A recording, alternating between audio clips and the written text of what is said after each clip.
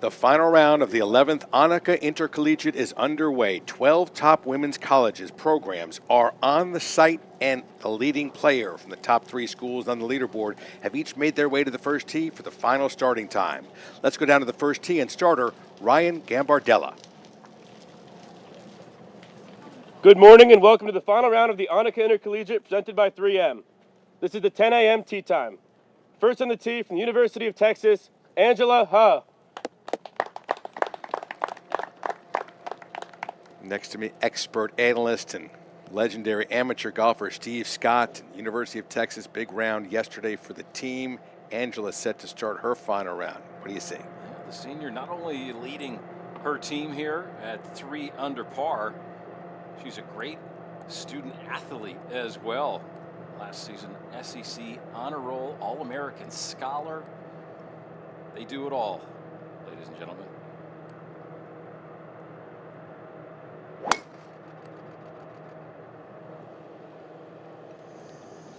Penalty area left. We heard a splash, that is. Next on the tee from the University of Southern California, Elise Lee. Elise, 19 years old, from Irvine. She's a communications major, sophomore at USC. 61st ranked women amateur golfer in the world. Just recently made it to the quarterfinals of the Women's Western.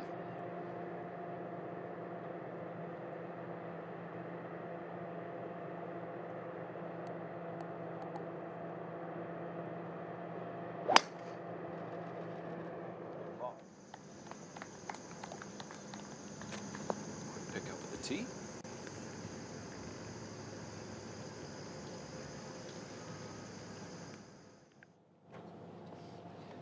Rounding out the pairing from Wake Forest University, Chloe Kovaleski. A sophomore from Boca Raton. Heck of a round she started with yesterday. Birdie, eagle, birdie. Yeah, she got off to a flying start and en route to that 67. And there's only one shot off the lead individually.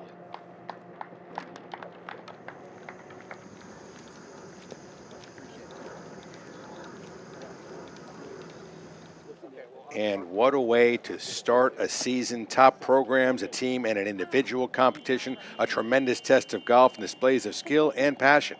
It's the Annika Intercollegiate.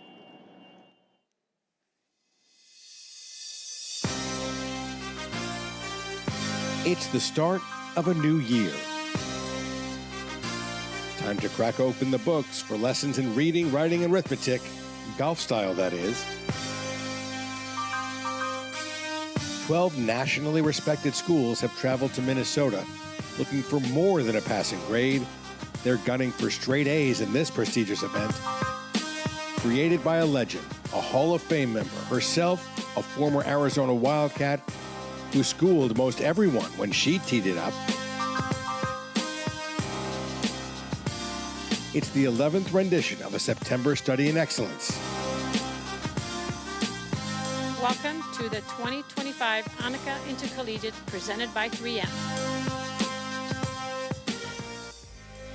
Just a half hour east of downtown Minneapolis, on the other side of St. Paul, lies a royal collaboration. Annika Sorenstam, with her first design in the U.S., joined Arnold Palmer with his final of more than 400 designs to create Royal Golf Club.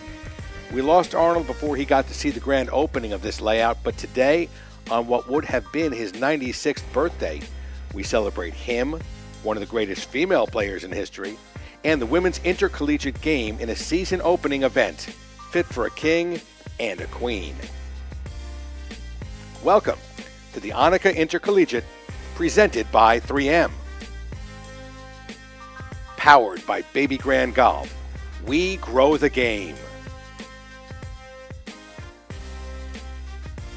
And welcome into our broadcast booth, Steve Scott. We saw some great competition yesterday, teams and individual as well. Birdies, eagles, everything seeming to be flying all over the golf course yesterday. A lot of fun. What caught your attention? Well, the scoring average caught my attention, Dave. A shot and a half less than it was on day one. We had the winds were down just a little bit from day one into day two, and the scores were definitely really solid in there. Those players were able to get off to a great start, like we saw with Chloe Kovaleski, 400 through first 3 holes.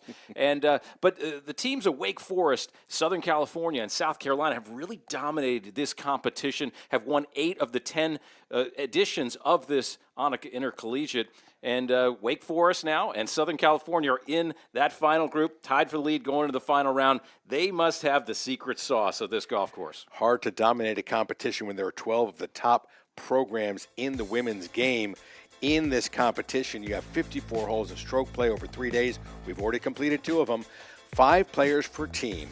The low 4 scores count each day. It's the 7th year the event has been held at Royal Golf Club. Right after it opened, they brought it right here. And again, 7 of the top 10 ranked spring teams in the country are here. You mentioned special sauce, Steve. Well, the 3rd member of our broadcast team, someone who has some special sauce, 4 times an All-American and 1 time on the winning team right here, 2019 Wake Forest. We welcome in Emilia Doran. Thank you, Dave. The special sauce to win the Annika Intercollegiate is experience. The 2 teams tied at the top, Southern California and Wake Forest, they've both won this tournament twice. I was on that winning team with Wake Forest in 2019. If I were a coach, what I would be telling my players, be patient. This is a hard golf course. Anything can happen. You can make birdies down the stretch with back-to-back par 5s to finish. Second, welcome the nerves. This is Annika Sorenstam's event. It's a really big deal to win. Welcome those nerves and handle it better than all the other teams. That's what it's going to take to win. If you get a bad break, just handle it better than the rest of the team. Listen to Emilia. Patience is what it takes. As we go to Chloe Kovaleski's second shot at number 1, she was patient yesterday, but still got off to a great start. You see the softness of those fairways right there. The bent grass fairways, you can take some pretty good-sized divots, and that'll find the surface, but a little ways. All ACC last year as we go back to the fairway. And Elise Lee. Elise Lee tied with Kovaleski in the individual competition. Looks like she might have gotten ahead of that just a little bit and a little late on the release. Good solid shot, though. Eagle birdie back-to-back holes yesterday gave her the outright lead. Calm, cool, and collected most of the rest of the day. Just made some clutch par putts, but dropped a shot towards the end, slipped 1 shot back. As we go to UT's Angela Ha. And we remember that ball. We heard the splash into the water, so this will be her 3rd shot. Now, wait a minute. I thought that you hit it in that penalty area. It comes right back out. That's what Emilia told us. Well, I think she might have had an interesting scenario when she played here. I'd love to hear that at some point. Well, I heard an old tale about that, and that one's going to be pulled. That may have caught the green side bunker, and she will have to struggle to get that ball up and down and just only drop 1 shot here on the opener. Landra, 23-year-old from Murrieta, California, as Northwestern and Wake Forest lead this competition tied at 1 under, and as Emilia said, anything can happen quickly. USC is right there in the mix, just 1 shot back. That's nothing in this competition where 4 scores matter. UT and Angela's team is 4 shots back. South Carolina 8 back. Oregon now 9 back. But Pepperdine, San Jose State, they may have a shot, but when you take a look at the individuals, those University of South Carolina Gamecocks powered by Ella Galitsky. She has a share of the lead now, has dropped down the leaderboard. She's sharing the lead now with Elise Lee and Chloe Kovaleski, just 1 shot back is Ariana Lau, and just within 3 shots of the lead, so anything can happen. Farrah O'Keefe, Pinsa Choi, and Angela Ha, who's going to lose some, unless she holds her next shot, going to lose a little space on this leaderboard as we go back out to the green at number 1. Emilia, you want to tell us that story about why that left side penalty area is not maybe so daunting to some players such as yourself who can, I guess, walk on water? Well, yeah, the people that get the members bounce, it's going to come right back into the fairway or the rough. That happened to me the last time I played at this event in 2023. The first day I pull my tee shot, I'm like, oh, crap. We're going to try to have to scramble for par, settle for bogey. And then it hits the edge of the penalty area in the water and then hops back out. And I look at my coach, Kim Llewellyn, and I'm like, all right, well, looks like I can have a birdie try after all. And I either made birdie or par, so it worked out for me. On we go. Angela now has to try and do that scramble like you had mentioned. For her par, hers a little more difficult because she missed that green with what was her 3rd shot. Yeah, and this first hole has not been a gentle handshake of a hole. Fourth most difficult hole this week so far.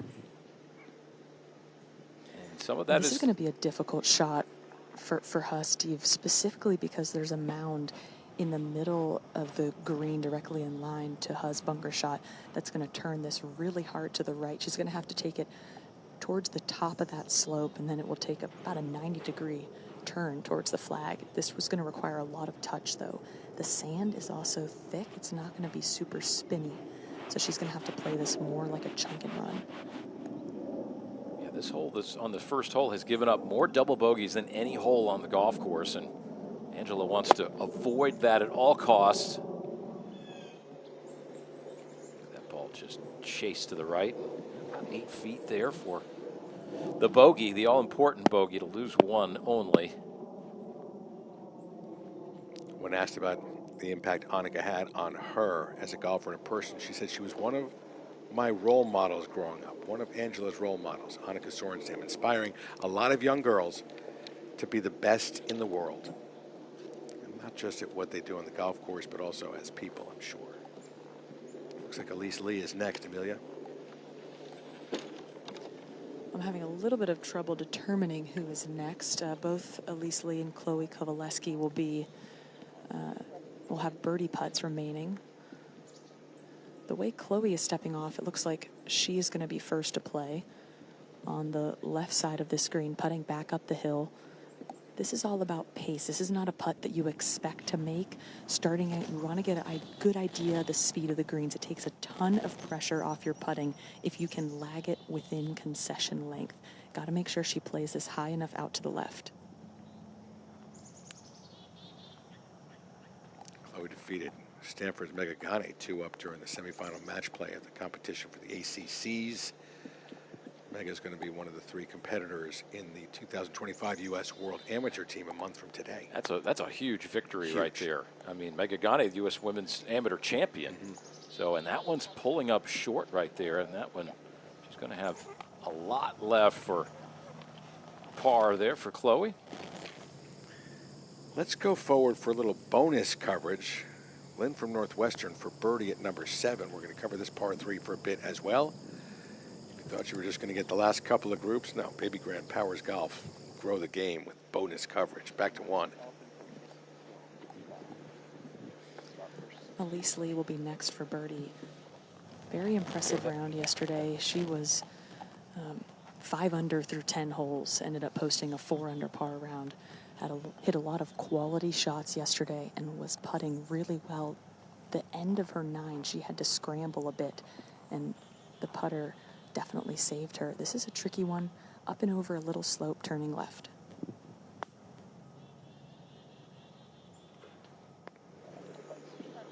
Just dives under the hole. Good effort there. Easy low stress par on the first.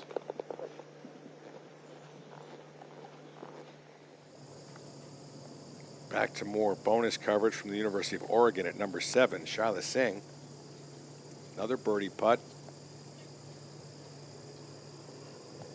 It's going to pull up a little bit short for the southpaw. Not a bad effort. Yeah, that's fine. 3s are good. You got the penalty area here in this 150-yard par 3.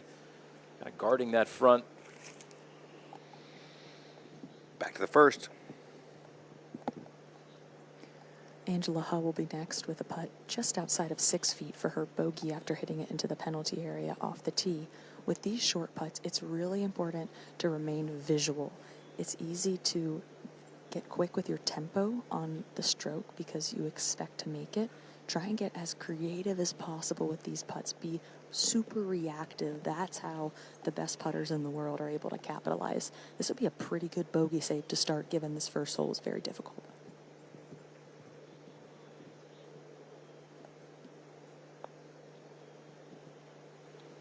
Just dives left as well, just like the putt just before.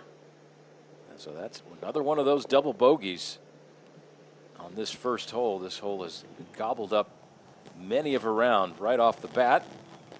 And she'll have to rebound. Again, it's not just individual, it's the team aspect here Texas Longhorns are still right in the ball game.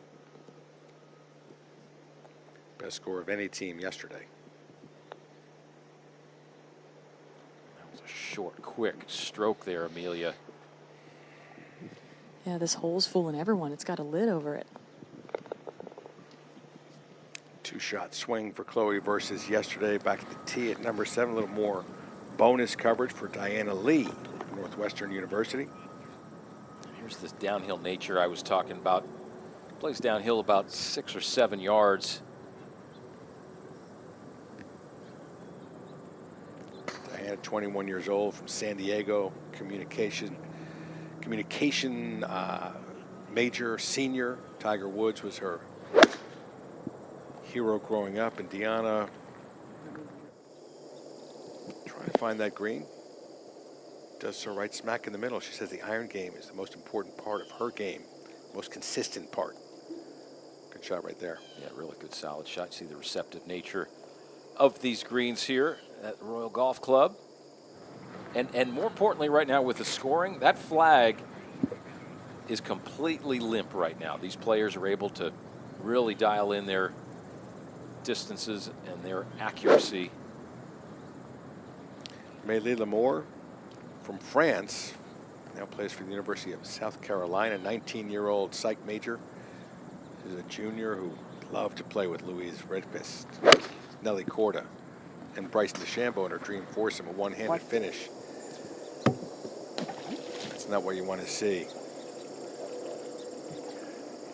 Deep into the penalty area. Yeah, that's a poor shot right there, and it's not like her at all. Second team All-SEC last year was Lamour. Well, next to play is Sophie Hahn from Oregon.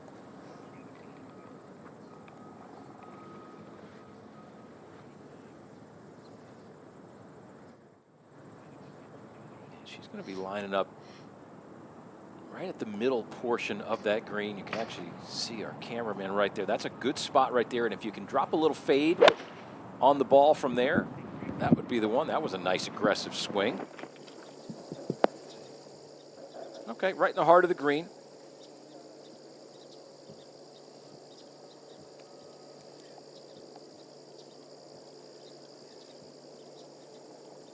Great undulations to this golf course. It was the brainchild of golf impresario Hollis Kavner as we take a look at the second hole from the air as the final grouping makes their way to the tee. Let's look at this 516-yard par 5. You see that big, nasty penalty area waiting to gobble up another golf ball, but hopefully they can keep the ball over to the left. And then the layup, you have a couple options on the layup. You can lay up short of this bunker and the fescue area, or if you can get the ball all the way to the top after a big drive, you can get very close or almost on this putting surface here at the second. Definitely one of the easier holes on this golf course. We've already seen the eagle here this week, 28 birdies. This is a good hole to get the opportunity and put this great score on the card for a little rebound after the first. Let's go back to the tee. Emilia, sort of an anxious I just watched. start. Yeah, it is an anxious start. You got 2 tee shots with penalty areas on either side.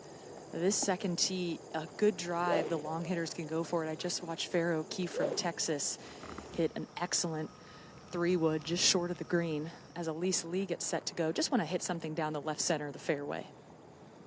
Well, this is being the Queen's 9 and Annika design. She didn't miss too many fairways, so she didn't even look at any of that.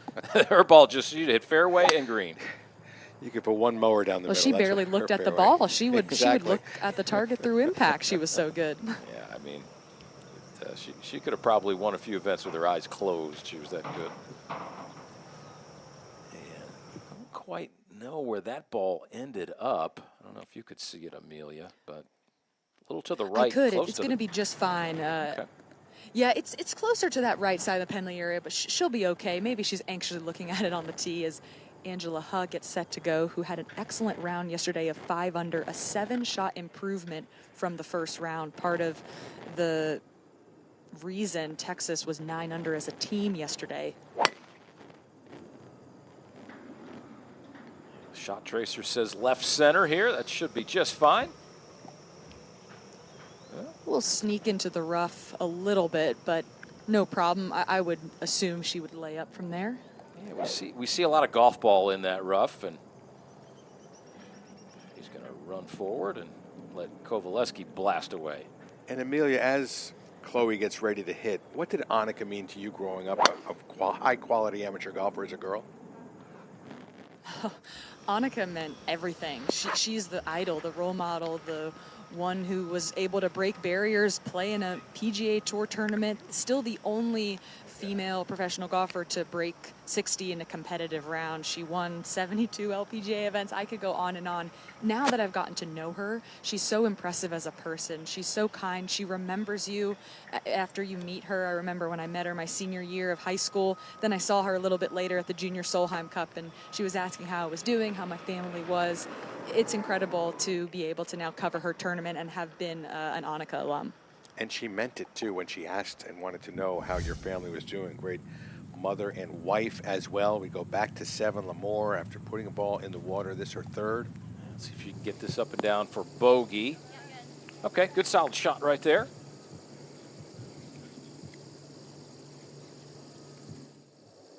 We are now live at the 7th. Sophie Hahn set for her birdie putt. A little bit lengthy.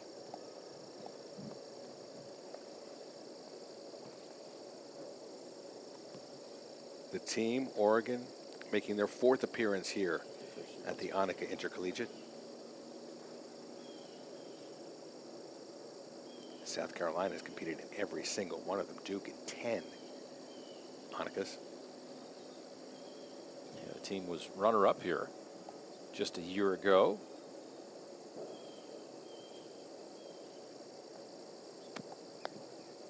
Definitely a long-range effort here, just trying to get this in there within tap-in range, and that's pretty well done. Not a whole lot of humps and bumps to go over from where she was putting from.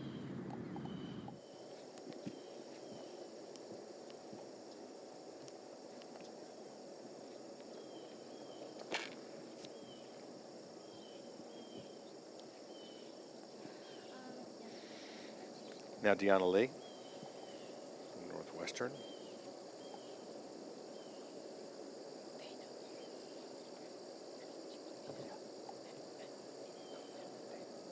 Senior from San Diego. Had a pretty good NCAA competition. She clinched the national title with her decisive putt. She's a veteran leader to this Northwestern Wildcat team. Yeah, that's some pretty heady stuff right there. You got a full boat of momentum when you are the defending champions. You also have a target on your back, though. Oh yeah, right. You're also your expectations rise. And you hope expectations don't get in the way of performance in that respect. And so I'm sure Northwestern will have an excellent squad ready to go. Obviously, this being just the very first collegiate event here of the 25-26 season. These players and the coaches, they're just trying to feel out some of their new players and trying to figure out who their stars are going to be and the consistent performers, the ones that they can trust throughout the year. But it always takes a couple events in the fall for these coaches to really figure out, how these players are going to adapt. That one just slides by. Good run, though. We saw a number of putts rolling out just a little bit longer than you'd like yesterday as we go back to the second hole. This is Elise Lee. She laying up here, Emilia? It looks like it. 190 yards to get to the bunker. The smartest strategy is to take it towards the bunker and make sure you have something short of it. You could also go over the penalty area and get past the bunker for a shorter wedge shot. 175 to clear it. You always want to hit more club than you think on this layup. It's certainly not the easiest, especially when it gets windy, which it's not today. And that's a perfect layup for Lee. Let's go back over to 7. Lamore for bogey after putting a ball in the penalty area. She's a psychology major, so her brain should be tuned into getting focused on one shot at a time, even though it's just, this is for bogey, and she knows she's going to lose at least one. This is such a mental game, and that's a very strong mental approach right there to bounce back. Like you said, psych major. This game it's all about that 6 inches between the ears. It really is. No matter what level you're at, it's all about controlling your emotions after adversity, and you're always going to find adversity. I don't care how well you're playing or whatever you are on the leaderboard, you're always going to find some adversity in a round of golf. Go back 100 years, Bobby Jones will tell you that as we watch Huz second at number 2. Tough little layup right there. That ball's going to find the rough. Now Lee for par at 7. Well done.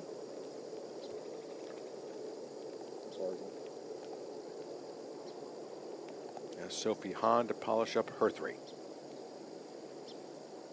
These are the ones you just keep your head very still.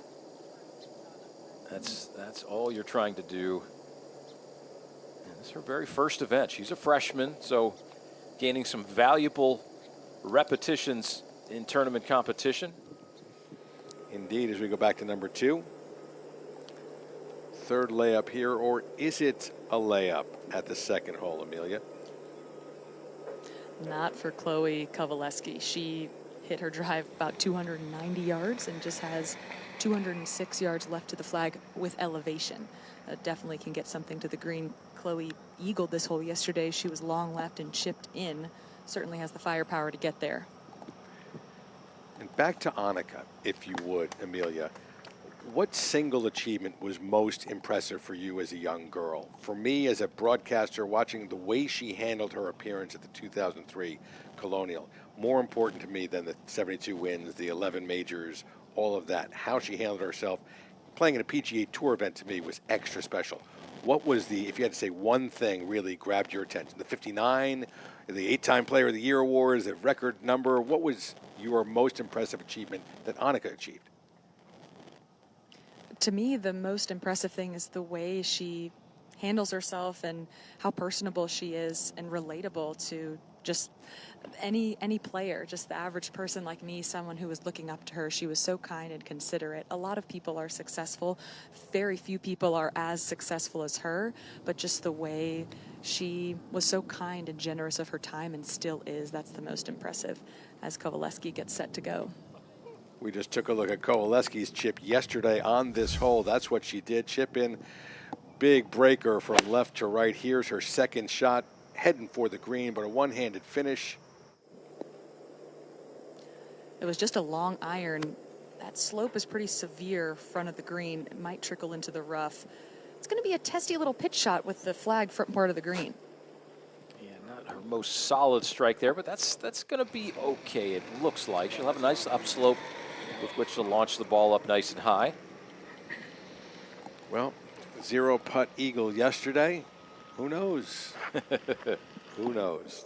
More straightforward coming up the hill than that big breaker from yesterday as we check in on Ha, whose layup found the first cut. The one good thing about her finding the rough is that she doesn't need to worry about spin. This green can get very spinny coming from hitting to an elevated green with the greens being pretty soft. 110 yards for her. Still want to try and land something hole high. It's sitting in a bowl.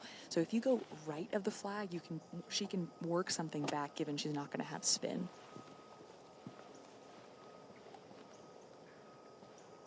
UT coach just off to the side there.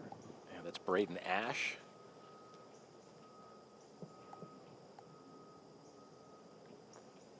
In his second season as the assistant coach here for the women Longhorns.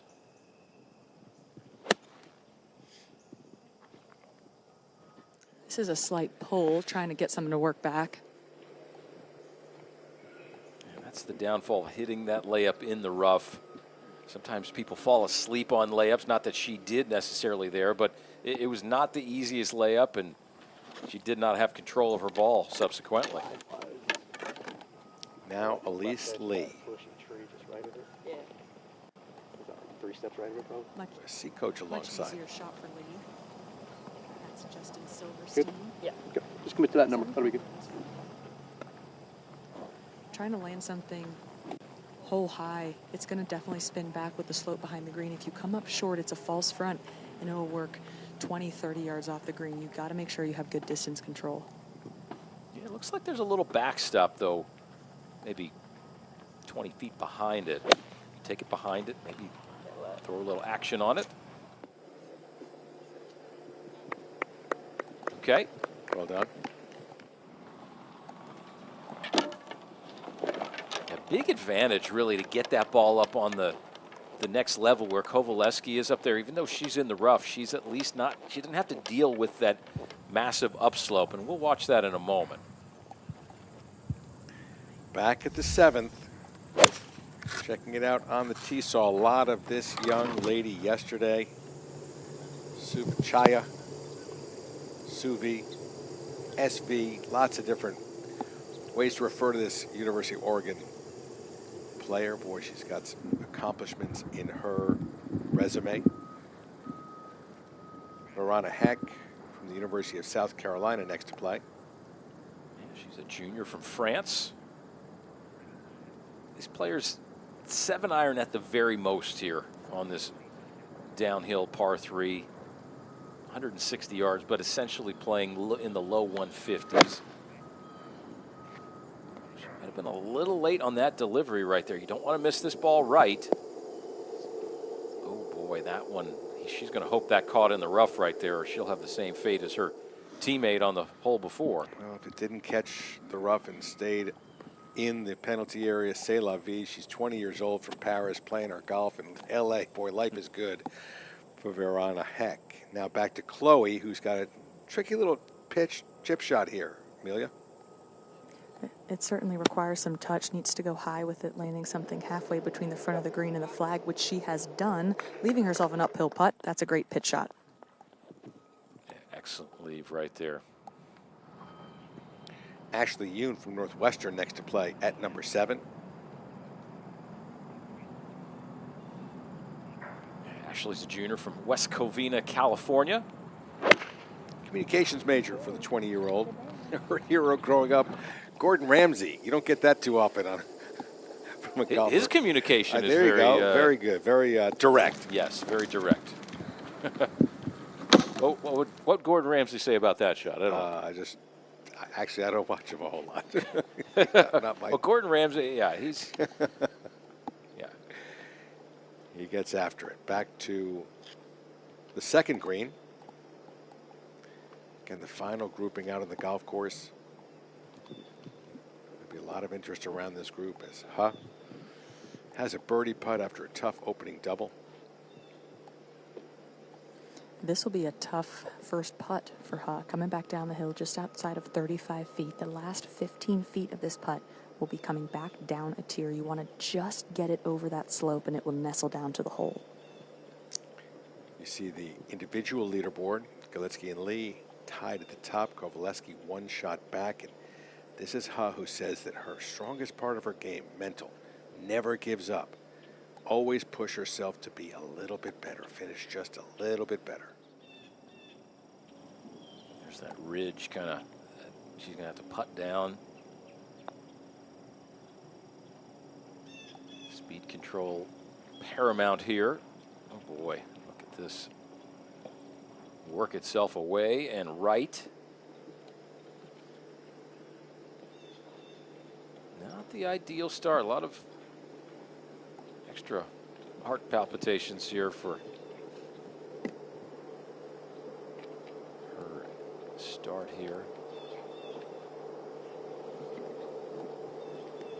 Slip back a little. That's why a big message. Yeah.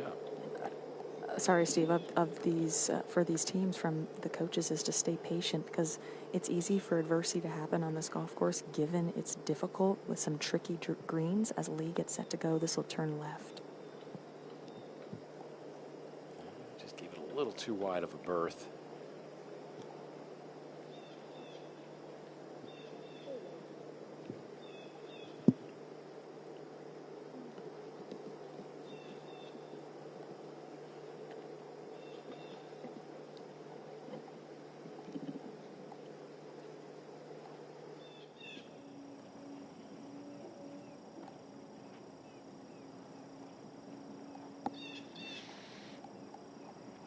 Sometimes the saving grace of hitting a ball past the hole when you're putting is that you get to see it, what it's going to do when it comes back up. I'm not sure Huck got that advantage from her putt as Kovaleski's ready for her birdie here, made eagle yesterday. I love this look for Kovaleski, putting back up the hill. I like starting something inside right with pace. For a share of the lead.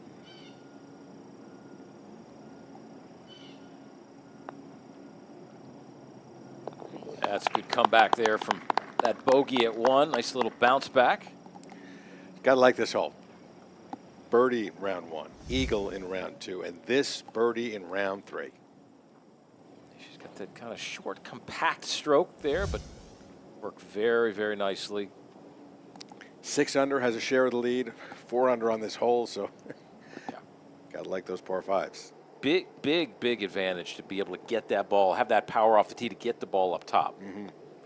Now, okay, doubles the first. Coming back, though, with a par at the second clutch putt there. Yeah, there's that patience that Emilia referenced. This is Heck's second shot, did not get wet. Yeah, we can see the golf ball, too, and this looks like a pretty basic chip right now. Very fortunate to keep this ball out of the penalty area. Very on Heck.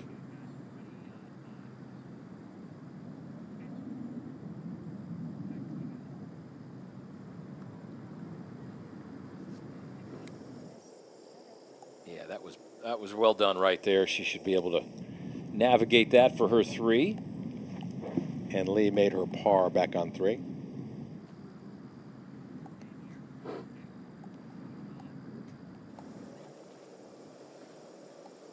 Oregon.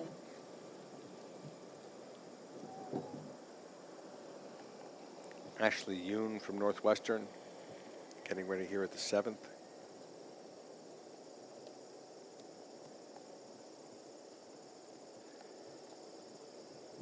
Ashley's thoughts about Annika and Annika's inspiration revolves around the philanthropic, maybe the post-career, post-professional playing career. She says Annika inspires the community for the greater good. That's what she likes most about Annika. Yeah, I think when we talk about Annika, I think that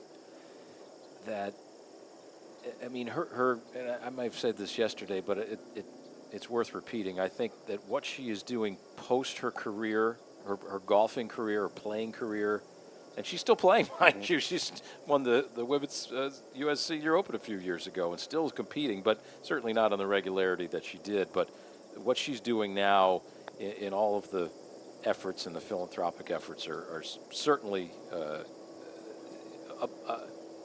influencing so many more people than when she played, because golf can be a very individual sport, and so I think maybe this part of her life might even be more fulfilling. I won't put words in her mouth, but I would think that it could be. And it's interesting, there was kind of foreshadowing there when she, having won 72 tournaments, she thought she might be able to track down Kathy Whitworth for the most all-time on any tour. But she stopped and decided with her husband, Mike McGee, to have a family. 2 great kids, Ava and Will. Mike, the son of Jerry McGee, 1977 Ryder Cup player, and been a great family, great philanthropies as well for their next step. As Chloe's on the tee, now a co-leader, hits it to the right-hand side of number 3. 320-yard par 4. And that's in the right corner of the fairway. That's just fine. Kind of a middle left hole location here. You can see the terrain. Looks like left is not that great, Emilia. No, the fairway slopes from right to left. If you get it going to the left side, it could take a big kick, and then there's some trees and not a penalty area, but what looks like one down the left. 266 to get into that far bunker. You don't need driver.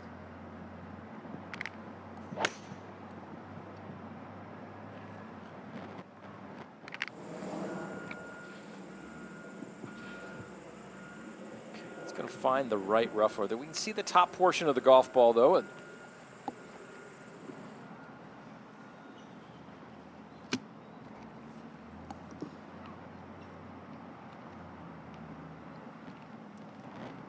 Now Elise. fairways are relatively generous out here. However, because of the undulations and where you need to finish the ball, you still need to be confident over the ball and hitting it in the fairway to set yourself up for some good approach shots. Yep.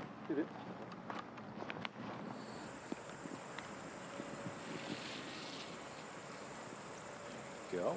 See the contour of that fairway ball is actually kind of working its way almost backwards.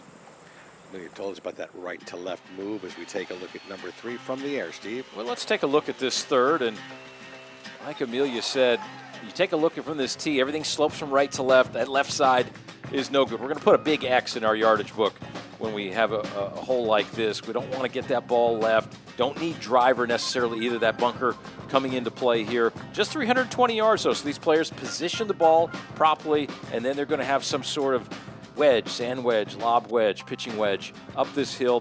Middle left hole location today. The big no-no is to miss it long left there at the third. This at the 7th now. Heck for par. Yoon made her putt. And Suvichaya, Vintage Chaitam, also made her putt for par at number 7. So 3 pars all around. Not a bad score. 3s don't add up too quickly on a scorecard. That's what they say. Math wasn't my strong suit, though. So, but at least I got that one. I know that one's right. Back up to the tee with this early bonus coverage on Baby Grand Golf. At the tee, we've got Tong An from University of Oregon, Laura Nepper, University of South Carolina, and Northwestern University's Megan Meng. There's Tong joining the other 2 up on the tee. Great international field, a lot of European golfers, many, if not all of whom have been deeply affected and impacted by Annika Sorenstam and all that she's done in the game.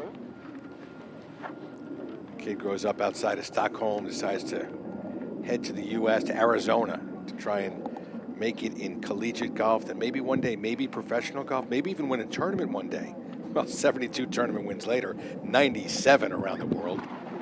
10 majors on the LPGA Tour, 1 more over the age of 50.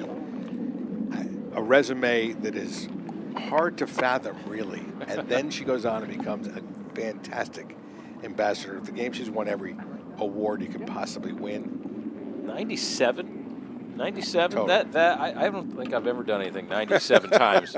Not well, at least. Other than lose. Exactly. Now on the right side of the 3rd hole, in the rough, looking like sitting up pretty well there, Emilia, no? Husball sitting up great, actually. She's going to be just fine on this right side with a back left hole location. From her angle, about 10 paces of green to work with, 122 yards. Want to play more a 115 shot? This is a small green, so getting it on the putting surface is a great shot. We go back to number 7, Emilia. This is Nepper from the University of South Carolina. Got to hook that thing a little bit, Laura. Oof. The Gamecocks have played this hole very aggressively. They have not played safely towards the center of the green. That's the 3rd one in a row, right of the hole location here. Not a lot of room right of the hole. We're back with you, Emilia, here at number 3.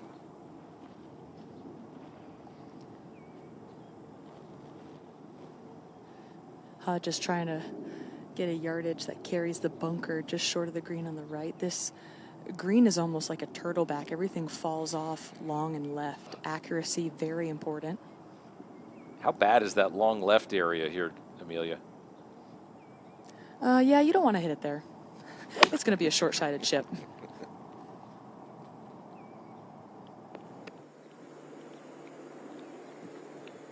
That's the one thing with the bluegrass rough, you don't necessarily get jumpers like you would with the ball out. Back to Chloe at the 3rd with Emilia. Just 103 yards for Kovaleski. Given how much power she generates off the tee, it's very critical to dial that speed back with the wedges so that you have good control. This can get quite spinny on this green. Kovaleski can land something closer to hole high.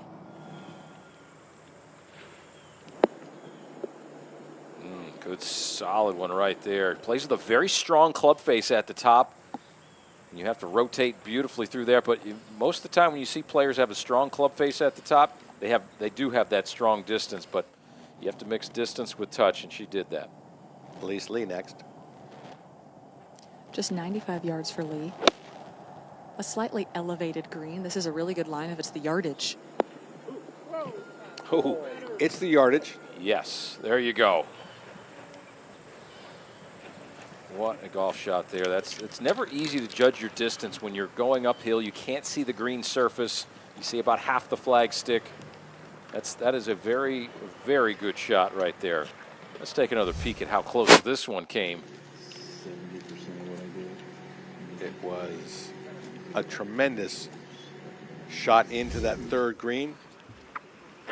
And you know, out of Irvine, not Texas, California, Elise Lee chose UT because it's close to home, and she truly feels like the coaches care about her career and about her well-being. See the smiles as she's in the midst of the competition as we take that second look at a tremendous shot. Yeah, just a sand wedge here up the hill. Full swing, maximum spin right here. This ball is going to come to a nice halt. And that is what you want to do. Back to 7 moments ago, Tong An from Oregon, her tee shot. 268th ranked woman in the world in the amateur rankings. That's a good solid golf swing right there.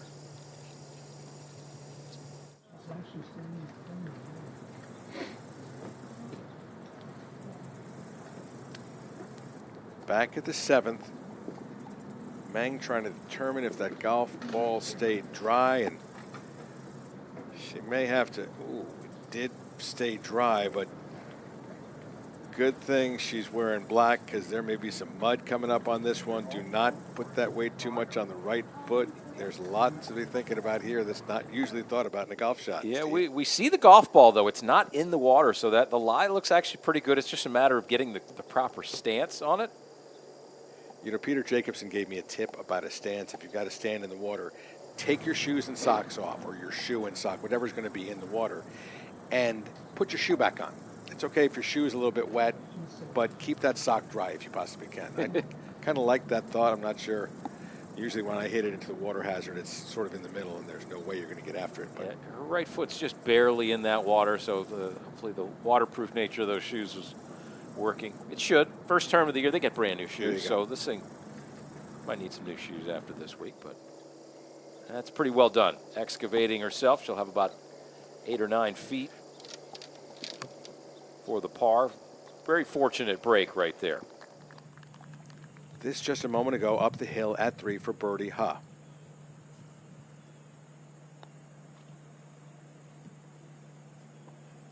A little right to left, Oh, and wow. Straight down. That's a wonderful putt right there. She said it, never give up. And she has not given up early in this match. Starts with a double, but then makes that birdie on 3. This is Elise Lee. She and her teammates. Elise actually just hit it to within 1.5 feet. So Chloe Kovaleski is going to be first. We're looking at Elise right now. There were word just a moment ago, and she grew up playing golf with most of the team, the USC team, since she was about 11 years old. So there's a real closeness among those USC Trojans. Same thing with the Wake Forest Demon Deacons. The Deeks have always had great programs, male and female, forever and ever. Arnold Palmer, co-designer of this golf course, legendarily Wake Forest attendee. And here's Chloe coming down the hill for her birdie. Well, this is a very tricky putt. It's going to break to the right, but it looks like if you get it too far out to the left, it's going to stay there. Coming back down the hill, well, this requires a lot of commitment on the start line. Just snuck left. 2023 Florida Girls Junior Player of the Year, Chloe.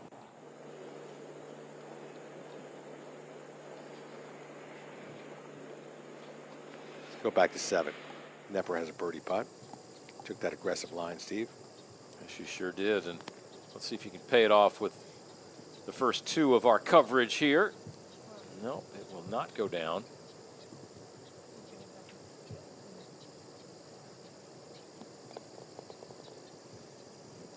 Seen no birdies yet on that 7th hole today in round 3. Back to Chloe for par. speaking of playing with close friends, Casey Weidenfeld, a teammate of Kovaleski, she transferred from Auburn. Oh dear. Well, that was not expected from Kovaleski. She's going to have to grind to find something, but yeah, here's another close-up look at it. I mean, this is no more than 2 feet right here, and the short nature of her backstroke, you know, might have been a downfall on that particular putt, but that ball just slid off to the right. She kept that face open, and it's a little loss of concentration, maybe. Elise polishes off her par putt. Steve, can you talk a little bit more about that short takeaway? Because you would think as an amateur, short takeaway you can stay more controlled as opposed to a long takeaway. How's it get away? Yeah, maybe you get it a little close going back, and then maybe it popped a little bit open on the way through. Hopefully it's not something that will continue on. But we're going to take a look down the 4th hole here. Par 3, 160 yards in this 3rd round. You've got a green that sits from front right to back left. And it's a cool green. You can kind of bring it off the right, a little draw spin. You can bring it off the hill there, and we'll bring it down towards the back left hole location today. Situated 24 paces on and only 5 paces from the left side. Really good, strong par 3, but you'd love to be able to draw one in there from right to left.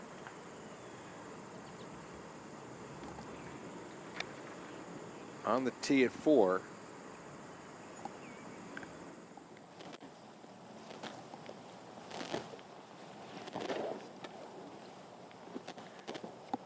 So I had mentioned that Lee inaccurately said that she made par at number 3. She made birdie with that tremendous approach shot.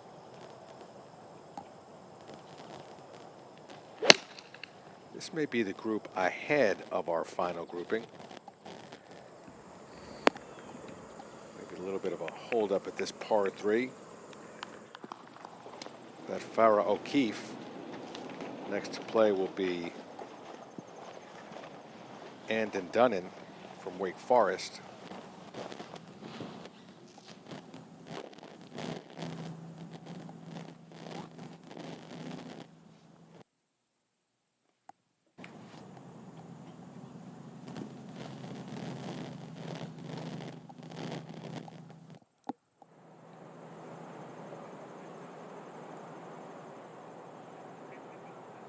See if she can get it in there just like her playing partners did. We saw a couple balls close, but this one looks like it's pulled way left. No, that's blocked right. Fooled me with the body language, but it's safely aboard. That's going to be a slippery downhill putt from about 50 feet. The other 2 golf balls right there. Look at that, playing a little dartboard game. That's 2 great shots. Farah O'Keefe and Jasmine Koo. Farah is at UT. Jasmine USC Big 12 Player of the Year and Freshman of the Year in 2024. Earlier in the week, Emilia had a chance to chat with our host, Annika Sorenstam. Let's listen to a little bit of that conversation. I am honored to be alongside Annika Sorenstam at the Annika Intercollegiate presented by 3M, the kickoff of the college golf season. Annika, when you took the big leap to move across the world to Sweden, from Sweden to play college golf at Arizona for 2 years, what in those 2 years prepared you to win at the highest stage and become one of the greatest golfers in the female game? Yeah, I would say that it was a big move, obviously, to come to Sweden, to come here to the U.S.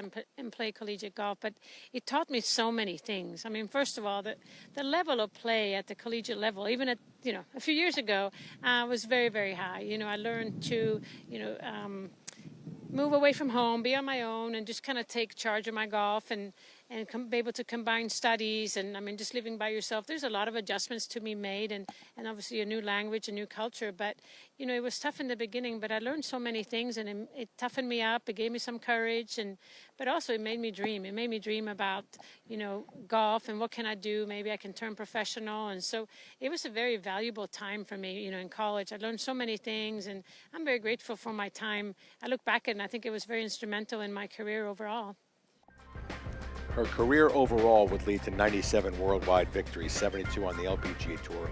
The most by anyone on any tour was Kathy Whitworth's 88 on the LPGA Tour. She had 10 LPGA Tour majors, one over the age of 50, a record 8 Rolex Player of the Year awards, only female ever to break 60, 8 times played on the Solheim Cup team, 3 times vice captain, 1 time a captain, as we take a look at some of the beauties around this part of Minnesota. But Annika Sorenstam's impact on the game, it continues with philanthropy, with the role model she is as a mother, as a person, the way she handles and deals with other people. She has the Annika Foundation, which is an important part of all that she does in the game. Annika Foundation aims to develop, empower, and advance young women in golf through the world and in life, more specifically providing opportunities in women's golf at junior, collegiate, and professional levels, while teaching young people the importance of professional and personal development, including living a healthy and active lifestyle through fitness and nutrition. Now we go back to more bonus coverage from 7. This Kiara Romero from the University of Oregon. And she is the #1 ranked woman golfer in the world. And this one's right at it. Oh, just a fraction left. Thought it was going to catch that slope right there. I'm changing ball to Talus too. Okay. I think it's a break, man. It's just like a knockdown. Yeah. This is her 3rd appearance in the Annika. Kiara now. Hella Galitsky, Chiang Mai, Thailand. Goes to South Carolina, is a sophomore. Yeah. On the 2023 Women's Amateur Asia Pacific Championship. And kind of like Chloe Kovaleski, she started her collegiate career earlier this calendar year in January. So this is kind of her 2nd semester of playing collegiate golf. Technically a sophomore, just like Chloe, but become a pretty good force in the game. She's 7th ranked woman in the women's amateur game right now. So this is a pretty high-powered group. Talked a lot about her power yesterday, talking about a high-powered group, her power off the tee and what she can do with the clubs, but also short game, great feel to it as well. Let's see her iron game right here. She's extremely impressive. Oh, and that just gets on top of that slope as well. That's those couple of golf balls, if they were just a foot or so to the right, they would have funneled down towards the hole location. Kind of a bad break, really.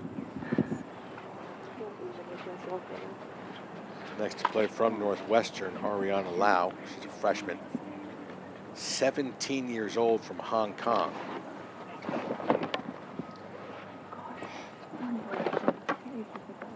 When asked about Annika, she said, Annika has supported junior and women's golf for so long. I've played in her tournaments before. She's a role model and so inspiring to all women who wish to pursue their golf dream.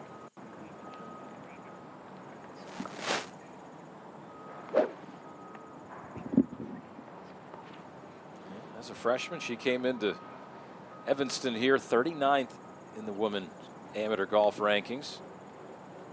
And recently made it all the way to the quarterfinals of the U.S. Women's Amateur, the 125th edition of that Women's Amateur. So Northwestern's got to be very happy to have Ariana on their squad. She's going with a little hybrid there, it looked like. Oh, and the best of the bunch, right below the hole, 6 feet for birdie.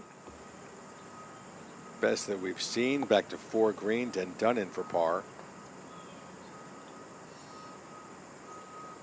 Remember, she was on the far right portion of the green, had a putt down the hill as ball got away from her. And that's a costly 3 putt right there for Den Dunnan and the Deeks.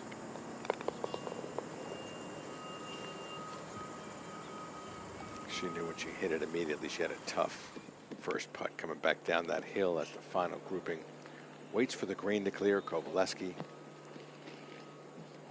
right there with Elise Lee.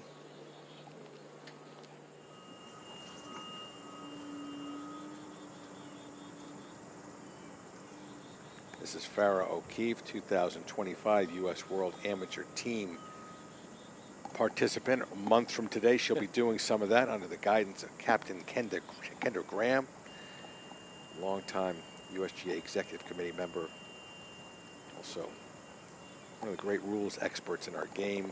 Let's see how she leads those young ladies. How about all the players that have gone through Austin, Texas, and are going through Austin, Texas? You know, Scotty Scheffler has actually donated several $1 million to renovate their whole practice facility, which is going on right now, and lengthen the driving range, and just an amazing facility they have there at the UT Golf Club.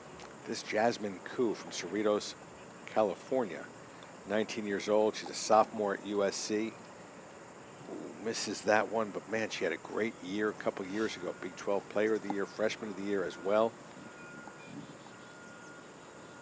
Annika's made a big impact on her. Playing the Annika AJGA Invitational as a young golf fan was huge for her, being able to play with the older and better girls. She also got a tip from Annika at her clinic on how to hit plugged bunker shots. I'd love to hear that tip.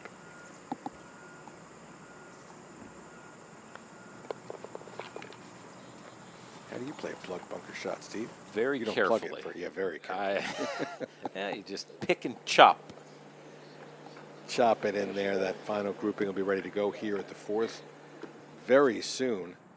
Huh will not be first. I believe Elise is going to be first for sure after that birdie on the previous hole. The individual leader is on the tee, ready to go, as is Emilia. 160 yards on this fourth hole. It feels like you either make a birdie on this hole or a bogey. You got to hit it in the right spot. Where that bunker is on the left side, you keep it in line with that rough line just right of it. That's the perfect landing or line to be able to hit it, and then everything curves towards the flag. You do not need to go at it. Really takes that club inside on the backswing, trying to sling that ball around and create a little draw spin. And that's going to pull up about a club short.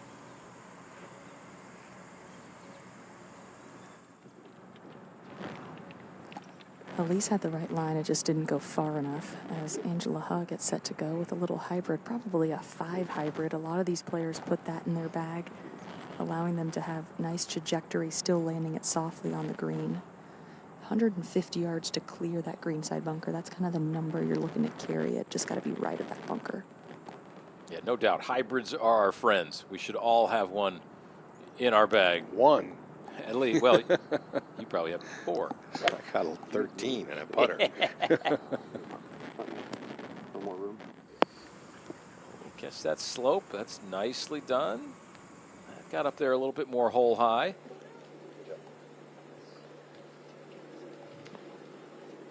Now Chloe on the tee. Well, what's advantageous when you hit it so far, might be 106 yards, but Kovaleski doesn't have a long club in hand. The difficulty with this tee shot, you want to take it right of the flag. If you go too far outright, it stays out there. We saw Dead Done in 3-putt from that right side. It's a difficult area. This shot, you really have to commit to that line.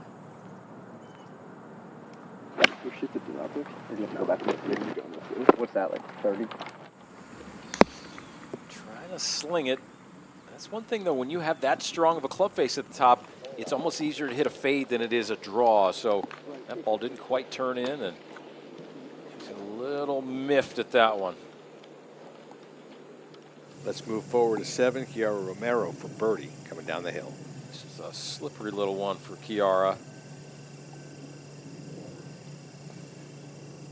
There's the difference. If that ball just got on the other side of that ridge, again, that would have funneled down.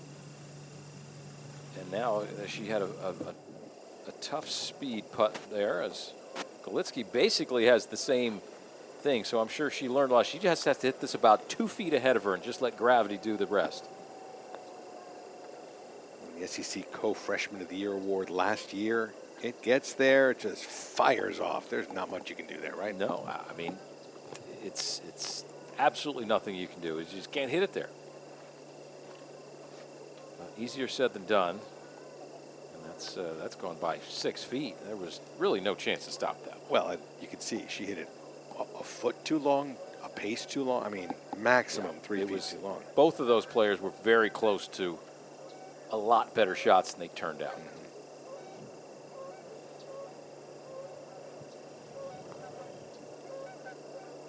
Looks like Ariana Lau maybe next. No, actually, wow. Ella has not lost her turn. Again, she's right in the mix for the individual title. The importance is on the team, but win the individual title. You've helped the team. Such a strong ball striker. If there is a slight weakness in her game, it may be this club, but not there. That was rock solid. We saw her miss a couple short putts yesterday, but that was a beautiful comeback right there, and a good mental sort of rebound after that difficult first putt. Keeps her team, which is the South Carolina Gamecocks, in the mix still, but boy, 15 shots back, running out of holes. They've won 3 of the last 4 overall titles with the Annika Intercollegiate. They've competed in every single year, the only team to do so. Now Northwestern's Ariana Lau. This would put her up into a tie for 5th with Kiara Romero, who she's playing with right there in our screen. Just inside left. This one's just going to move a little to her right towards that penalty area, you see. And that was nicely holed right there. Something she says she loves about her team is everyone believes in each other. They always help each other out. As we go to Kiara for par.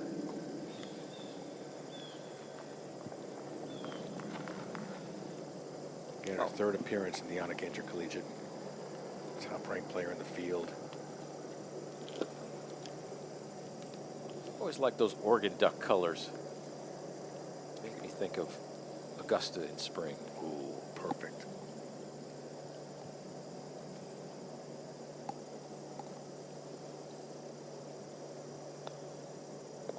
Rock solid there. Back at the 4th, Amelia Lee has a birdie putt. Birdie putt just outside of 30 feet. Lee is 2 under on the par 3s this week, a mark of great ball striking and capitalizing with the putter. This is a quick one turning left. That's not dead yet. Look at that ball go sideways. Tremendous amount of slope.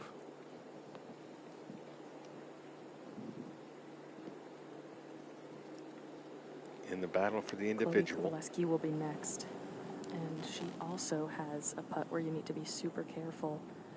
Just want to baby this one about 8 or 10 feet, and then everything is going to just take the hill and quicken.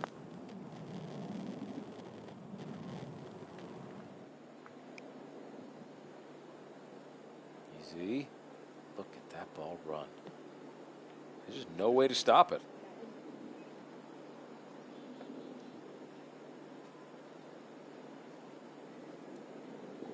Now that I'm up here looking at this hole, it's almost like you want to be more aggressive, and if your ball goes just off the green, it's not that bad of a chip. You're chipping up the hill. All these players are erring to the right, but that's a harder putt than the left chip as long as you don't go too far left. Yeah, that's a great point right there. It's one of those hole locations, you're right. Being aggressive is the play, and those are the things that you try to figure out over the course of practice rounds and whatnot. And Chloe, having not played here in the Papshire, she got the advice from Coach Llewellyn and Potter, but it's tough to do that when you see a hole that's way on the left and your instincts say, okay, let's go center of the green. Exactly, and when the green is firm, you're expecting a bigger kick to the left, and the players just never got it. Well, Hun knows she has to be careful with this pace.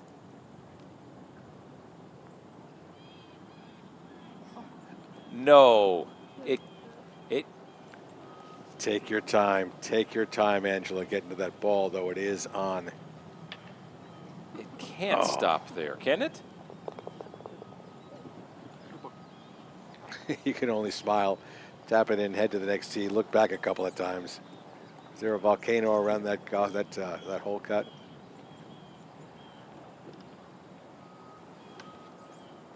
That was rude. Rude, but perfectly conditioned golf course here. Royal Golf Club has really showed its colors in this broadcast, in this competition the last 7 years as Chloe gets set to finish off her par. But Chloe has a little quicker of a putting stroke. You still need to keep the rhythm of this. kind of limped over the front door. It did. But it got there. It's a good comeback. Those are not easy to hold. Keeps her in a share of second place for the individual. A couple shots back of Elise Lee, who has this for her par. Yeah, as these players and teams start to separate themselves, this par 3 could prove pivotal, with both Kovaleski and Lee long par saves and Lee not being able to capitalize. This is a turning shift of momentum right here.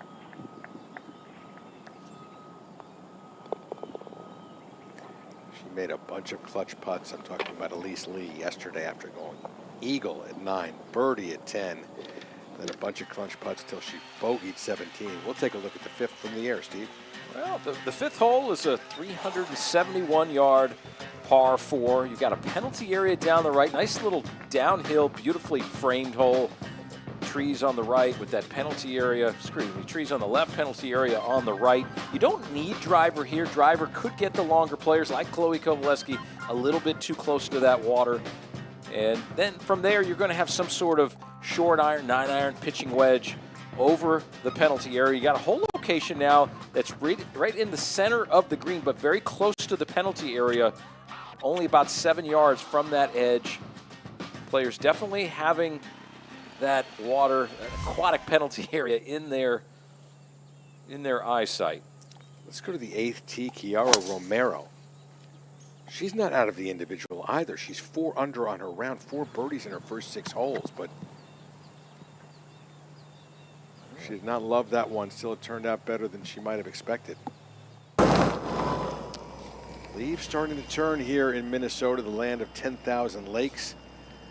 More than a decade ago, Hollis Kavner, who runs golf tournaments throughout the game, LPGA Tour, PGA Tour, Champions Tour, through Pro Links Sports, went to his good friend Arnold Palmer, said he wanted to design a golf course. Please design your final one for us. Did so. That was this one. Royal Golf Club is Galitsky, set to tee off on number 8. Yeah, going with less than driver right here. A lot of holes on this front 9. Work their way from left to right. That one is going to just stay in the edge. That is very fortunate right there. She will not know that ball's in the fairway. Back on the tee at 5, this is Ha. Ha wants to take something to the left corner of the fairway, then everything will kick out to the right. This is pushed right slightly. Should be okay with less than driver.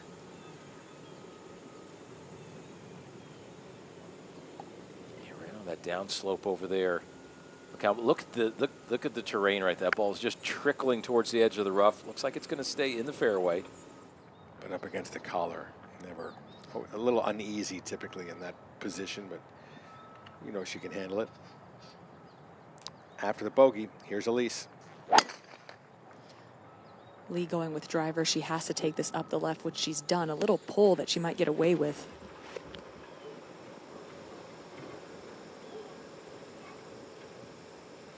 I'd say that's getting away with it, Emilia. Yeah, that's really good there. Now Chloe. You can definitely take it up farther left than you think. What's important about this tee shot, even though it's wide, the farther up you get, the flatter your approach shot is. It's a very difficult second shot if you're coming into that front hole location with the penalty area off a downslope. This is a nice low trajectory from Kovaleski. She should also get a big kick.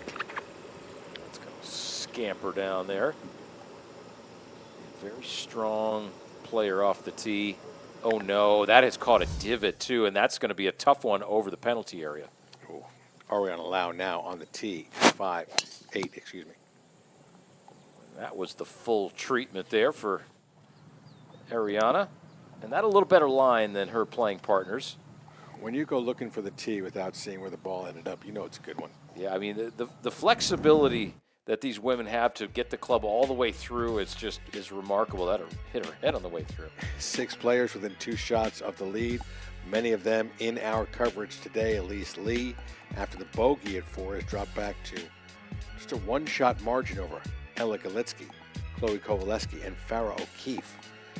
The team competition tight as well, but the individuals are those that are playing hard for the title of Annika Intercollegiate Champion. USC with a 2-shot lead over Northwestern and Texas. That can change in an instant. Wake Forest just 3 shots back.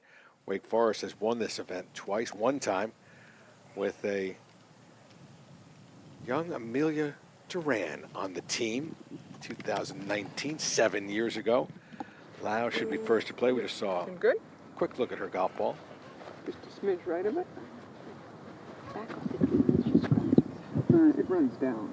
You want to do, yeah. Yeah. Okay. 140 carries good. A little right of it. Emily Fletcher right there, the women's golf coach at Northwestern. One of the things Ariana said that she learned most importantly from her coach was believe in yourself, never give up, you are stronger than you think. Coaches really instill a great work ethic into players and that extra little vote of confidence. Coaches they're so crucial, especially at this age. I mean, they're still developing all of their thoughts, ideas, how the game should be played, and they're really instilling good habits for them as they traverse throughout their career, whether they go professional or they don't. And the program is important as well. Ariana picked Northwestern because it's amazing in both golf and academics. Student athletes are offered a lot of support, and the coach and team atmosphere is great. That's what she says as her second shot is on the way here. The gate just a little bit over. Let's see if that will stop before the rough. Oh, that's very fortunate it got into it. It can nestle right against it sometimes, but that may be a better break than staying short of it. Well, she says the best part of her game is the short game. We shall see with the next shot as we see what Kiara has to do here. Right rough. And this whole location here at 8 today, all the way in the back and only 9 feet from the left edge. So, and that was a very good strike there underneath the hole, especially coming from the rough to judge that distance properly. She'll have that putt to join the group at 5 under, just one back of Elise Lee in that group, including Ella Galitsky right here, her second at 8. She saw the blueprint right before. This ball will stop, though, a lot quicker. She'll be able to put whatever action on it that she would like.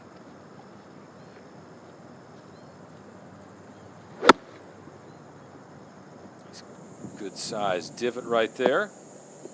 That's going to pull up a club short. Just afraid of getting too deep under that green. So Hey, you kind of looked at it.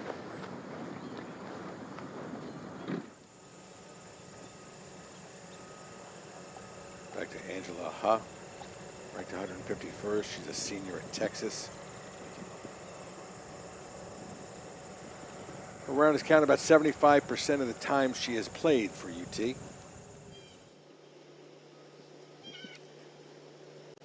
Angela Huss studying this second shot closely, as she should, with head coach Laura Ianello beside her. 151 yards off a downslope. Very important to take half an extra or one extra club with just how close the flag is to the penalty area. This ball is going to come off with the lower trajectory. You have to make sure you carry it to the hole.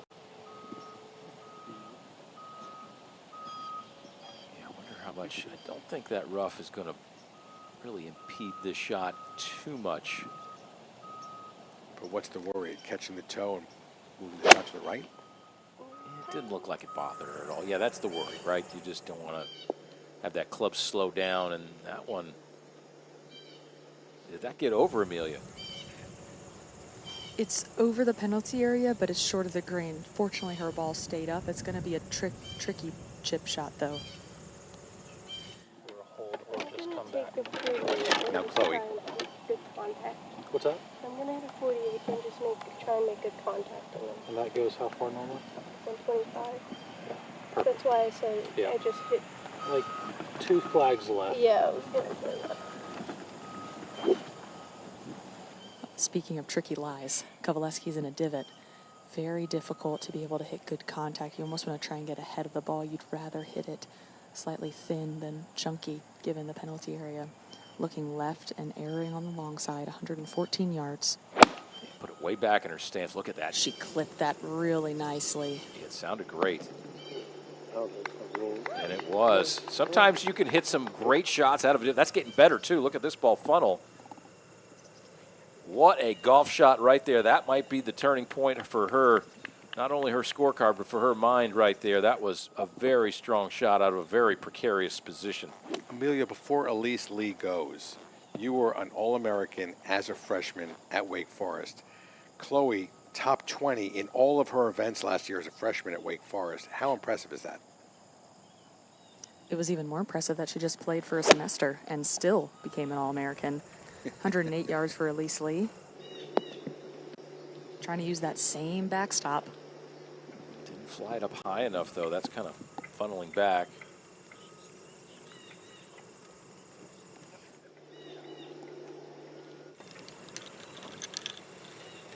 Getting crowded near the top of that leaderboard. One more look at Chloe's shot, and it was a beauty, Steve. Yeah, this one right here. Look how much of a descending blow she had to make on that one to pick it out of that lie. And she didn't pick it. She blasted it out. That was a...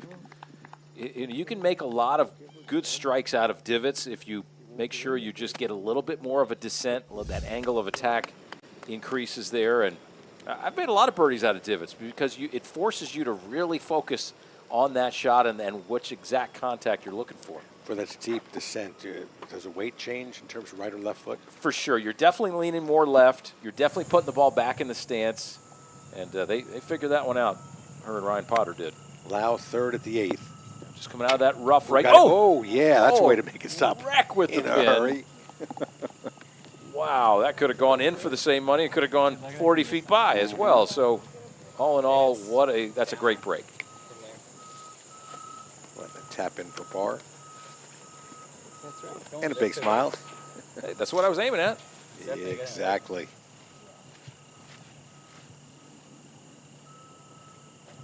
Coach, told you my short game was a strength. Good for. Ella Galitsky next to play here.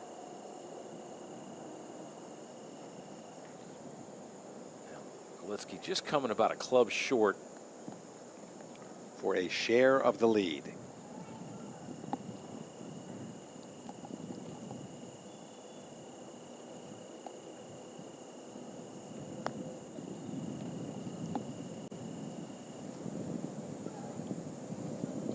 Good speed right there. That was not exactly one you could give a great run to from that distance. So easy par though. That's pretty much all she has. She has a lot of wedges because she hits a lot of long tee shots, really longer than anybody we've seen in the game.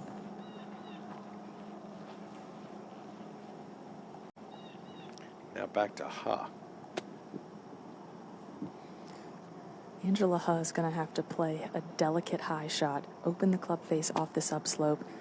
When this ball lands, it's going to be landing on the downslant of the green, so it's going to have a lot of rollout and movement from left to right. Want to play higher left than you think, just given how fast this ball is going to come out.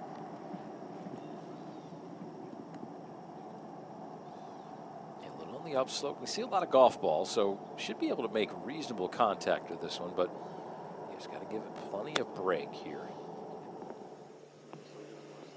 No spin at all. Oh, you don't need spin. You can make it go right down. Angela Huff from the University of Texas.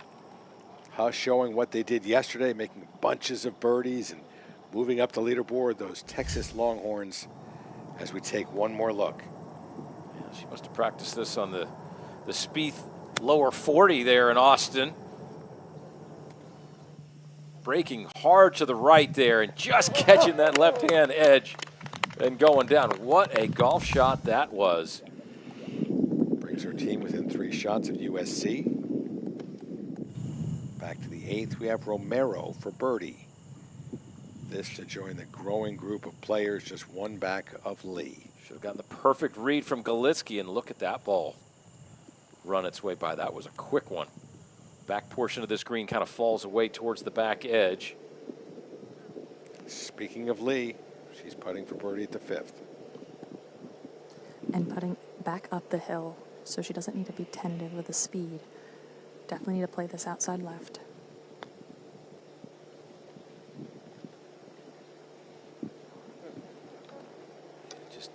dove under. I got it. Yeah, this individual leaderboard is very compact right now. We have 6 players at 4 under or better in there within within 2 shots of the lead. See if that stays at 6 players. Yes, Romero makes her par. She'll stay at 4 under, 2 back. 3 players at 5, including Chloe Kovaleski. This is a 4-foot birdie putt for Kovaleski that she feels she needs to hit about 1 foot. Look how small those practice strokes are.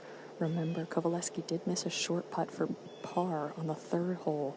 Important to reset, regroup, and know that you can make a lot of these. She did make a great par save on the last. That was about double this length. Not going to be a whole lot of movement. This is all about trusting that spot right in front of the ball. For a share of the lead. Yeah, she's a little uneasy about it. She's backed off a couple times. These will get your heart going a little bit if you're a little unsure about what you're doing. Oh, wow. That was... Steve, that looked like a good putt. Yeah, she was a little unsure. You could tell she backed off a couple times, kind of reset the golf ball, thought it was going to move a little bit to her left. And look, that's only she knows really if she hit a great putt, what she was looking for. You can see that line. It's lined up towards the right side of the hole right there, and it kind of just stayed there. It just never wanted to fall to the left, and that didn't take more than a quarter inch left, and that would have gone. So, as we go to number 6, Steve, let's check this one out from the sky. You know, a really good, solid par 4 right here. 409 yards is the 6th, and you have to get the tee shot in play. The tee shot plays downhill. You have to take it over the corner. You see those trees on the right? You have to flirt with those if you want to get this ball in the fairway. It's going to catch a downslope and release a little bit more. We have a green site that has no bunkers around it. So if you get the ball in the fairway, you can tend to be a little bit aggressive here. We got a back left hole location today, situated 16 paces on and 7 from the left. Second shot does play uphill, so distance control can be a bit of bother, but a good tee shot here is the number 1 thing at the 6th. Well-designed hole by Annika Sorenstam 7 years ago. USC with a 3-shot lead now over Northwestern. Wake Forest 5 back with University of Texas, though that score will change with the recent birdie. Oregon 10 shots back, and the defending champion, 2-time defending champion, 19 shots back. Emilia said anything can happen in terms of the scoring in this type of collegiate event, but here we are getting close to halfway through the final round for the final grouping. People need to make some birdies pretty quick.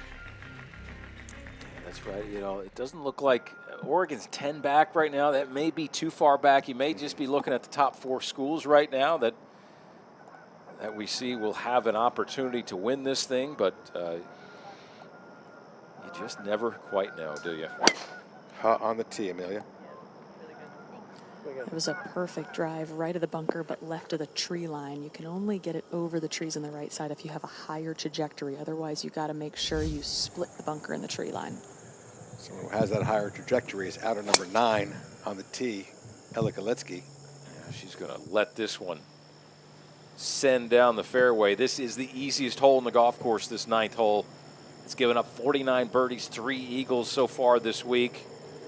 Galitsky had 8-iron into this hole yesterday. She'll probably have about the same today. And the leader on the tee.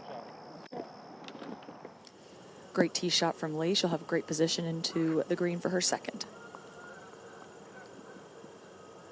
Nicely done. A little bit of a hanging lie, though. 2 good ones, though. Back to 9, Romero on the tee. Kiara Romero. 504 yards on this par 5. Seeing some nice run out in the fairway. She may have an opportunity to give this one a go in 2. Chloe's had some struggles with the putter, but not with this club right here. She can just bring it on the tee at 6. The ball striking is just superb from Kovaleski, who just bombs it over the tree. She's going to have a really short club in. Kovaleski just needs to stay patient. She's playing good golf. The putts will fall as long as she commits to them. Boy, hard to stay patient when you see those short birdie putts not dropping, short par putts not dropping as well, but patience, like you mentioned. They've got to exhibit that, and Chloe's done a pretty good job of that. She bogeyed the first, birdied the second, bogeyed the third today. As we take a look at the teams, Chloe's Wake Forest Demon Deacons just 5 shots back of USC, who leads by 3 over Northwestern. There's UT, University of Texas. The low team score yesterday.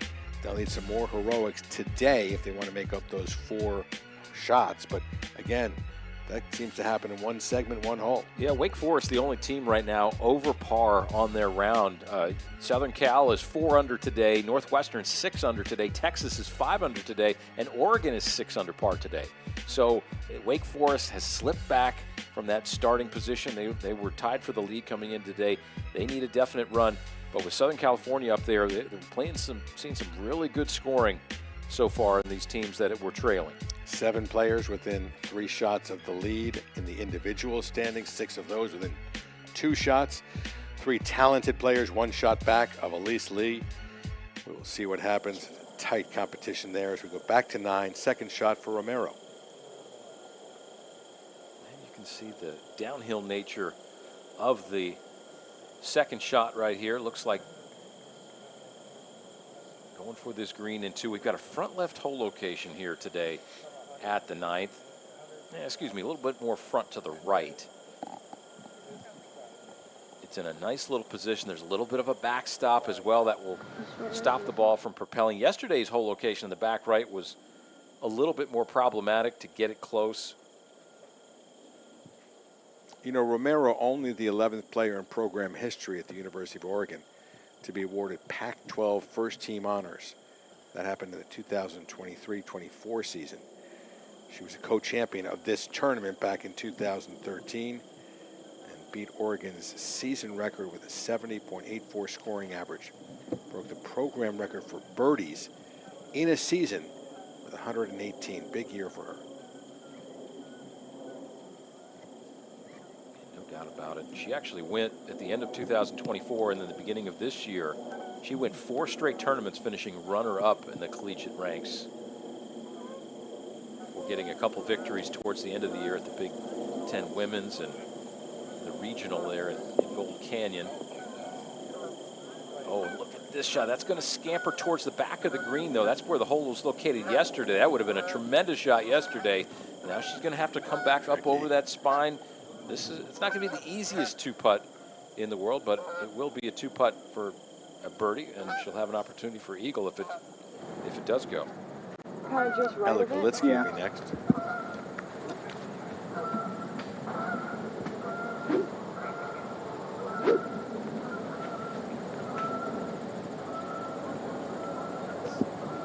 Yamamoto, the assistant coach there for the Gamecocks. She's got an iron into this hole. Played more downwind yesterday. She had 8 iron to a back hole location today. This looks a little bit more like a 6 or 7 iron.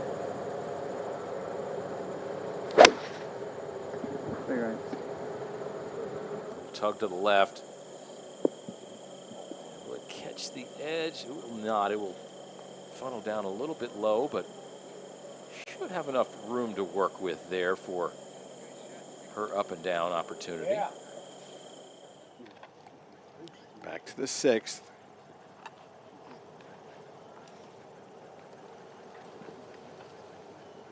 Angela and Elise. Ha and Lee side by side with those golf balls. 2 great drives. I think Ha is going first, but Emilia's down there.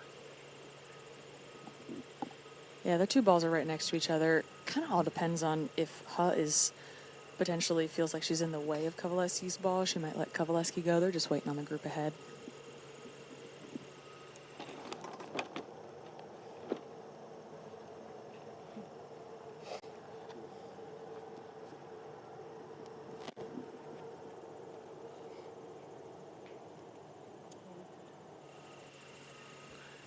Elise Lee, her hero growing up, Lydia Ko. She said if she could have a dream foursome, Nelly Korda, Shohei Ohtani would be in that as well, as we go to Lau, Ariana Lau, at the 9th, her 3rd shot. Trying to lay up on this par 5.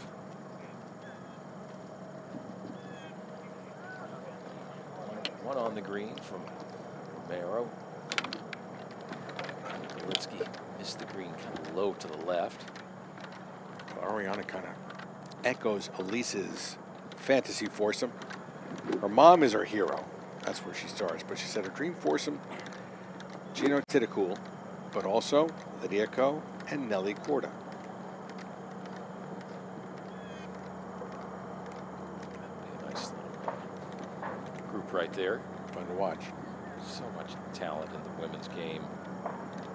Just oozing talent everywhere. Let's see if there's the layup here. She's only got about 65 yards into this front hole location. That's nicely done. Beautiful distance control. That's the shot right there that separates the average weekend warrior from the players you're seeing right here. I mean, the wedge shots, that precision is just so crucial. And she's 4 under currently, just one shot ahead of Angela Huh, who has her second shot here at 6. 38 yards for Huh. This is a tuck left hole location where you're forced to go at the flag, given there's a big slope on the right side.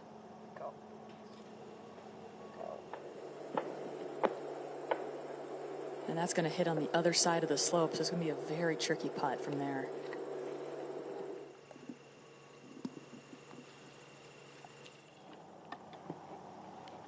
Now the leader of the individual competition, Elise Lee.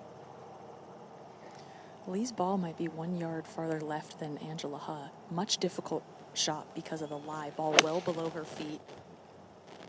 Yeah, you can see that. A lot of frustration with that one. And it's going to funnel away. Very easy to get that there. Sometimes when you're in the rough, it wants to hook a little bit more, but that one right there, when you below the feet, you're going to blow it to the right a little bit. Up at 9 a moment ago, Galitsky's third. This is going to take a little bit of touch here from Ella Galitsky.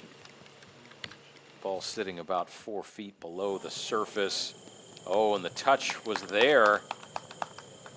Beautifully executed. Should be able to navigate that for her birdie 4 here at the 9th.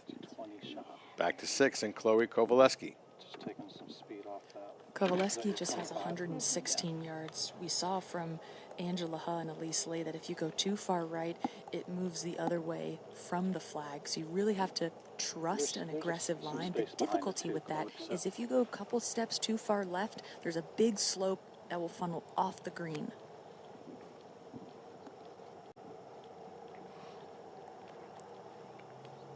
Doesn't feel like Chloe's been able to get untracked today. Again, a couple of short misses. But you can tell she's got all kinds of game just within 1 shot of the lead. Dangerous. It's a good full move. Should have some spin on it. It's going to funnel a little bit. Or a lot of bit? A little bit. It's nicely done right there. Definitely the benefit of having a short club in. That'll be a slippery putt, but. Meanwhile, over the par 5 9th, coming back down the hill, this is Romero for a share of the lead. Kind of up and over and then back down. It's a tough one to gauge the speed with, though. These greens have plenty of pace to them today in this final round. But man, the distance of that putt looked so good for so long and wound up 8 feet past, with USC leading by 3. Northwestern in second place, looking to get 1 spot higher. UT with a good round again today. Wake Forest won this event twice. They're just 5 shots back. Oregon 10 back. South Carolina maybe outside the comfort zone, or definitely outside the comfort zone. They're only 17 shots back, but running out of holes. Need a whole lot of birdies from the 2-time defending champs if they want to make it 3 in a row. Duke has played in this event 10 out of the 11 years. You won't see them on the first page of the leaderboard, but University of Minnesota also in the field. Home event for them as we go back out to Romero for her birdie to join what is now a 2-way tie for second place. Galitsky and Kovaleski. Farrah O'Keefe has made a bogey and dropped out of that share of second. I mean, this has run a good 12 feet past the hole here. Note that as our lead groups come through. Got to keep it short of this green if you're going for it in two. No, that's going to be a 3-putt par. Not a lot that hurts more than a 3-putt par in golf, but you don't lose a shot, but you feel like you lost one. Certainly do. As we go back to the green at 6. Emilia, looks like Ha might be first. No, I guess Lee first. Sorry. Oh, yeah. Well, both of them had long putts. At least Lee had the ball on the ground for a while, but she picked it up. So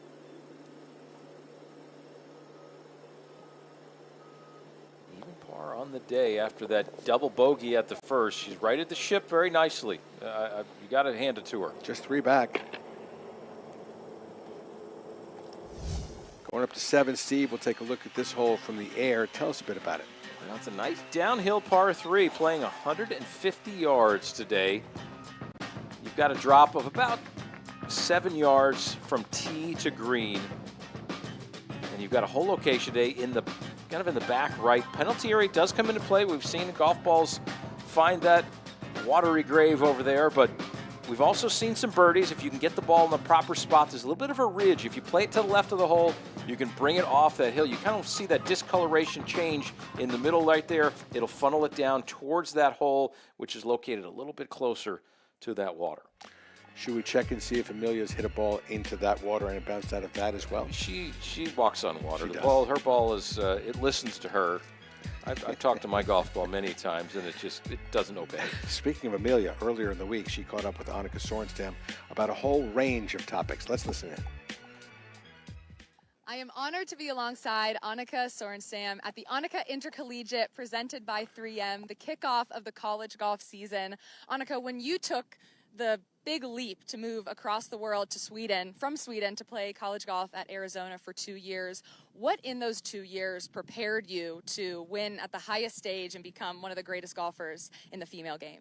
Yeah, I would say that it was a big move, obviously, to come to Sweden, to come here to the U.S. and play collegiate golf. But it taught me so many things. I mean, first of all, the level of play at the collegiate level, even at a few years ago, was very, very high. I learned to move away from home, be on my own, and just kind of take charge of my golf and be able to combine studies. And I mean, just living by yourself, there's a lot of adjustments to be made, and obviously a new language, a new culture. But it was tough in the beginning, but I learned so many things, and it toughened me up. It gave me some courage, but also it made me dream. It made me dream about golf and what can I do. Maybe I can turn professional. And so it was a very valuable time for me. In college, I learned so many things, and I'm very grateful for my time. I look back and I think it was very instrumental in my career overall. What motivated you, things you noticed to start the Annika Foundation and tournaments like the Annika Intercollegiate? Yeah, I remember what it was like to, be a college golfer and to travel around. I mean, first, obviously, it's a lot of fun, but I think it's just very educational. I think it's great experiences, learn about life in different ways. And so when I decided to step away from competitive golf, I said, you know what, if you look back at, my own career, what are some of the most instrumental parts and instrumental moments? I thought that was important for me. And obviously college came to mind. And I said, I'd like to continue that tradition. I'd like to, give back to the collegiate, division in that sense. And so I thought a college event would be perfect because this is kind of what shaped me and shaped my future. What were some of the instrumental moments in your 2 years that you look back on fondly? Yeah, no, I mean, of course, I enjoyed the college atmosphere. I enjoyed my teammates. I enjoyed all the memories. And I don't know, it just, it was incredible. I think I grew up in 2 years. I probably grew maybe 10 years older. I think I matured a lot. But it put things in perspective, too. And, I was fortunate to have a good career. I mean, I certainly worked harder. I remember coming from Sweden, landing in Tucson in August, and it was super hot. But, the courses were great. The practice facilities are amazing. I just felt like I was just so excited to practice every day that my game just got better and better. And so I look back at that moment, it was an important part of my transition. So, college would always have that favorite spot in my heart. In the tournaments that you host around the world, you always talk with the players, whether it's through a clinic or a dinner. What are some of the messages that resonate the most, you find, with the things that you say? I think just, everybody thinks you need to be, like a very special person or do things very extraordinary to achieve your dreams. And I try to just share, just trying to be the best of yourself, put in the work and be patient and results will come, and trying to improve your weaknesses and focus on your strength. And I think just that message of believing in yourself and trusting yourself and making the right decisions and going with your heart and your instinct, and not feel like, reaching the top is something that's, for other people. So I'm just trying to be as normal and as human and as, organic as you can possibly be. I mean, it's, I look back in my career and I think, I'm just a little girl from Sweden. How can I be over here and have achieved those things? And that's kind of the message I'm saying. It's if I can do it, anybody can do it. So, but then share, what are the things that I think is important? Learn how to prioritize time management, setting goals. Some of the, key pillars in success is what I like to share. And it's been fun. And I mean, all I really want to do is just, help others to reach their dream. A key message that I remember from you as an Annika alum is to not let golf define you. It's a message that you say to a lot of players. And as someone who's won 96 professional tournaments worldwide, you've played golf all of your life. When was it hardest for you to not let golf define you? It's a very good comment. It's true. I mean, because we practice so hard, we focus on everything, and, we live around golf. Sleep, eat, and golf. It's what I say. And so it's very easy to make it like your life. Like if you hit a bad shot, then life is bad. If you hit a good shot, then, life is good.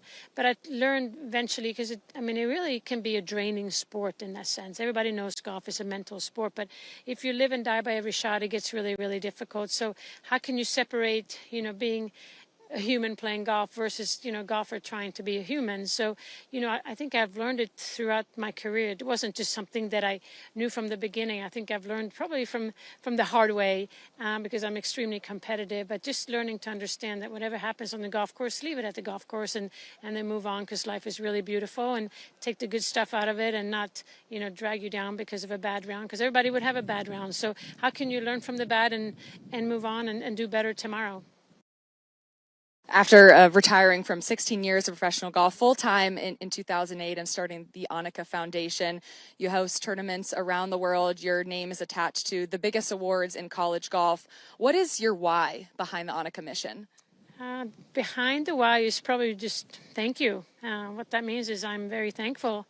I have a lot of gratitude to the sports, and I want to give back to the sports that put me here and gave me these memories and these experiences. And so I just want to say thank you. It's been an amazing ride, and I'd like to share that ride with others. We can't leave this interview without talking about Royal Golf Club, which you took part in designing. The front nine, also known as the Queen's Nine. Naturally, the king of golf, Arnold Palmer, designed the back nine. Playing golf all around the world. What was the experience getting to put visions of you have from great golf to put into a design at Royal Golf Club? Yeah, well, it was a treat. I mean, it's obviously a dream come true to work with Arnold Palmer. Even though it was just 9 holes, it was a precious 9 holes. And yeah, I mean, I have so clear memories of sitting in a golf cart right here, talking about golf and his thoughts on the past, his thoughts on the future, and where we need to go with the game. And that's what he put in his, and I put in my thoughts on the front. And I don't know, it was really a treat, and I feel honored to have the chance to work with him. And what can I say? It's been a really cool experience in a lot of ways. And now we've come full circle. We got these young players, the next generation, playing our golf course. So it's pretty cool. Part of that next generation, Farrah O'Keefe, to pull within 1 of the lead. And what a shot this was at the 7th. Darn near hold it. Gets her to 5 under. Hook'em horns, 2 players tied for the lead. She is 1 back. One of those players tied at the top, Chloe Kovaleski at the 7th.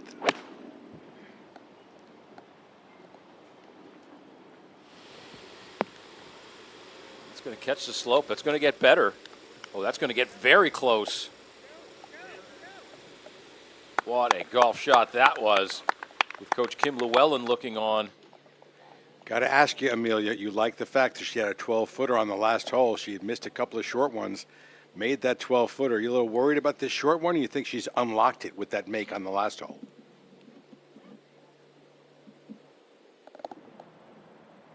Elise Lee now to play.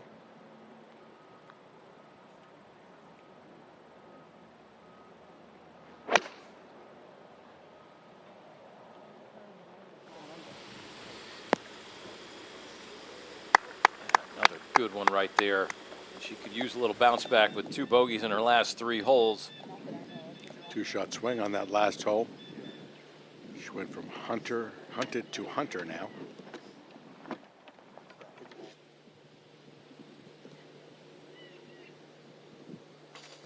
And now, this is her.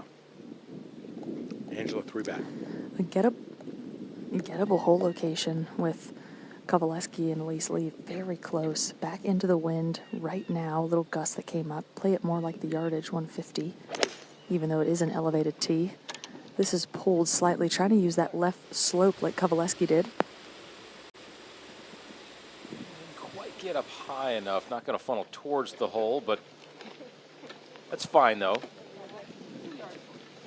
Take another look at Chloe and her tremendous shot here at number 7. This was, just hear the sound. She makes a little bit different of a sound with her impact than most do, and this could not have turned out any better for her. They were thinking it might go right in the hole, but should be a 2. We will see very soon. Romero now a couple shots back at number 10, her second.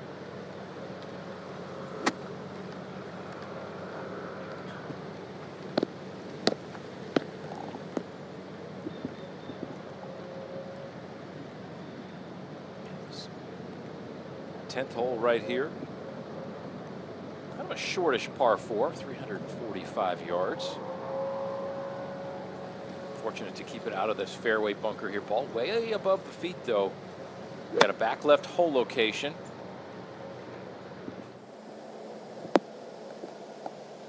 Let's see if that will release a little bit. Pretty nicely done. She's got the best last 2 rounds. Started +3. The opening round 7 under since then.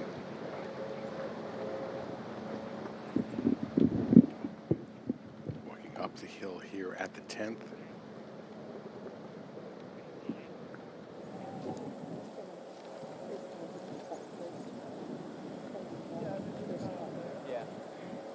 The Annika Foundation runs 9 different tournaments to give girls, women, and juniors the opportunity to develop, empower, and advance through the world of golf and in life. More specifically, they provide opportunities in women's golf at junior, collegiate, and professional levels while teaching young people the importance of personal development, including a healthy, active lifestyle through fitness and nutrition. They've got values, code of ethics.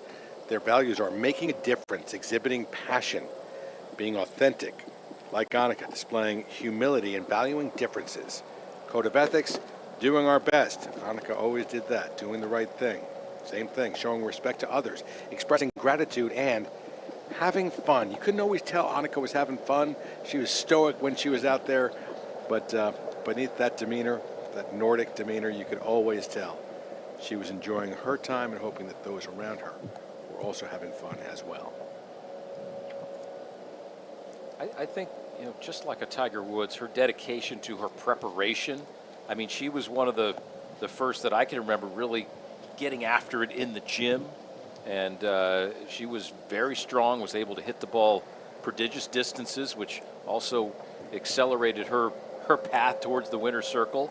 And just so many things to be envious about how she prepared.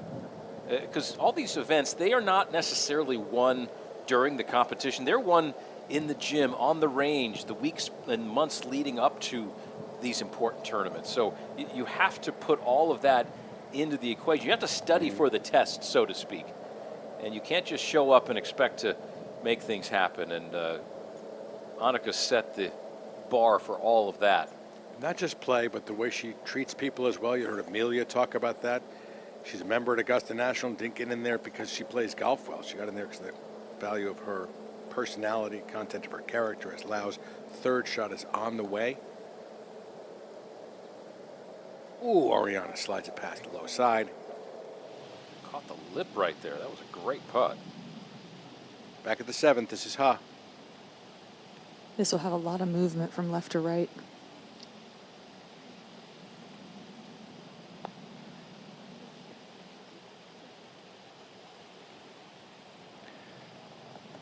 pretty good run. Ariana tapped for her par.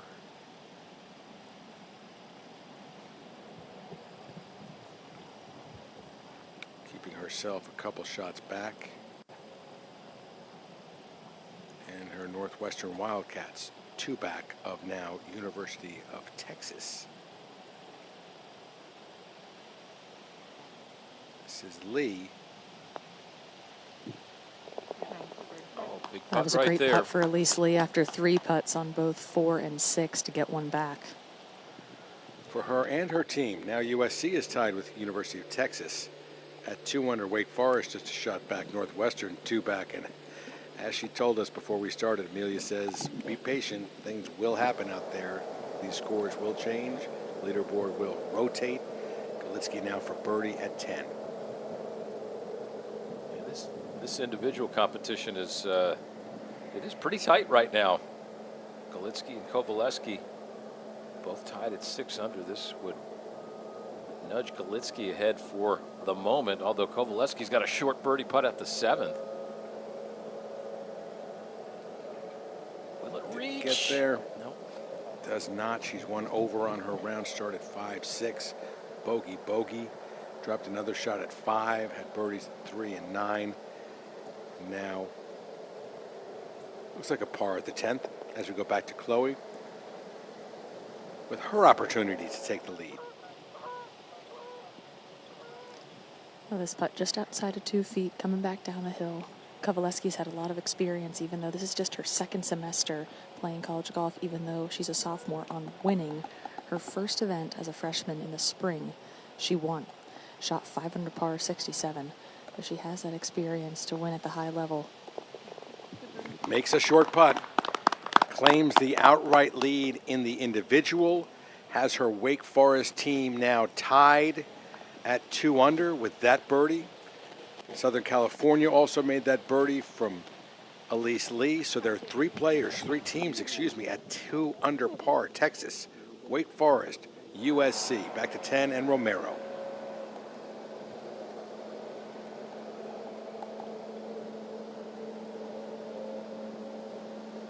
Oregon not out of it, 7 shots back. Let's see if Kiara Romero can hold this one. It's got a little speed to it, though. Oh, yes. Kiara Romero, 2025 Big Ten champion, NCAA Gold Canyon regional champion, and we take a look at number 8 from the air. Yeah, it's a really good, solid par 4 right here. This 8th hole, playing the 3rd most difficult this week so far. Like many holes on this front 9, bends from left to right, and you can take it up over the corner if you got some height and you got some distance. And if you don't, you got to play it a little bit more cautious out to the left. But then you've got a hole location day all the way in the back left as we approach this green. That front bunker there you see by the green won't come into play today, most likely, but the back left one will. And now off the tee at the 11th.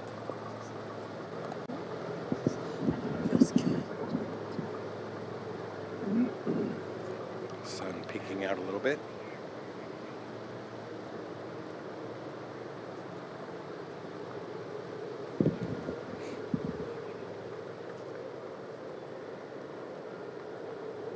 Galitsky will be next to play.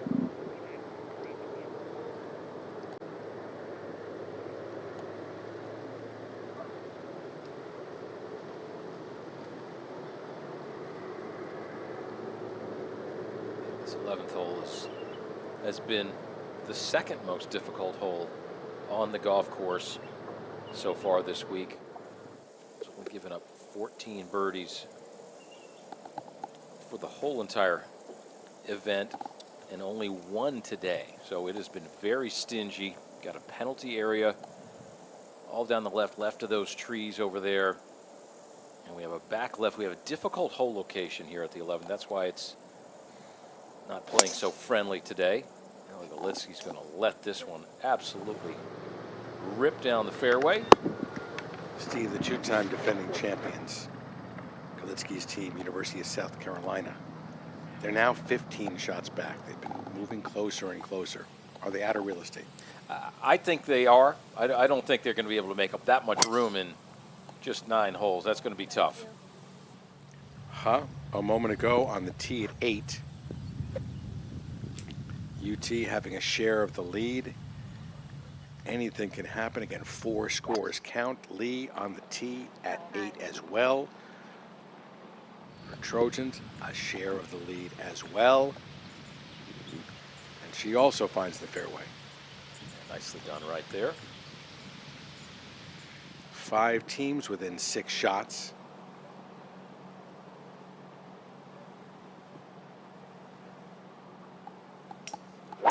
Six players within 4 shots. That's Kovalevsky.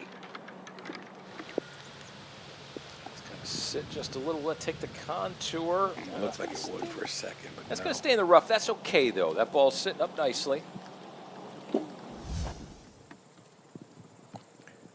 To the tee at 11, Romero.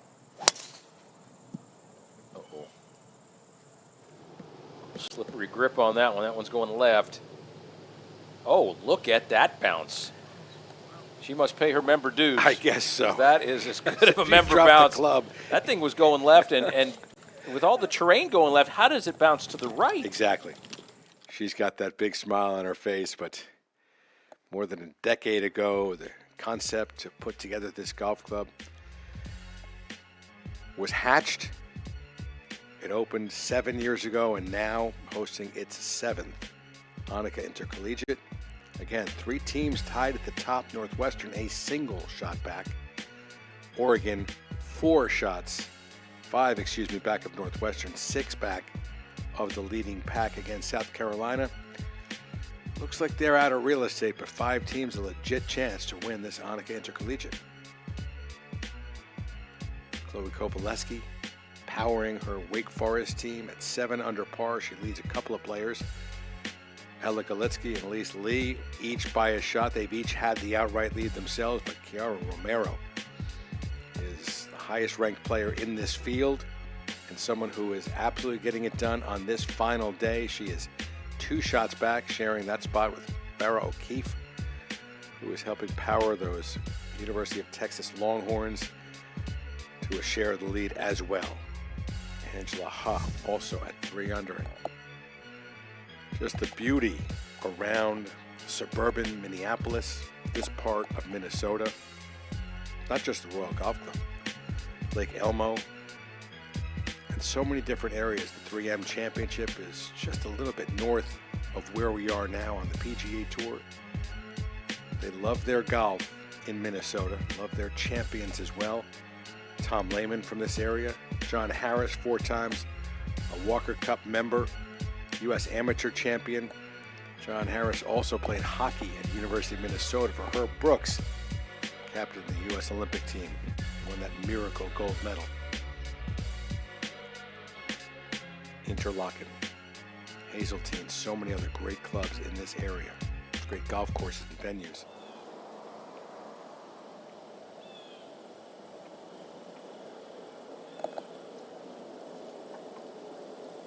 Great look down the 11th fairway.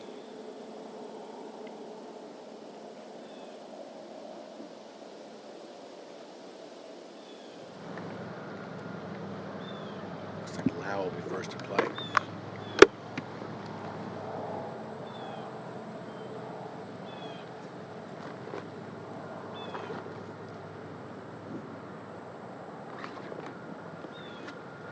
Ariana and her Northwestern Wildcats are now 2 back as Wake Forest and USC have each added another birdie, as has University of Texas. Again, this leaderboard just changes by the second. That's what happens when you've got 5 players out there and the 4 best scores matter.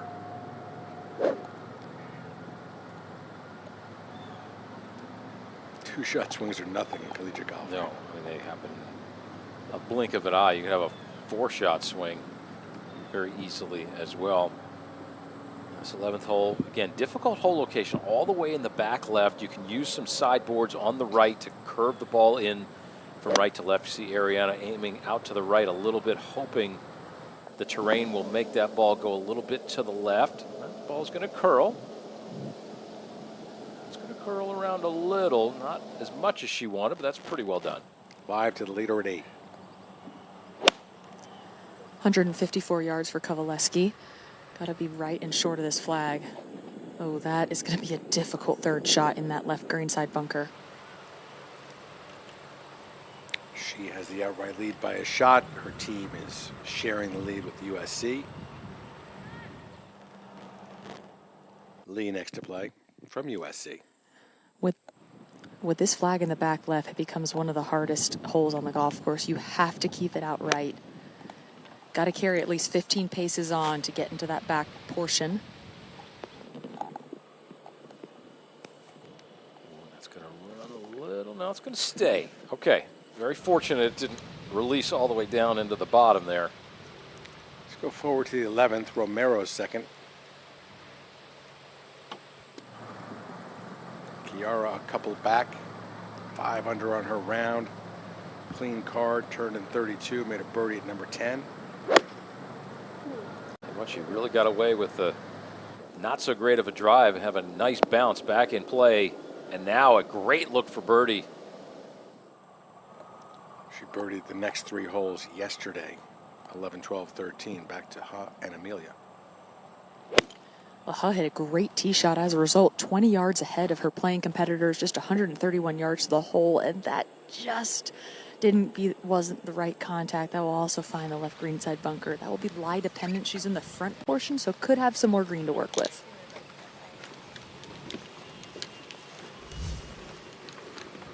Okay, we can reset this every few minutes if we'd like, because changes are a-poppin'. Southern California, USC.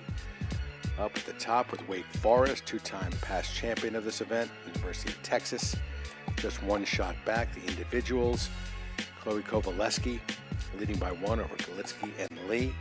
Speaking of Chloe, let's check and see, Galitsky, let's go check and see how she's doing.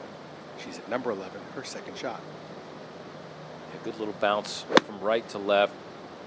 In this first cut of rough here, may not be able to spin the ball that well, but it did stop nicely, and she'll be able to get a putter on that one. Not a problem. We talked about that team leaderboard we just were a moment ago. You're going to see a lot of change because most of these players for Wake and Southern California, Texas, they're coming through the 9th hole, which is the easiest hole in the golf course. So you're going to see a lot of birdies and a lot of fluctuation in that zone right there.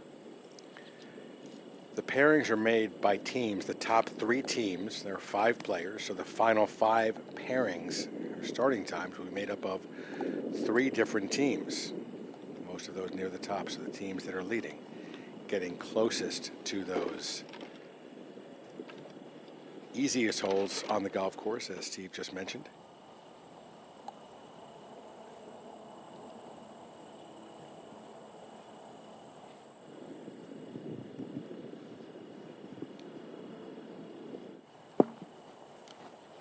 Has made her club selection.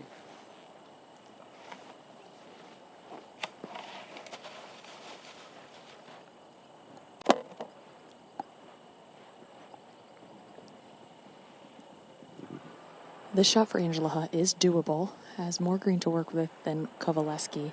It's still a short-sided bunker shot, one of those shots where in your downswing you want to let gravity do the work, just to pop it up in the air. Ideally landing this ball in the fringe will allow for the softest bounce.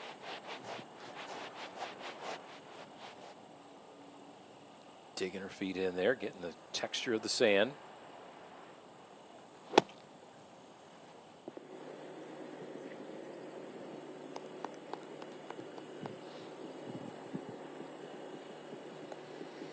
Nice looking shot right there as Chloe gets ready for her bunker shot. As easy as the previous shot, or more difficult because she's closer to the hole?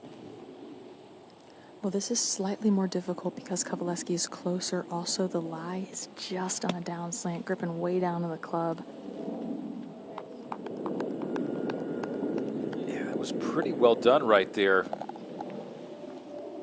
I talked about her having a very kind of strong or closed club face. She could, that ball comes out a little bit lower maybe when you have that on the short game. So That one scooted by maybe a little bit farther, but still a very good, solid shot. Great shot out of the bunker, but great shot from our cameraman, too. I love that low angle, watching that bunker shot roll past. This is Ella Galitsky at number 11, her third shot here at the par 4. Before she putts first, though, Lau will putt Ariana, for Northwestern to move her team one shot closer to the top of the leaderboard. Currently, they are 4th. It's a pretty good swinger from right to left here. All the terrain goes down towards that water you see in the background of our picture.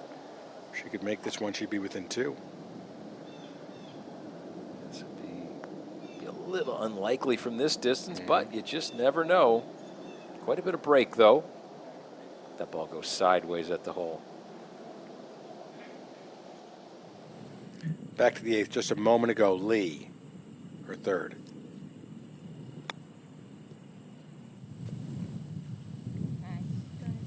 That beautiful touch right there. That'll be an easy par for Elise Lee. And now Ella Galitsky. Third shot with the putter from behind the green. And we covered her a little bit yesterday, and I didn't notice that tape on her ankle yesterday. I didn't either. Yeah, so maybe that's been a little bit of a hindrance for her.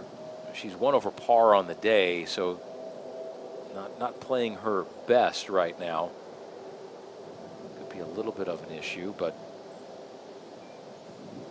all can be solved with a great putt right here, just off the green. This for birdie. Only player in the top 8 to be over par today. Yeah. On the individual leaderboard. Yeah, it's just something that's not quite 100% for her today, I don't feel. Back to the 8th, Emilia. This is Hutt for par to keep her team one back. Well, Texas has been the most impressive school to me these last 2 days. They had the low round 9 under as a team yesterday after being 13 over par in the first day, and they currently have one of the lower rounds of the day, 6 under as a team. This par putt would go a long way. Only Oregon at 7 under, better than Texas today. Big putt. Missed right. Low side. Yeah, and Chloe Kovaleski has had her eye on that one. She has basically the same effort for par. So we'll just come back and see if she learned anything. She'll drop 5 back if she can make that putt now. This is Romero for birdie at number 11.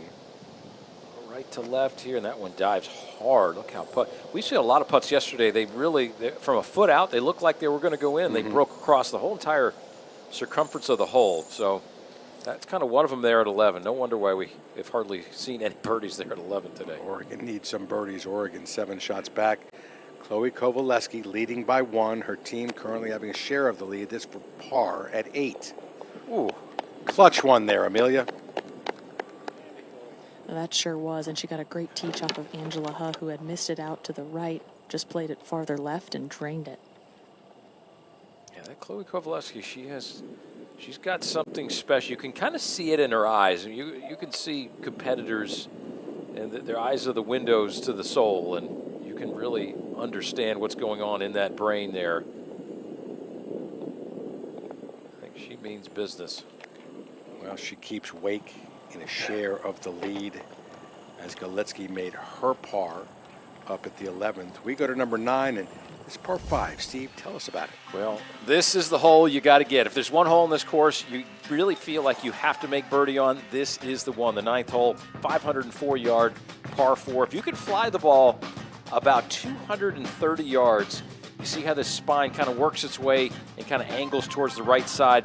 And if you can get it over that, you're going to get a propulsion on your tee shot and get an extra 30 yards on it or more. We saw players hit iron into this hole yesterday as a par 5. I think these players can reach this hole in 2 with a nice tee shot here today. Chloe Kovaleski, definitely the advantage in this trio off the tee. Front right hole location, though, you have to miss this green on the short side. Chloe did not have a good time here yesterday.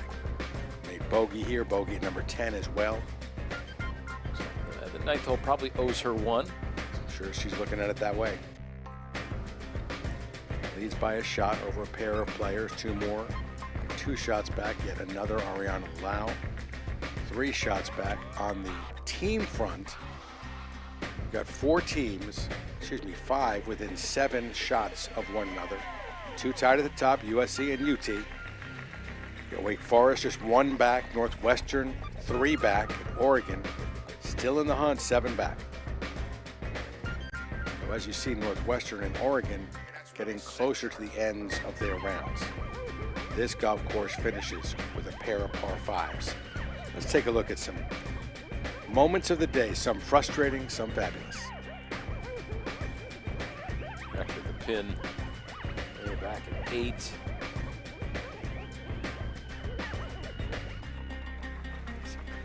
Chip in there from Angela. Now to the tee at number 9, this Elise. Left side of the fairway. Give her a good angle into the green. Sounded like a really nice strike. You carry it past 230, you should get a good kick off the downslope. And the farther right you go, though, Emilia, right? It's the longer carry on this spine, isn't it? Yes, it is a longer carry, and if you do carry it, you may have more of a blind second shot with the slope on the right side kind of coming into play. Kowaleski can have iron in hand if she hits a good one. This is out to the right.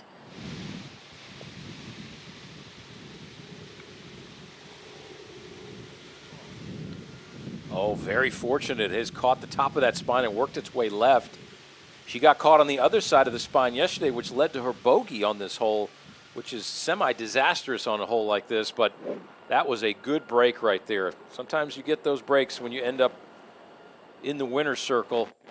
And we will certainly see how this transpires, but that's a nice little mini break there. Now Angela Hupp. Given how scoreable this par 5 is, it's important not to put too much pressure on yourself expectation-wise to birdie. Be very present over the tee shot, then the second shot. It still requires 2 good shots to get home in 2. Now that is a good start for her on this par 5. Catches the backside of that slope and gets a nice little bump forward. This hole was a lot more downwind though yesterday. We were seeing some monster tee shots yesterday. From a long shot to a short shot, the par 3 12th, Romero on the tee. She's 8 under the last 2 days, just 2 back of Kowaleski in the individual.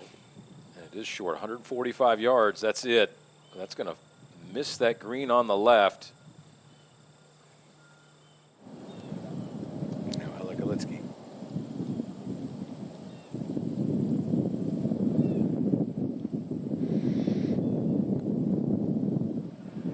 Jumped into the lead at the end of the first round, a hot round, 5 under, a couple under in round 2, but 1 over today.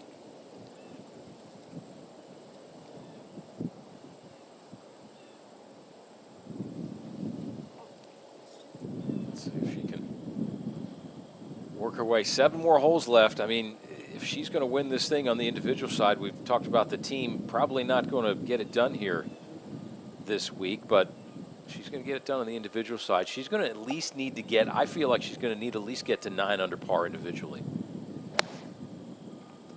So that's going to be 3 birdies in the last 7 holes. And this unlikely to be one of them. Yeah, that's not her best strike right there at all. That's going to be an awkward little shot. Short-sided. There's not going to be much green to work with there, only about, and the green's going to funnel away from her as well. So that's going to be a very tough shot right there. Now Ariana Lee. USC has made a birdie, so they have broken out of the tie at the top. Wake Forest 1 back, tied with Texas. Team you're not seeing on that leaderboard, just outside of the top 3, is Northwestern at even par, just 3 back. Ariana Lau would like to change that now. Yeah, going with a little hybrid here.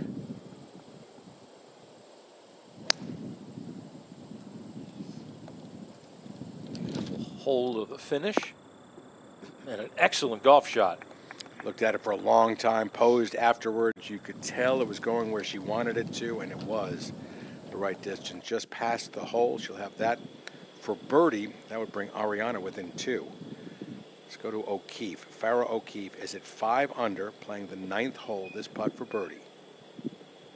This birdie would bring her within 1 of Chloe Kovaleski, joining is currently a two-way tie for second.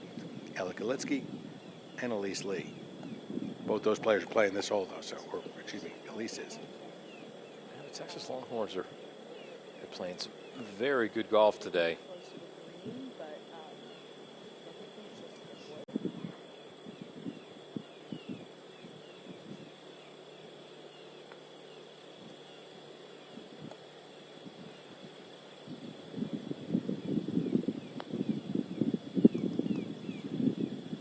Oh, just a hair too much pace. Wow. That was an excellent putt, wasn't it? It looked good for a long time.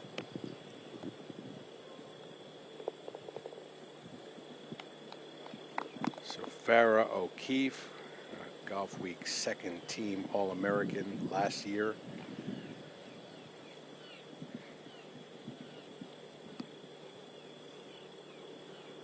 This is now Jasmine Koo from USC for birdie.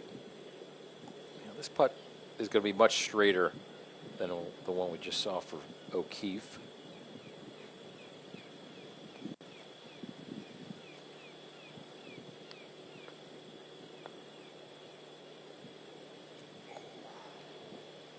That one's not going to drop for the sophomore. So the USC team will slip back into that share of a lead again, depending upon what Elise might do here. Elise Lee looks like she's set to go here, back up the fairway at number 9.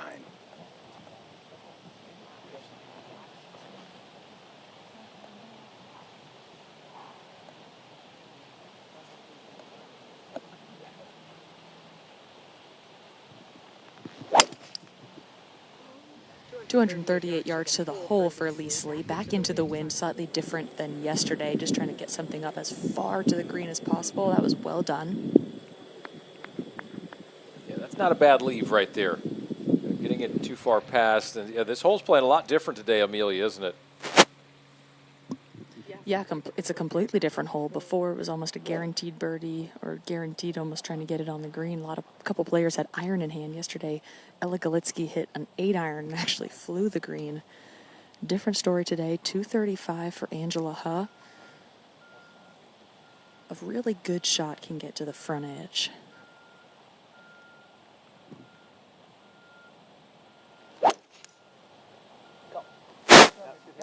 This was well struck. Gust of wind just picked up at the last second. Yeah, they'll have a little pitching contest. We're about 30 yards short of the green. Yeah, good solid strike, though. And now Chloe Kovaleski. Kovaleski can get to the green if she hits a good one. 214 yards.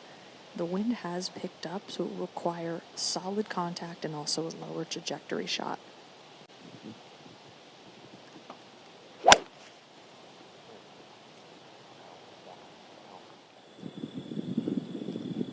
little bit left.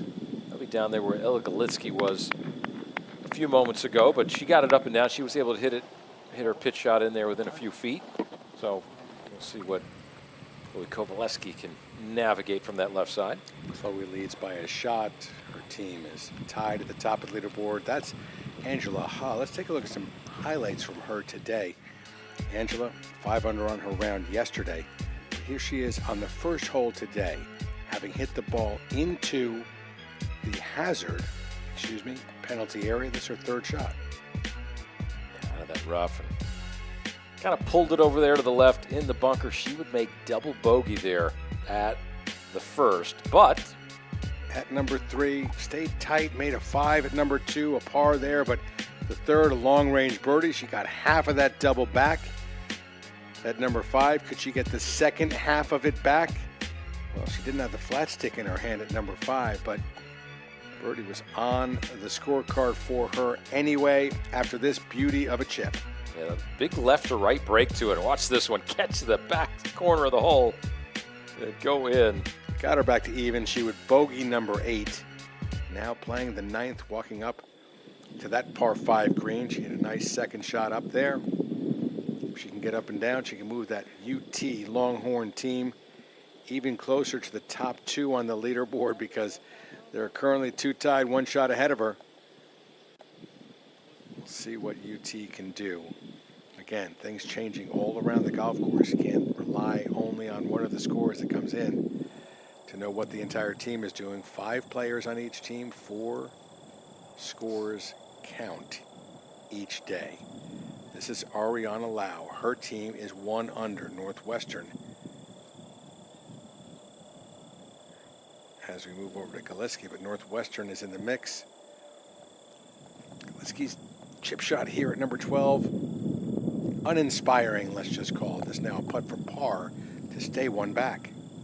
Yeah, definitely a tough chip from back there. She's going to have to hold a great putt down the hill a little bit. Oh, just a little too much pace there to turn left at the hole. Yeah, that's disappointing on a 145-yard par 3. She's going to be kicking herself a little bit for hitting that pull long left. And her struggles today continue. It's her 4th bogey of the day against 2 birdies. One of those bogeys on a par 5 with her length. How does that happen? She's got 2 par 5s ahead of her, though. Those are the 17th and 18th holes. As Ha looks at her 3rd shot here at the par 5, 9th. Not a whole lot of green to work with. Fortunately, Ha pitching back into the wind. 2 options. You can either fly it onto the green, got to have a soft landing, or you can roll it through the fairway, which allows for more control. However, sometimes rolling through the fairway can be unpredictable on how soft that ground could be. Based on Ha's practice swings, it looks like she's going high with it, which I'm fine with given she's back into the wind for this shot. Yeah, what's a good shot here? How many feet do you think she could get it in there? Oh, she could get it close if it's good contact. A couple feet. Yeah, that's pretty well done. She might give herself a B+ or an A- for that. Uphill birdie putt still for her left, so good look for her. Good look here at number 12 for Lau. This birdie putt never had the line, but still Northwestern only 1 back in the team competition. Now Chloe's 3rd at 9. Emilia's there. A slightly more difficult shot. Kovaleski trying to generate some spin, just hit that too hard coming through impact. Yeah, that's what you find. It's going to be interesting as we see the rest of the day. The closed club face players, they get those balls shooting and running a little too far. Romero for par. Oh, wow. That's going to drop Oregon. Now 5 shots back. They're getting closer and closer. Back to 9. This is Elise Lee. Her team also has a share of the lead at 2 under. So with all of the top 3 teams having a shot in this final grouping at the par 5 9th, I guess the advantage must go to Ha. Texas, she's got an uphill birdie putt. Now, Romero, this for bogey. Yeah, this is not dead yet here. Her team is 2 over. Wake, Texas, USC 2 under. Northwestern 1 under. This to limit the damage to a 5-shot team deficit.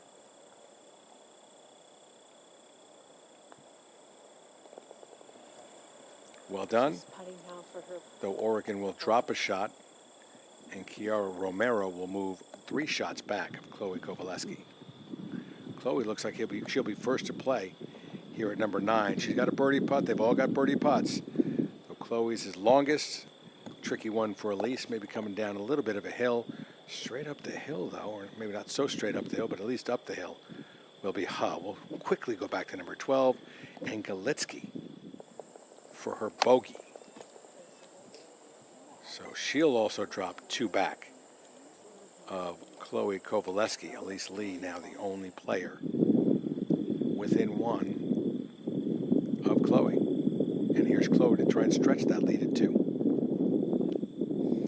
Just outside of 15 feet for Kovaleski, breaking right to left the entire way. This is all about trying to marry line and speed. We're getting into the round where you start thinking about the results, the outcome. How is my team doing? How do I stand individually? That's one thing that players have to make a game plan going into the round if they're in contention, what they want to know from their coaches. A lot of players love to know how their team stands. Individually, though, a lot of the times players won't really want to know how they are on the leaderboard until the last couple of holes. So you want to make sure you stay present on every shot. I didn't want to know until the last few holes. You also have a pretty good awareness of where you are, especially if you're Kovaleski in the final group. You know it's a really tight leaderboard and you got to keep pushing, find a way to be a chaser even though you have the lead. No, that lacked a lot of enthusiasm right there. That just a poor pitch shot. You feel like you are giving one back here on a hole that you can easily reach. She will kick herself a little bit on that one, but not visibly upset. At all. She's staying very calm outwardly. Inwardly, though, I'm sure there's a little bit of bubbling frustration, but that would be normal. Elise now has this putt for a share of the lead and the outright team lead.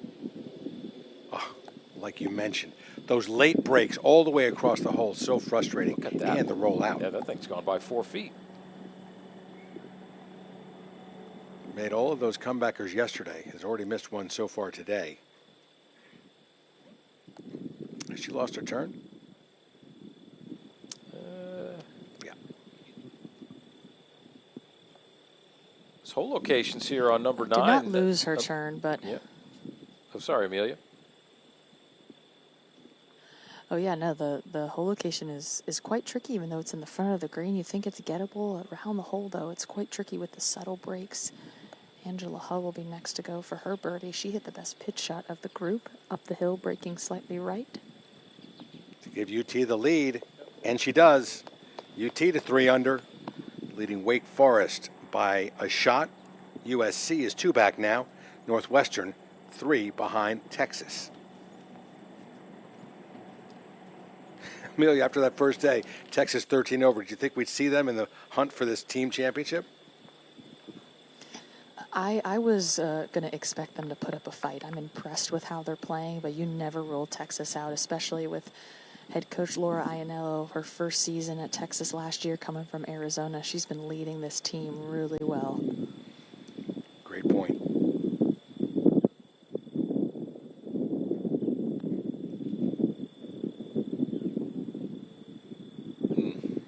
USC drops another shot. Now 2 back at Texas. Excuse me, 3 back at Texas. Yeah, that's an unforced error right there. You can see in her body language, she's banging herself in the back with the grip of that putter.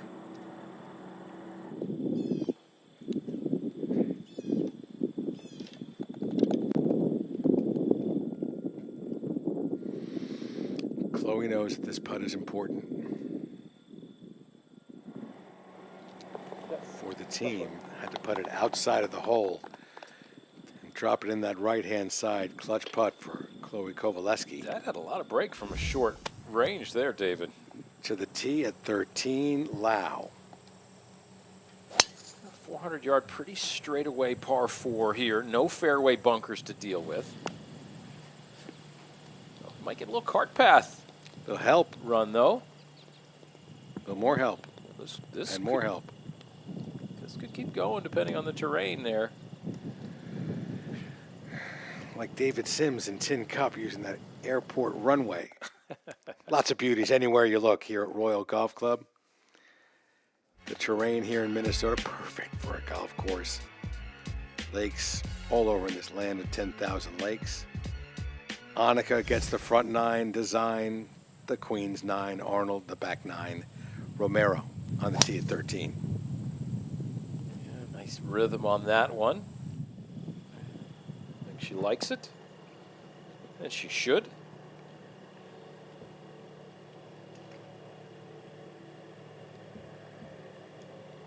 Great position. Now Galitsky. Yeah, this Ella Galitsky is just so impressive with how quick her body rotates through the golf ball. It reminds me of a Rory McIlroy type of player. I don't see many players in the women's game that can really fire through the golf ball as fast as Ella Galitsky can. Watch this. I mean, that's just God-given talent right there to be able to unwind as fast as you can. And she can really send it. And she's not wild at all, too. She sends it typically as on the sprinkler line as we look at Lau's ball, the big Northwestern logo. On the cart path, she'll go to the point of nearest relief where her feet are not impacted by the golf cart. Excuse me, do you have From there, rules get official? club lengths. I'm sorry. Great club. I'll call it. You call rules official? You got to think Ariana knows the rule, but just wants to talk to a rules official to make sure that she finds the nearest point of relief. You might think it's right there, right where the grass is, right next to her ball, but she's got to take complete relief. She's got to make sure her feet are not on the cart path, so it could conceivably be on the other side of the path, depending on how narrow that path is. I think she'll find it's basically right there, about 4 inches, her heels, about 4 inches from the ball.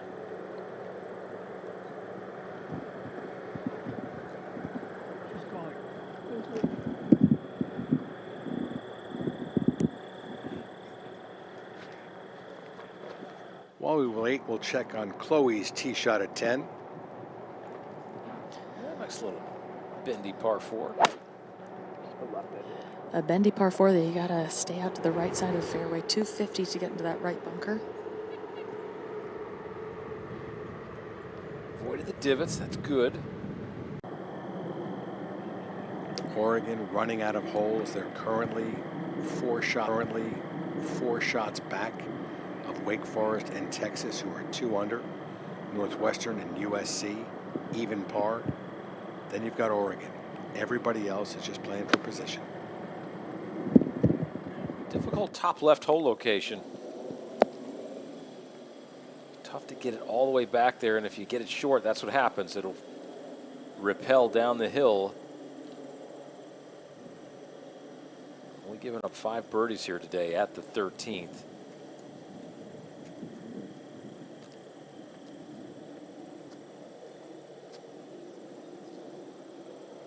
Ella Galitsky next to play.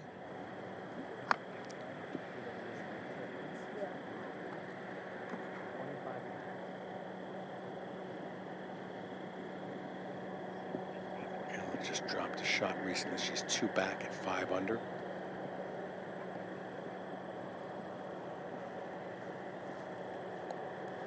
What's the worry about trying to get it to the hole?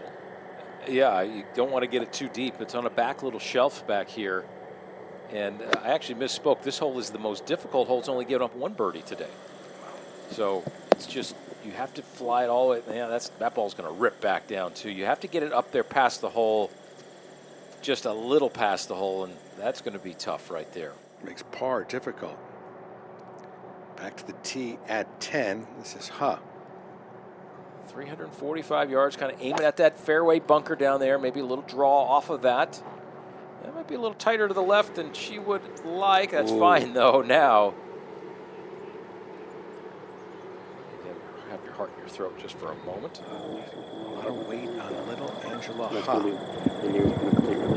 Slight of stature. See, she's taking complete relief, Ariana. She might almost be able to get this out to the short grass there. So she's going to put a tee down, and then she's going to get a club length from there. And then a drop. Club length, the driver. So you have to use the club that you're pretty much going to use for the shot to set up to it. And then you can go ahead and take your driver and you get that for the maximum club length.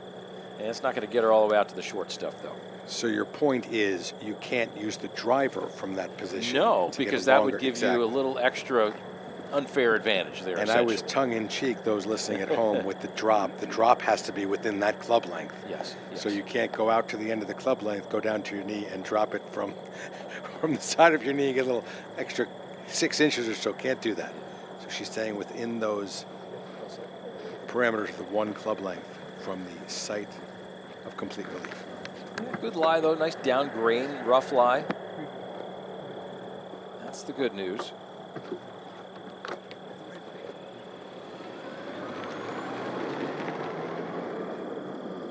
College season just starting up.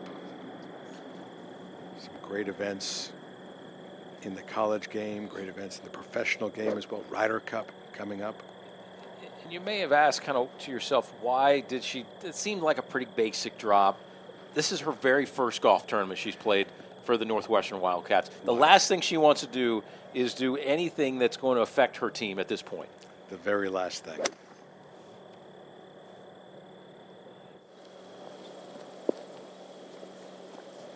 Well done.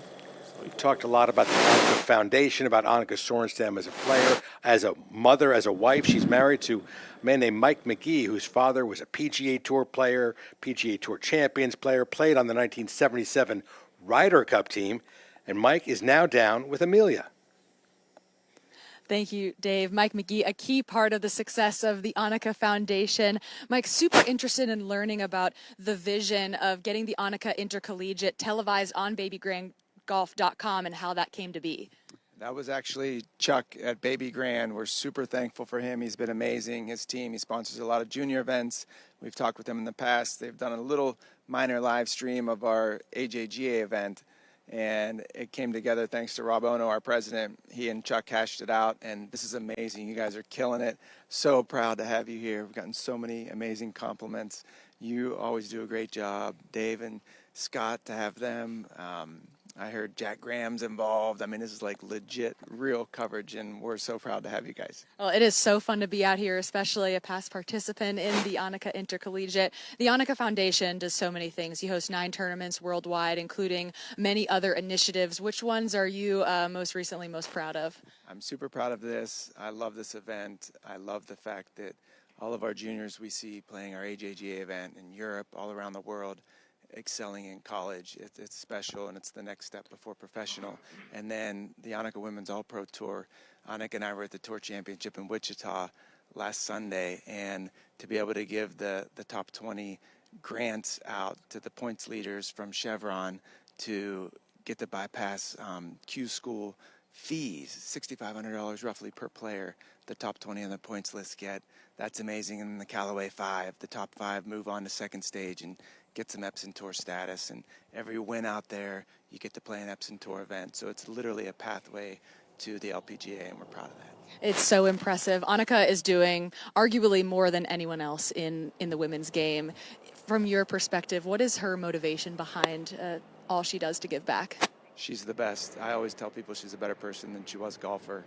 And she just goes, and the foundation inspires her. She always says she gets energy from whether it's the 6-year-olds in our Share My Passion clinics, all the way up to our development program with the girls who recently turned professional, trying to help them out. I mean, she was a part of this journey, and it's been almost 20 years now that she's been giving back to the game, and nobody does it better than her. Justin Rose does great things with his Rose series in Europe, but I don't think anybody does what Annika does. She's amazing.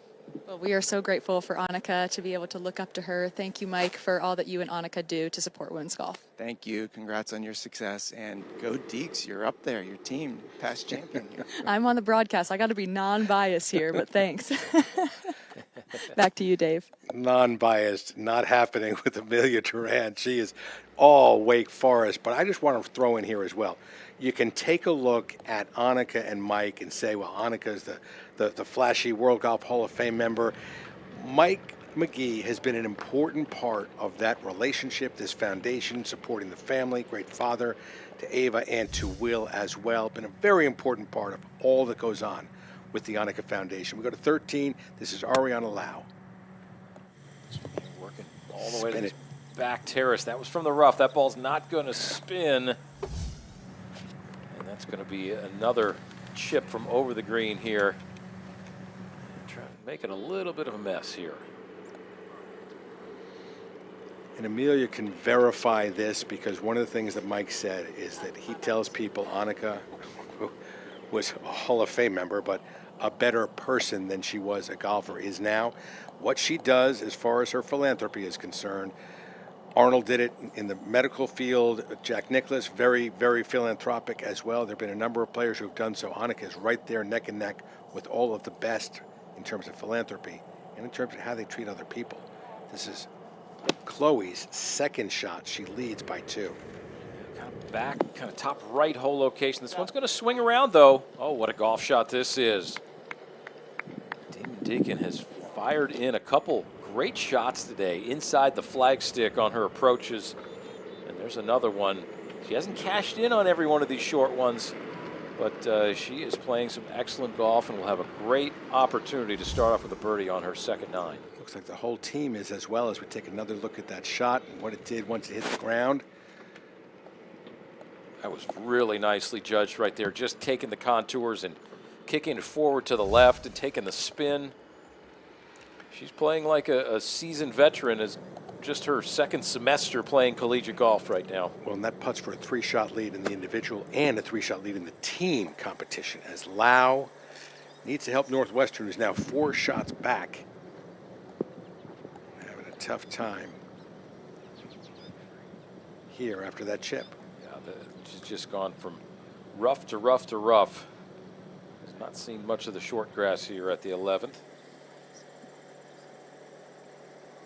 Romero for birdie coming up the hill here at 13. Yeah, tough putt to judge right here up to this back terrace of the 13th green. Yeah, that's just, it's so challenging right there. Look at that ball go sideways to the right. And again, Emilia said it, things happen in a blur. You said it as well just maybe 7 minutes ago. USC had the outright lead. Now they trail by 5. Oregon trails by 7. This is Elise Lee, who would love to turn things around for SoCal, for USC, who is 2 over as a team today. But think about going forward, though, as we get towards the end of this round, there are 2 par 5s in the last 2 holes. So there's going to be a lot more. I mean, Southern Cal, they could come back. And they could make up 5 shots in the last 2 holes, as this one almost drops. But there's a lot of volatility on this golf course. It's going to lead to a lot of drama. Don't move anywhere. You've got to stay tuned to our coverage. And each team has 5 players playing each of those holes. So, I mean, there could be eagles and birdies and who knows what. Oh, my. Back to 13 Lau now for bogey.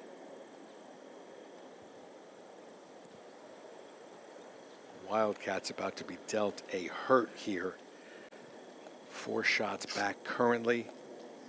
About to drop even further back because Lau is an important part of that team calculation. Yeah, she's a counting score. Megan Meng is the non-counting score. She's 6 over par right now for the Wildcats. So very important to get this one down. That's a big, big putt right there. Huge putt for bogey.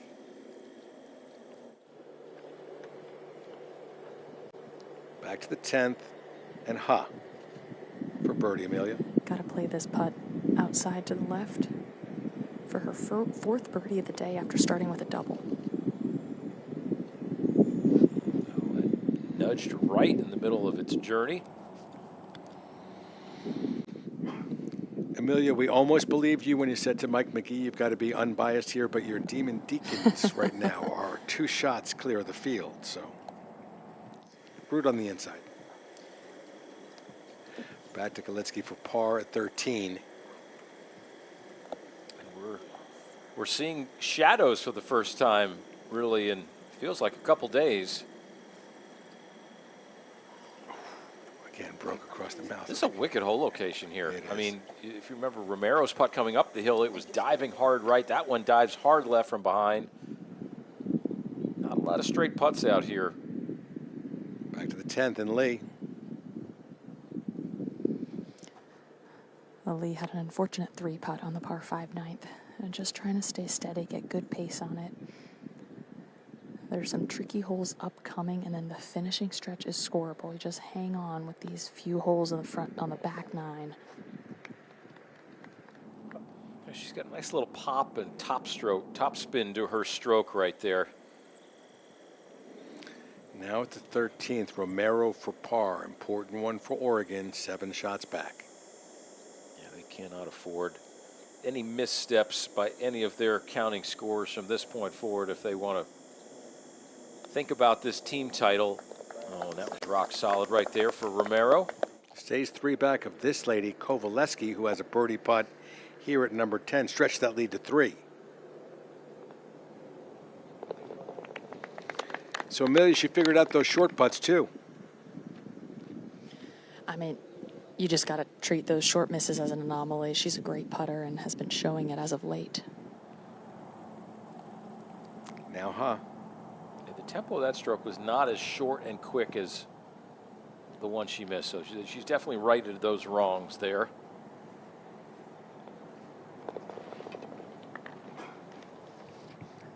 Heading over to 11, our other group is going to number 14. Steve, why don't we take a look from the air at that 14th? 372 yards worth of par 4 here today at the 14th. We've got a couple fairway bunkers that flank the left side of this landing area here. Well, those are actually teeing grounds for forward teeing grounds. There's no fairway bunkers at all. And there's no greenside bunkers either to deal with. Nice terrain as it works up the hill. And the whole location today all the way in the back left, 25 paces on and 6 from the left-hand side. Lots of fall-offs off the edges of these greens. And you got a little spine right in the middle there, which is going to push the ball. If it gets too far right, it'll push it right. And if it gets too far left, it'll push it left. We've talked about over the last day and a half or so the exemption for the winner of the Annika Intercollegiate. A player on the winning team will receive an exemption into the LPGA Tour's the Annika, driven by Gainbridge at the Pelican. It's voted on by their teammates, then their coach will validate it and go typically with the teammates' votes. Sometimes they can overrule and pick somebody else, but that is done quite rarely. It's one of the great parts of being competitive in any of the Annika events. This one in particular. That is a huge carrot to dangle in front of these players and the teams, and the person who receives it may not necessarily be the lowest score on their team. We saw it last year. Hannah Darling won the individual title for the South Carolina Gamecocks, and they picked Louise Ridquist to earn that exemption. So it's all depending on what the team and what the coach ends up wanting to do. And what the player wants to do as well. Yes. Emilia, tell us a bit about the lateral of an exemption from one player to another. Exactly. Well, Hannah Darling, even though she won the tournament last year, like you mentioned, individually, that was going to be the only time the Gainbridge where she could go home to Scotland. So as a team captain, she decided, and her team decided, to give that exemption to Louise Ridquist. The coach does have the final say, but they usually go with what the team wants. Love it. Now your fellow Demon Deacon, or I guess you're an alum, she's on the tee and she's carrying this team. 3-shot lead in the individual, 5-shot lead for the team. Well, that's a nice low flighted ball. Should skid up over that ridge. Yeah, that rolled 50 or 60 yards there, Emilia. Yeah, that almost looked like a link-style drive. Didn't get above the tree line. Yeah, very smart. From an elevated tee, that's a very, very intelligent, mature play. With a left hole location, as Angela Hug gets set to go, would love to be farther on the right side of the fairway, just to give yourself more space on the green to work with. Well, this is right, but it's too far right, headed towards the trees.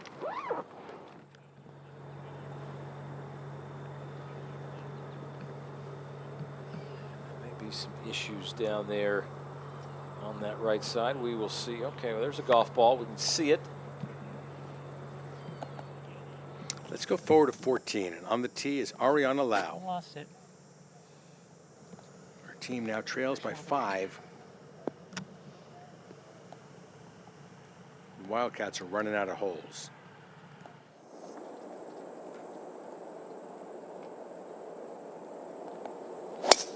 Galitsky on the tee at 14. Begging it to hit a little power fade up there. There we go. There's the nudge to the right. And that was hammered down there. And now Romero.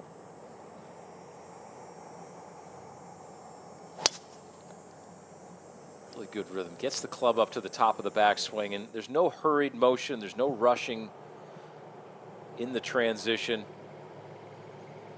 Really good action right there.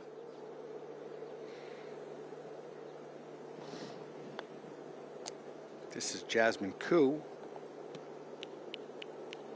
At the 11th, just slides it by. It's a tricky green, a tricky hole location here at 11. Right up on the top shelf.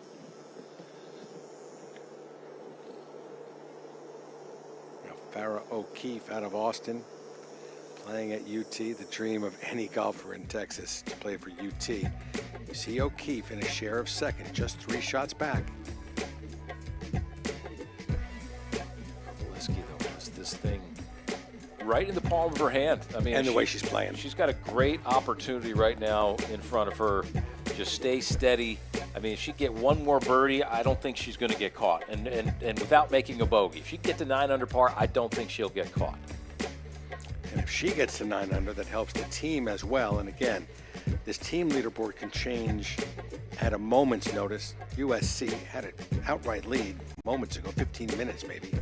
Now trails by 6 as we go to O'Keefe for her birdie to pull within 2 of Kovaleski, break that tie at second.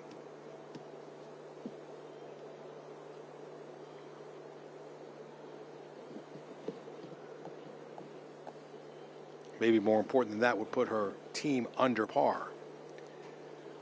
It looks like O'Keefe will not be. Next to play, Koo will putt again. Jasmine Koo, wonderful ranking, top 10 in the women's amateur golf ranking, 9th right now. Had a great season last season. Victory. She was a Curtis Cup participant as well before that, so wonderful pedigree. Said she joined USC because she liked the aura of the name of USC, what it meant to be behind that name.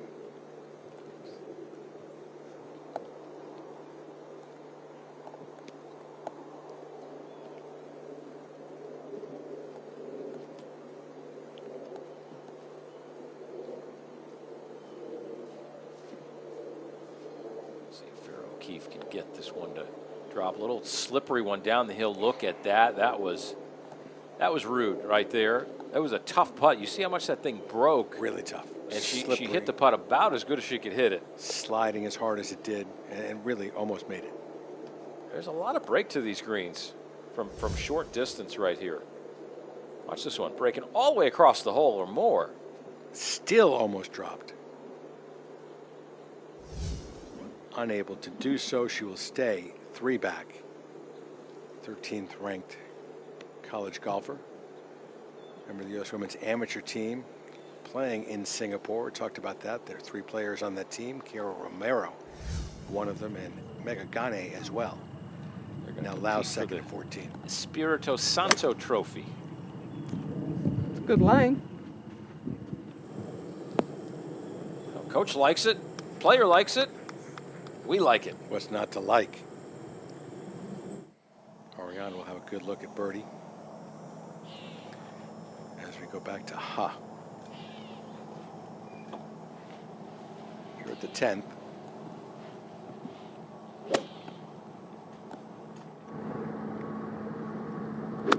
First to Romero, second shot here at 14. Up the hill, you can only see that top little quarter of the flagstick. That's what makes this so challenging. Like I said, there's no bunkers on the entire hole here. You just have to pick out your line. She didn't like the contact there. Maybe came up and out of that a little bit. Yeah, not the best contact. About a half a club short there. And Dunnan at Wake Forest helping the team, though that was a bogey putt. The team now has a 5-shot lead over Texas.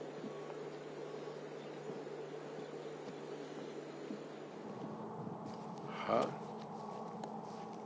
to help her Longhorns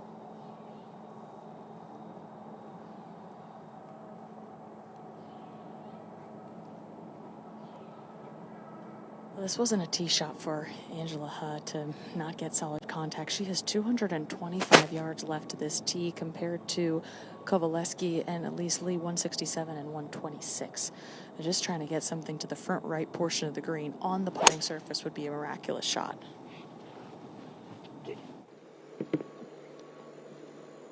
Will it take the contours? It's trying. Here it comes. Oh, what a shot. That was very well done. Even though it's going to funnel down to the low area of the green, that was really nicely done from that distance.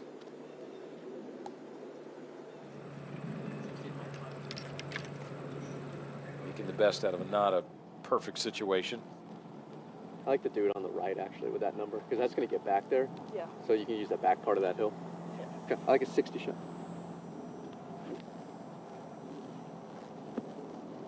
Now Elise Lee. This is a difficult shot to get close to with the flag all the way back on a very small section of the green. Easy for it to funnel 25 feet short of the flag. In order to get it close, got to hit it up high on that right side. Let it funnel towards the pin. It just flew a little too far and missed the embankment over there, so she should be able to get a putter on that one, though. Up to the 14th, Ella Kalitsky, second shot. She likes it. Spin back. Okay. It's maybe a little bit deep of what she would have ideally wanted, but that was a really nice strike. She's 4 back of Chloe, who has a second shot at 11. And Kovaleski just has 126 yards. When you hit the ball as far as she does, you can take advantage of these par fours that are long for some players, but not for Kovaleski. This is going to be less than a pitching wedge. Flag all the way tucked in the back. It's very important to play smart. Hit a couple paces short and right is the landing spot. Yeah, we've only seen, this is kind of the gauntlet of this golf course. 11 and 13, they're the two toughest holes today. And it's really the hole locations are both in the back left, both on top shelves. But you can take some pretty good dead aim when you have a short club in like this. It's going to funnel.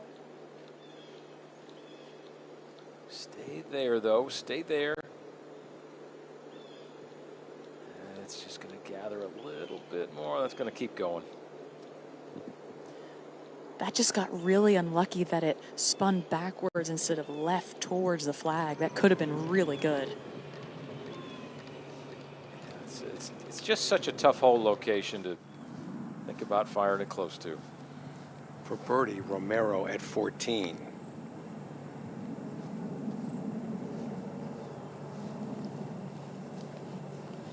These have some really nice pace to them, and that one just drifts off to the right, a little short. That'll be a testy little 2-footer slider there. I mean, I actually see it going both ways. What do you see? Kalitsky next to play. I like that. Let's just go left. And all of these players, specifically the Oregon players, coming down to the final part of this golf course. You've got Arnold Palmer, the risk-reward king, who designed these final 9 holes. Final 4 holes, short par 4, par 3, gettable par 3, and a pair of par 5s. You mentioned earlier today, things can really change at the end of these rounds. Yep, we're going to see it, I think. And let's see if Ella Galitsky can turn on a little fire here. She's running out of real estate.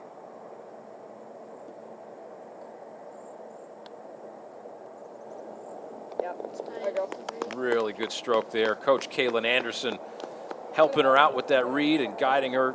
5-time SEC Coach of the Year. A little knuckle sandwich. Needed that one now with only 4 holes remaining as we go back to 11. Looks like Lee might be first to play. I like the fact that Elise Lee, she's off the green but has putter in hand. I believe that's the best way to play that shot, given how quickly the ball is going to come off onto the green once it gets onto the putting surface. It's going to break hard to the right as well. This is all about trying to find the apex of the putt, the highest point before it starts to turn. Emilia, we saw Farrah O'Keefe a moment ago miss about a 4-footer on a very similar line, and we saw the sharpness of the break from left to right, and we'll come back and catch a piece of that in a moment.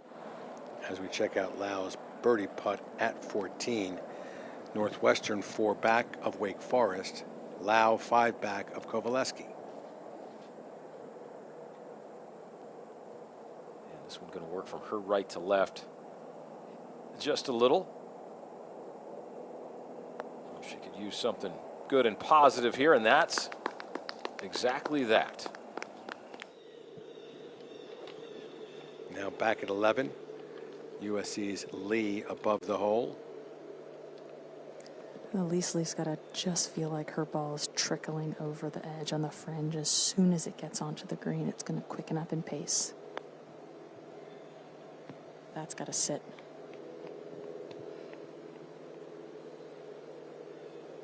These greens have a heck of a lot of pitch to them, Emilia. Oh, they sure do.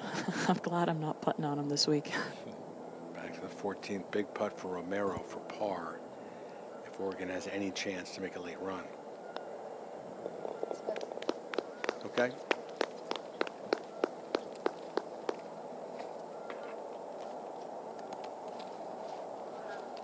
Yeah, she's going to need a little bit of a run too. These players who are trailing, they're just running out of real estate. Now, Emilia. This putt for Huh is also going to have a lot of movement. Slow initially up the slope, breaking right. As soon as it gets up onto the top tier, it's going to be quick. Chloe Kovaleski is pretty much in the exact same spot and is watching this very closely from behind.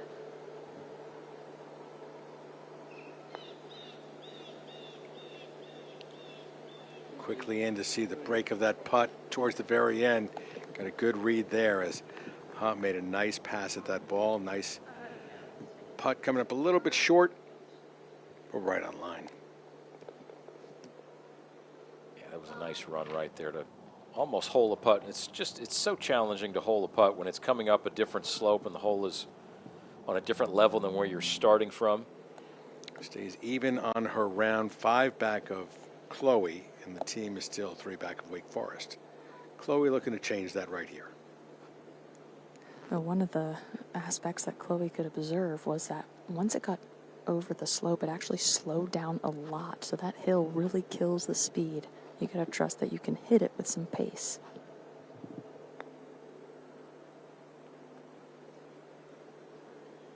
Well, that's a good putt right there. Yeah, she's holding her nerves in there very nicely. One of the toughest thing to do is lag putt when you're in a situation like Chloe Kovaleski's in, and that was a very nice effort right there. Not too weak on the effort. A sophomore in college. Second at number 12 for O'Keefe. This little par 3 has gotten a few of our individual leaders for sure, and that one may end up being a bogey there. Big putt for Lee because USC has just tumbled down the leaderboard. They're currently tied for 4th with Oregon, who's sneaking up but running out of holes. USC when you won have over big Oregon. putts, the most important thing is to fall in love with your routine. Stay as present over the putt as possible. Yeah, that was very present, and that's a nice little present to drop that one in. A lot of clutch putts from her the past 2 days. She puts a lot of top spin on. Watching that action, she has very much of a rise angle through the golf ball there and puts a lot of top spin on it, which promotes a beautiful top roll. To the tee at 15, Romero. Again, short par 4, then a par 3 of 170 yards, then a couple of par 5s. That's what's in store. Players may give this one a go. 296-yard par 4. This one's going to take a pretty good bounce, too. Driver could be too much. That may have missed the green on the right side, it appears. Ella Galitsky, who's got all kinds of firepower. She'll be able to get there with less than driver. That looks like a 3-wood. Oh, this looks great. What a golf shot this is. Watch out. Oh, spectacular. Spectacular. That is just massive firepower. Back at the 12th, big putt for Farrah O'Keefe. It's a par putt to keep University of Texas in red numbers. A really bad break to plug the ball in that front green side bunker there. Just have not much of a chance to get the ball close. It's kind of working up the hill and a bit from her right to left.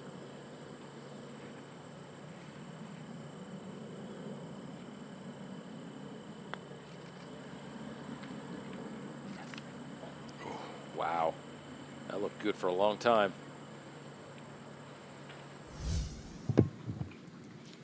So Texas will drop back into a share of second at even par with Northwestern. Lau representing Northwestern, Ariana on the tee at 15.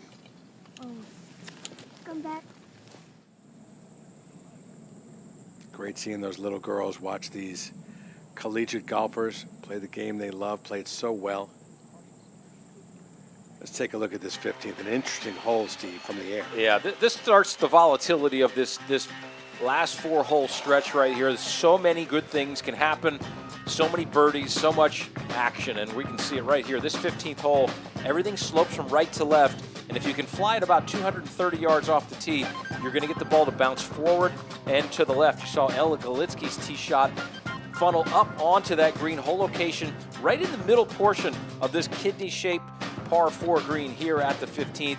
You've got some chipping area out to the right. That's where Kiara Romero most likely is over there on the right. And we have a good opportunity here at the 15th to get something going here if you're a team from behind. Ariana Lau, I mean, it's typical Arnold Palmer, isn't it? Those final 4 holes, if you're in a tournament, you could go 7 under. You could go eagle, birdie, eagle, eagle if you make a charge, yes. Make a charge like Arnold always did. If you love the members. If you're a member, you know, you're not going to go 7 under, but you're going to finish with a fair number of good scores on your way in. Exactly. And if you're a PGA professional like his father was, you're going to end up being able to ring up some cash register receipts at the end because folks are really happy. They made, you know, a couple of birdies on those last 4 holes. I love that Royal Golf Club place. Let me get a shirt or maybe a divot repair tool from that place. Yes, no question. You definitely see some penalty areas out there more early in the round, and a little bit more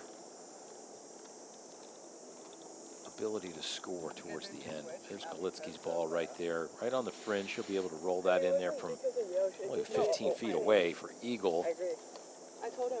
And now Lau is second.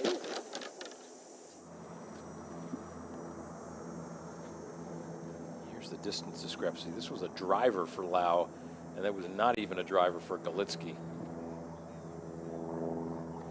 Big difference. Let's see if it's going to bounce to the left. Once it hits this green, it's going to bounce to the left and forward.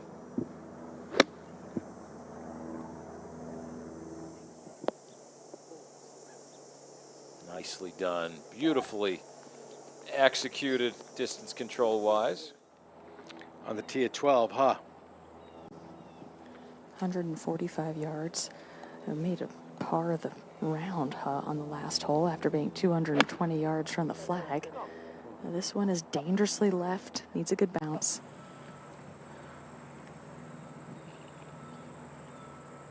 It's on the fringe right there.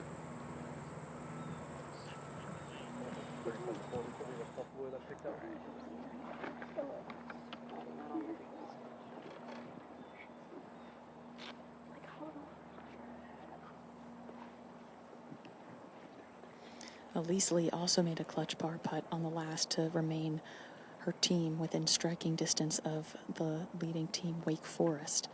The key is to make sure you carry this hole high, the number, 145 yards, not a breath of wind. If you come up a little short, there's a false front that will take it back in front of the green. The shot play a little uphill, Emilia? Slightly, about half a club.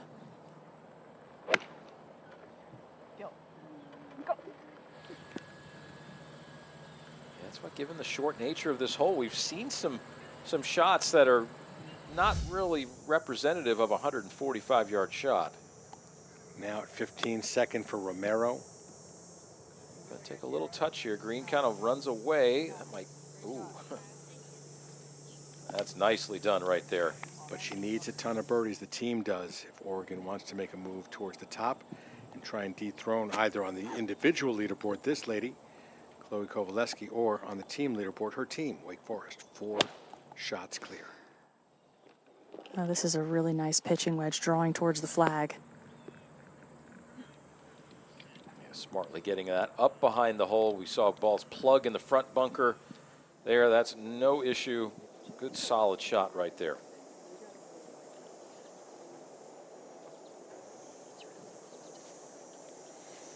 At the 15th, Galitsky has an eagle putt.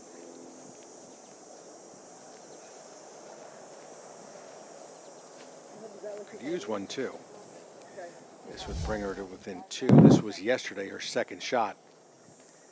Lots of ways to make 2. Yeah, this was very artful right here. Look how much break that was, and it just curls in that right side. Can she go 2-2? Rounds 2 and 3 for eagle.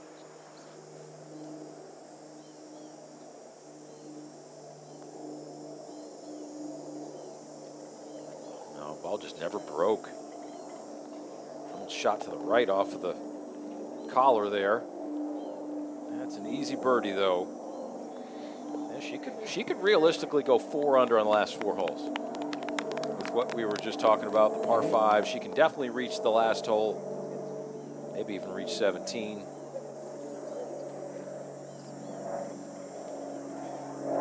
That would have been a nice little bonus though to pop that one in. For her birdie.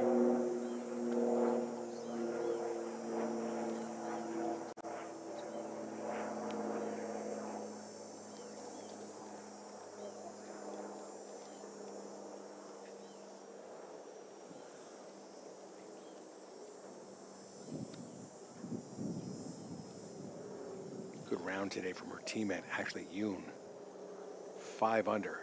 Deanna Lee, 4 under.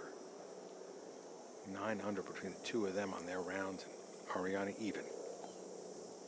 I'm really impressed with Ariana Lau. I mean, the fact that come right in here, this is the first week or so of classes and all the adjustments you have to make as a freshman. And then to come out here and play some excellent golf and be right in the mix on the individual leaderboard inside the top 10. And let's be honest, you go to Northwestern, so when you talk about your orientation and looking at the syllabus for your class, it's going to be some stout academics as well. It's not all about easy courses for these players. Not at all. This isn't easy either. This is a quick one down the hill. We saw the graphic that was for a share of the team leaderboard. Team lead, excuse me, as Northwestern has made some nice moves and advancements in the last couple of holes. Okay, I'll get the 10. I'll get it. 4 here is not going to hurt you. It's going to be frustrating because your drive's hole high, but here's Romero now for her birdie.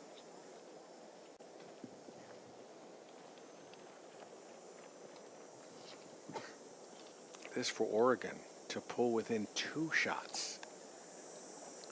Yeah, this is going to come right down to the last hole. This golf tournament on the team aspect and the individual. I think it could come right down to the last hole. But if you're a team like Oregon and you're out front and you've got those scoreable closing holes, you want to have a lead. You just don't want to catch up. You want to have a lead when you hit the clubhouse. This is important in that regard. And another birdie. Oregon is 12 under par as a team right now today. They are crushing it. How about Sophie An, 5 under. Romero's 4 under, just went to 5. Suvia is 1 under. Tong An is 1 under. This is Ha a moment ago. Oh, just not enough juice right there.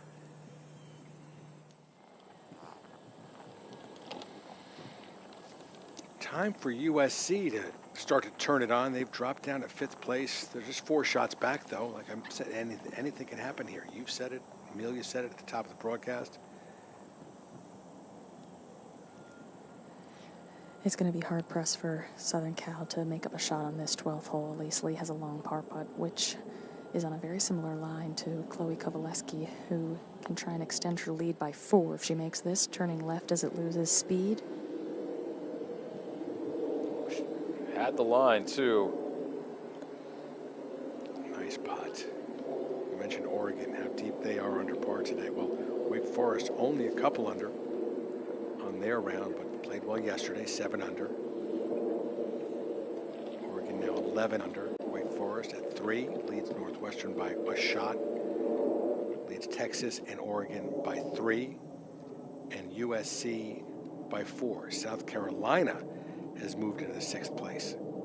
Galitsky, a big reason for that. Back to Lee.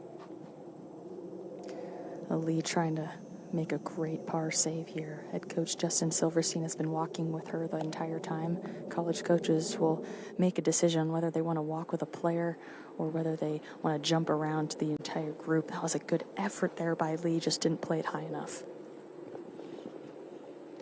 So a ton of great par saves from her yesterday, unable to do so. Last few holes here. Ella Galitsky now on the tee at 16, the par 3, 170. Yeah, good par 3 here. Back right hole location as well. Begging for it to fade just a little. That's a good shot. She'll have an opportunity for the 2. Nice job.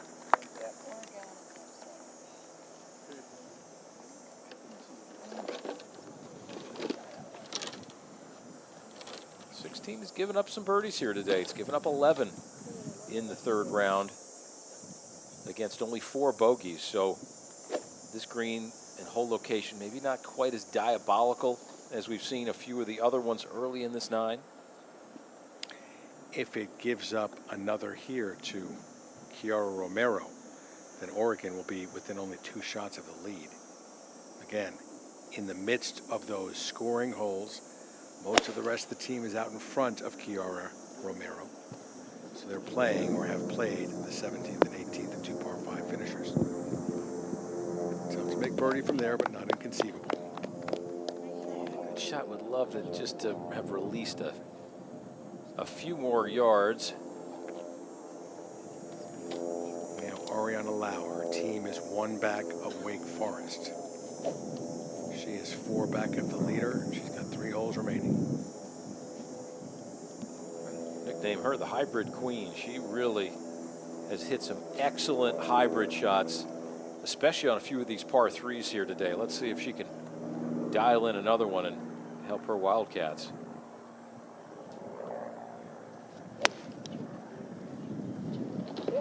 Not quite the balance that we've seen on a few of them. Subsequently, that ball is falling out right. She'll have to figure out what she wants to do from there.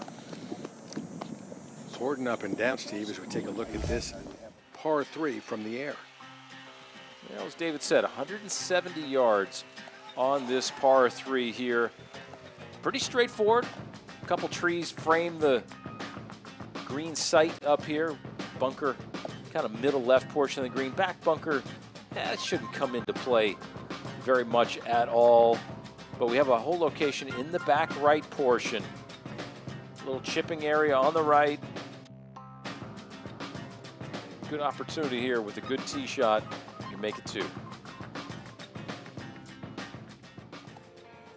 The Annika Intercollegiate, presented by 3M, is powered by Baby Grand Golf. We grow the game.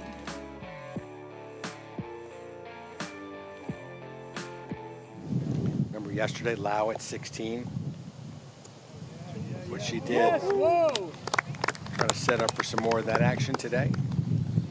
She likes being off the green at this point. Hopefully she can do something similar. You can see the wind, you can hear the wind, you can see the wind, much greater velocity than it is today. You can't often see the wind, but boy, you could yesterday. Yeah, you could. Yeah, the leaves. Wind.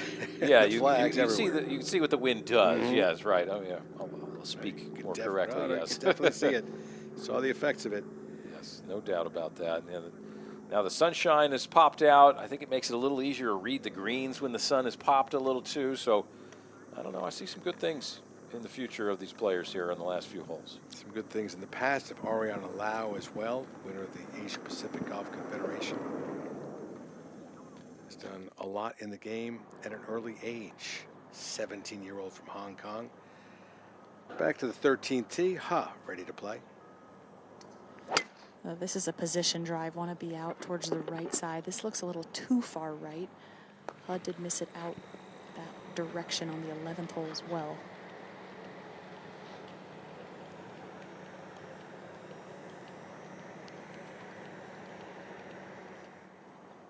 Nice result. Chloe Kowaleski, our leader on the individual leaderboard, next.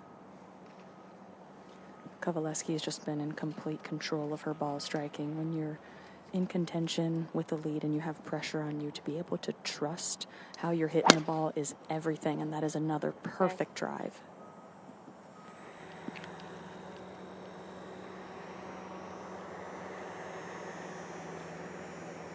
That's way down there. She'll have another shorter iron in to one of the tougher hole locations on the golf course. And that Wake Forest team evenly distributed. The top player today, 2 under. Kowaleski, the worst player or scorer out there. Then Dunnan, 1 over. 3 shots separating 5 players as Lee hits her tee shot at 13. Yep, good hit.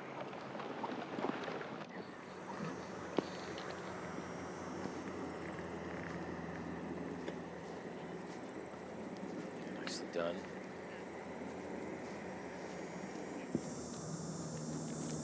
Up at the 16th, this is Lau's second.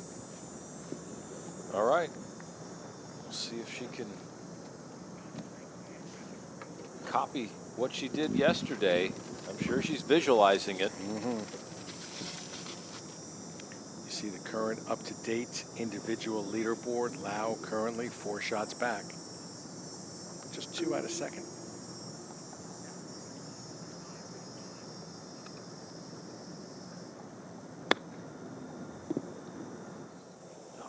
Technique right there. That's just a little too much juice.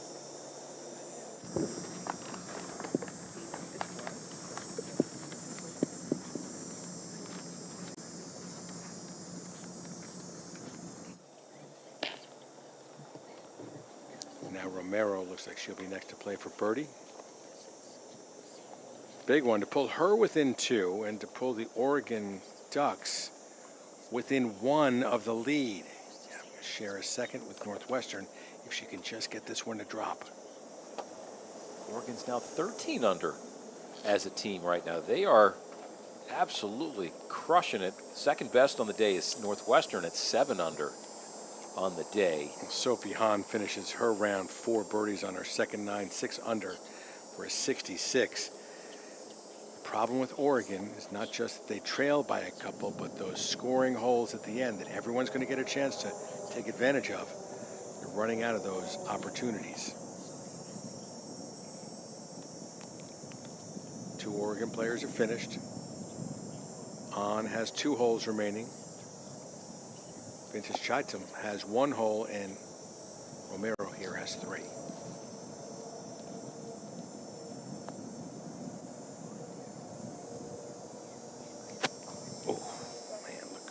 That did look good. Just a little softer pace, and it probably would have broken into the right side of the hole. But you know you need some birdies, so I get giving it a little bit more pace. We've got a Farrah O'Keefe for birdie at 13. Yeah, we're going to cross this slope here. Tricky read, little bit of a grain change. Got some slopes to deal with. Green kind of falls towards the back of the green as well once it gets up top. So it's kind of a hole that par is a good score at 13. And now Galitsky could start to put a little pressure on Chloe Kowaleski. She can make this long putt. About 15 feet. It'll put her 1 back with 2 par 5s remaining in all of her length. Yeah, She's birdied the last 2 holes. She get this in, she could run the tables and birdie the last 5. I mean, with 2 par 5s and her length, yes. This a huge putt right here for momentum and score and everything. She eagled 18 2 days ago. No, it's not going to fall right.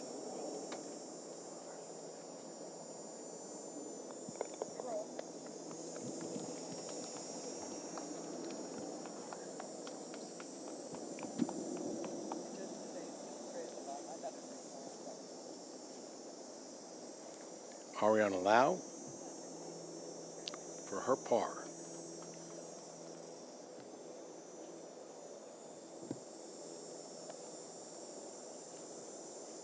The birdie would have been nice for her and for the team. Would have given Northwestern a share of the lead with Wake Forest. But now she really needs the par to not slip back.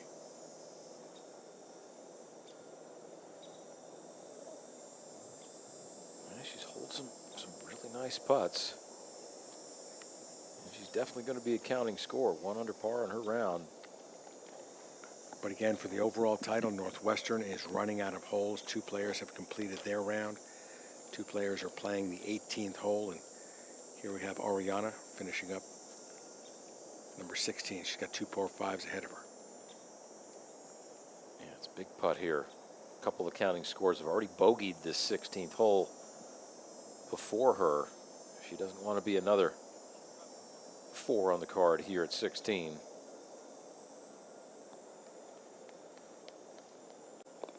Rock solid. Huge putt there a moment ago. This was O'Keefe for par. Back at 13.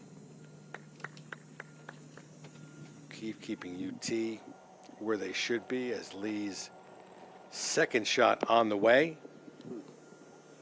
Now that was from 177 yards. I like the conservative play, even though she pushed it out a little right. Back left hole location. You don't want to get greedy and go long because there's a big drop off. To 16, Romero for par.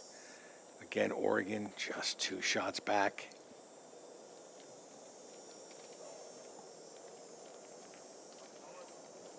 Yeah, putt didn't have a whole lot of break to it, so from Ariana Lau, so Kira Romero should just be able to knock this one in dead center, give it some pace. But make it. There she does. Clutch putt there.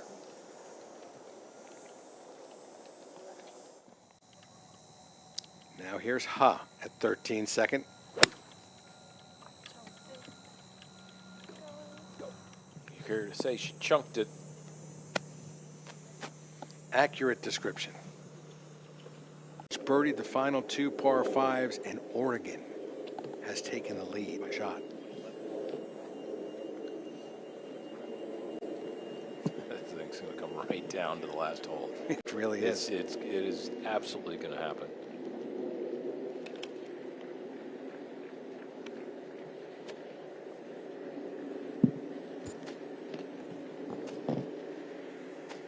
Shot for Ha, trying to keep the Texas Longhorns in contact with the leaders. This is her third. First chip coming over the green. One of the easiest things to do around the green is being so focused on contact, you tighten the grip pressure, and that's why her ball went over the green. A much easier shot, shorter, and coming back up the slope. It is makeable. I just never got enough on it. Almost came steep on it, and it hit high on the face.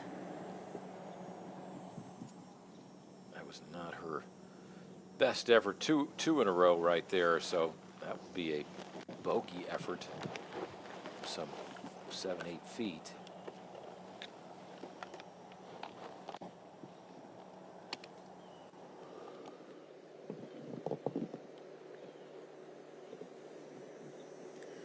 The putt Elise Lee has upcoming right here is very difficult. When you're not on the right level, you have to be so focused on matching pace and line. That was just never high enough. It shoots off to the right so much when it gets up to the top there.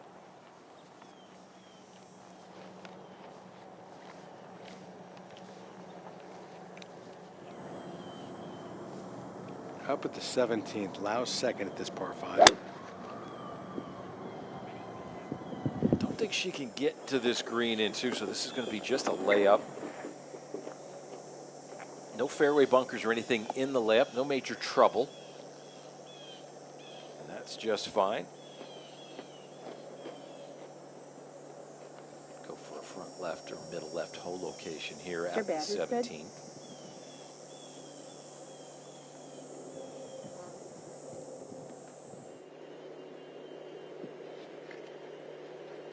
Chloe missed her birdie putt.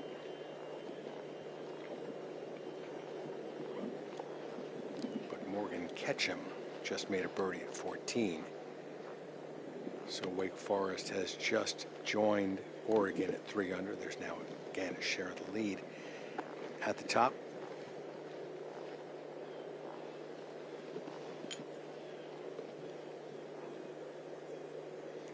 this a bogey putt for Ha to keep Texas within 3. Yeah, this is a very important putt, not just for the team score, but for the confidence for Angela Ha. Trying to make this bogey save. Remember, she did start with a double bogey at the first and fought back to make 3 more birdies after that.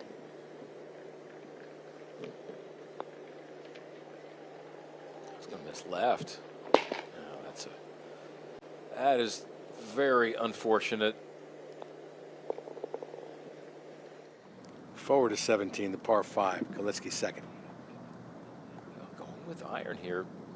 Must think she has a chance to reach. Trying to fire a low stinger, making it run. Let's see, it's scampering. Will it get there?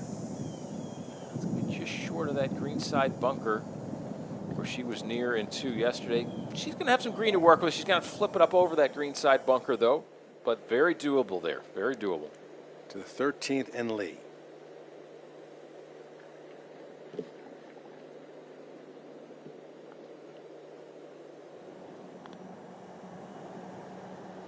Oh, boy. USC will drop to 4 over for this final round. They're the only team in the top 5 over par today. And they are now 6 back of Wake Forest and Oregon. Again, remember, closing with a couple of par 5s, anything can happen. As Chloe Kovaleski has a par putt remaining here at 13 to keep her team in a share. Yes.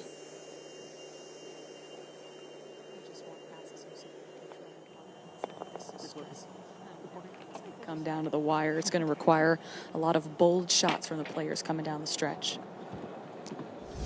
There are some holes where you can be bold. 17 is one of them. Second shot for Romero. She's trying to rifle one in there as well. Oh, look out. Where did it bounce to? Shouldn't I put something down? What should I put down? Yes, that's a red stake for penalty area back behind the green on the left-hand side.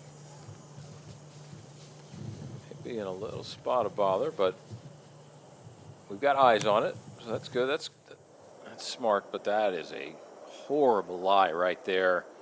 That's a bit of a bird's nest.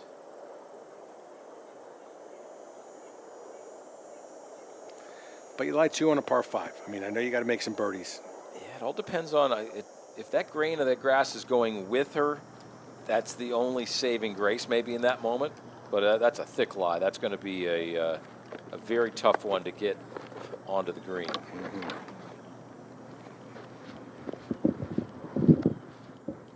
Now Ariana Lau.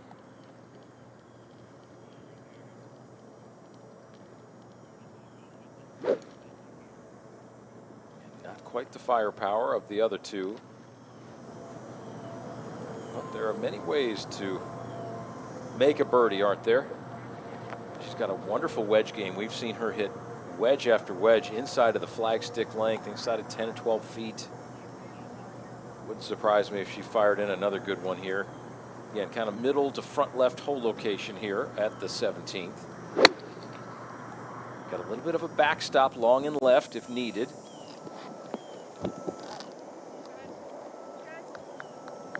Yeah, gets another shot on 17 for the 17-year-old. A good solid shot.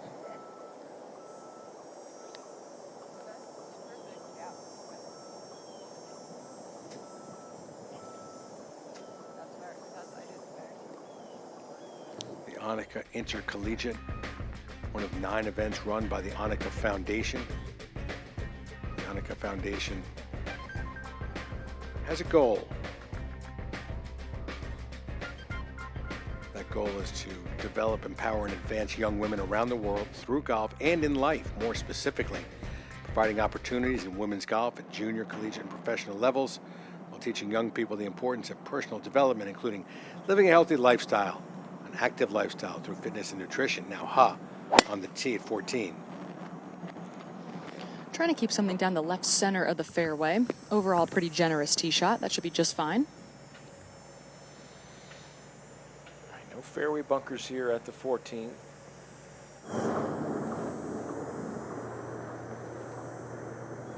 Romero, we saw the lie earlier. Can you tell from here, Steve, whether that grain of that grass is into her or with her? I can't really. It's hard to tell. It's hard to tell. It doesn't really matter that much. It matters, but it doesn't. It's still a very difficult shot. I think getting anything with on the green 20 feet, 30 feet away is very good. Well, then that's very good. That's very good right there. It's got to sit just a little. Okay, that's very good right there. She will be not unhappy with that one.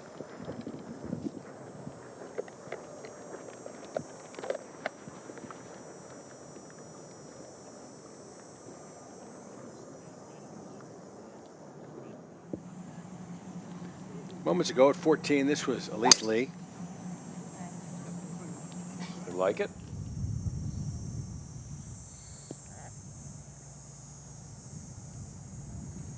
Why not?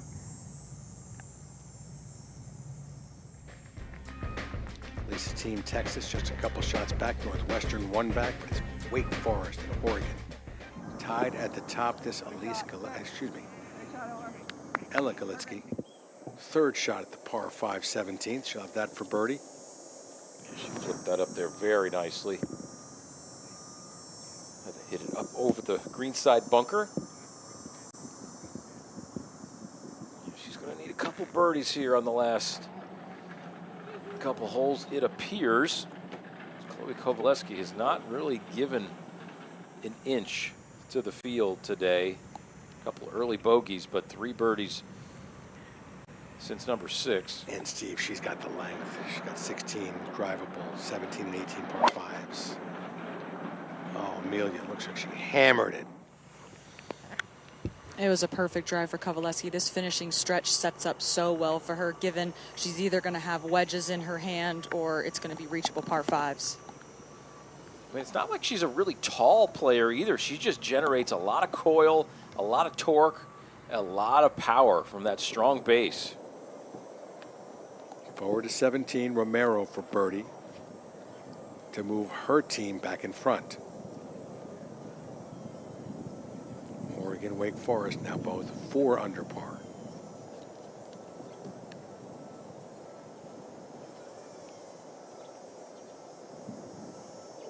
Yeah, this would be some up and down here to get the Ducks in great position.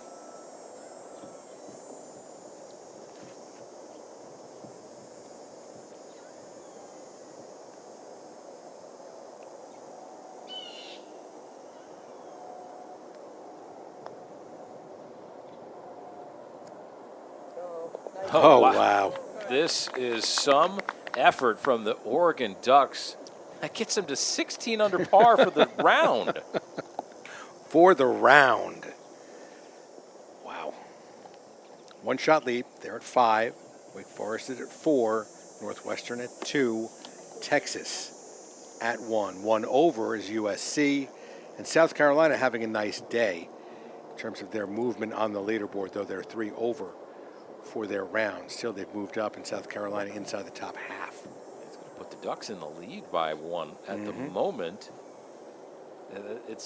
We know, we talked about this yesterday, but I'll say it again. I mean, we know the golf is an individual game, but in this respect, they're playing both individual and team. The team, their whole team is pulling everybody along today. I mean, Sophie Honor, you mentioned before, shot 66. We have Kiara Romero, who's 5 under with 1 to play, probably going to shoot 66 with a birdie on the last hole. Very gettable. They might just sneak this one out at the end. You just never know. Wake and Chloe has all those opportunities. They do. It's going to be interesting to see how they can finish it off in the clutch. And when we get back to Emilia, I want to ask her what it's like when your teammates start streaming. They finished up, so they're streaming back to that last starting time, streaming back to Chloe. What's that pressure like as Ariana Lau has this putt for birdie?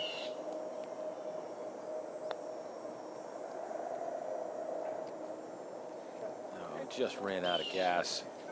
Northwestern not out of it, just a couple shots back, but again, those scoring holes, the scoring chances are slipping away. They need to make the most out of those scoring chances. Ella Galitsky's next for birdie.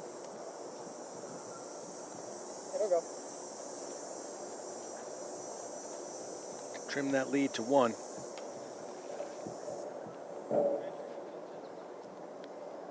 I think it's a little bit easier mentally for Galitsky now. Her team has not really been in the running for the victory.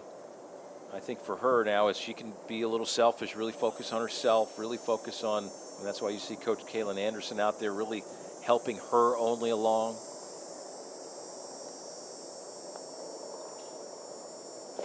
She could get in there and post a score and make Chloe think about it. She's looking at that leaderboard. Back to even on the day, 1 back of Chloe Kovaleski, back to Lee at 14. Her second shot, Emilia. 131 yards for Lee. Left hole location. Want to take an aggressive line, given there's a slope on that right side.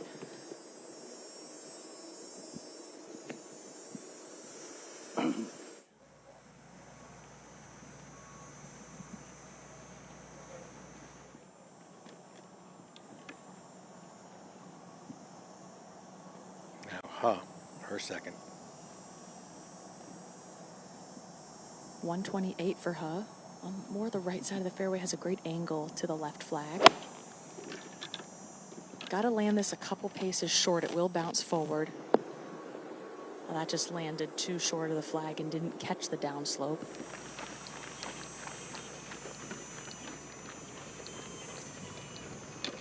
Chloe next to play, Emilia. We've seen a lot of volatility on the leaderboard with these last few holes, the drivable 16th, 2 par 5s to finish.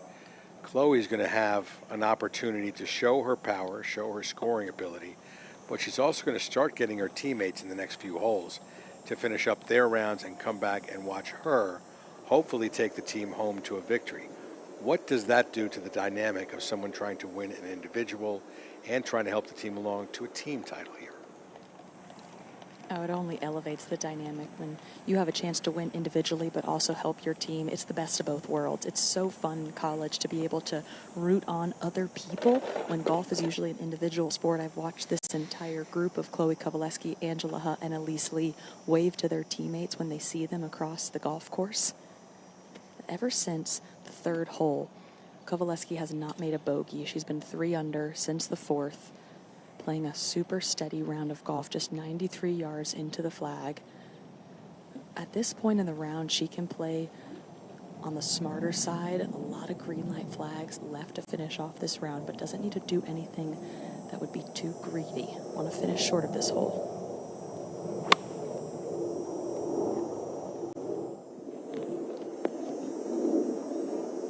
Yeah, great strike right there, getting that up on top. Chloe's got such a great swing, such power. How does she generate it, Steve? Well, she generates it from that really strong base. Like I mentioned, she's not very tall. She's only about 5'6" or at the most. And so what she finds is that she has that strong grip. Now you get its club to the top. The club face is pointing to the sky. You can see that very strong left-hand grip. And now from here, she can rotate and unwind that lower body and use the strength to push up off the ground. You see those hips? See how the hips went up like that? That's that ground force reaction that you're trying to push up and generate the speed to get the hips to whip around, which gets the trunk to work around, and then the club finally delivers the ball with massive amounts of effort. Is that something you teach in amateur golf? Well, I mean, that's what they're all taught right now. I mean, it is. I mean, if you don't learn it at a young age, it doesn't really soak into your being in a way, and so you don't learn how to swing the golf club in that respect. I did not learn that at a young age. As Romero now hits her second into number 18, there is a two-way tie on this leaderboard. Wake Forest at 5, Oregon at 5, and I will give a caveat. Wake Forest has a ton of scoring opportunities ahead of them. Oregon is finishing up their round. Just to button up the speed thing with Chloe, I think that she has. You learn these things at a young age. There's a lot of God-given talent that these players have, and Chloe, I mean, she's really showing it. Obviously, as only her second semester in Winston-Salem there for the Deeks, she has really shown a lot of maturity. And if she can go ahead and finish this off, it'll be her second victory in a very short time. And she's worked her way up. She was in the U.S. Junior National Program as well. And you have to have a lot of good attributes to work your way through. Tee at 18, Ariana Lau. Her drive is on the way. And if Northwestern has any chance they're running out of real estate, she probably needs to make 3. Back at the 14th, coming down the hill for her birdie. And also lots of undulation just outside of 35 feet. Pace is critical.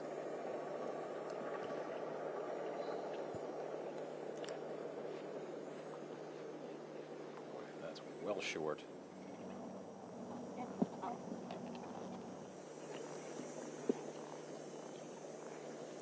UT needs some players to get hot. They're currently 5 shots back at even. On the tee at 18, Galitsky just made birdie to pull within 1. All important shot right here. 485 yards. She can easily reach this par 5 and 2, but she needs to be in the fairway. Oh, and that was absolutely tattooed right there. She will have an iron in for sure on this par 5. Mid-iron. Back at the 14th, Lee for birdie.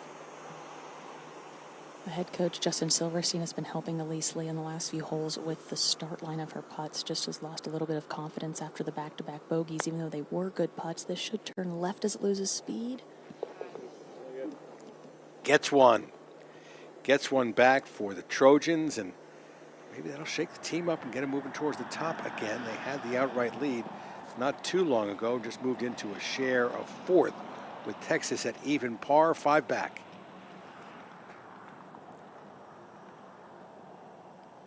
Yeah, that was a nice putt. I guess that worked with Coach Silverstein, paid off right there. And a reminder, we are looking at the last teammates of the 3 in each starting time to be out on the golf course. So all of their teammates are in front of them, finishing up their rounds in the midst of those scoring holes, 16, 17, and 18, as Lau's second at 18 is on the way, and Ariana didn't catch that one. Well, it's uphill climb to that green at 18. Chloe for a 3-shot lead, or 2-shot lead, excuse me, unable to get it to drop. That was low a lot of the way. That was a very makeable putt right there. Just a nice little right to lefter, and that would have helped out a lot.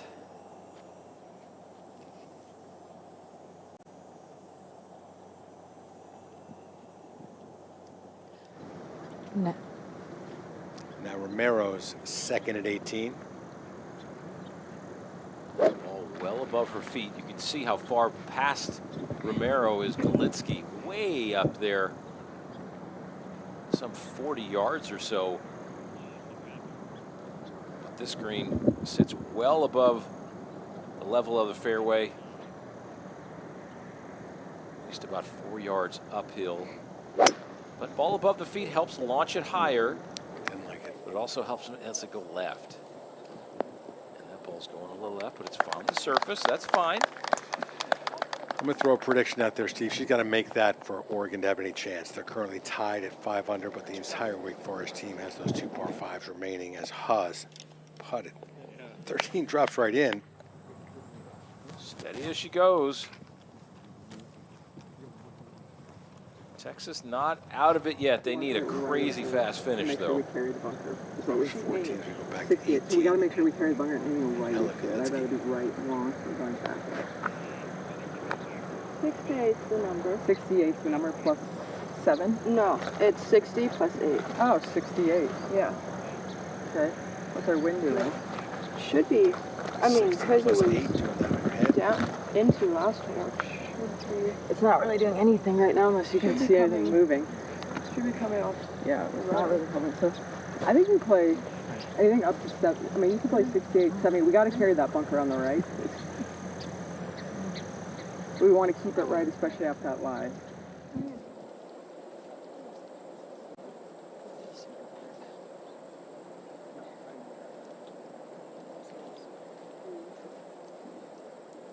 See, there's a bit of a downslope almost.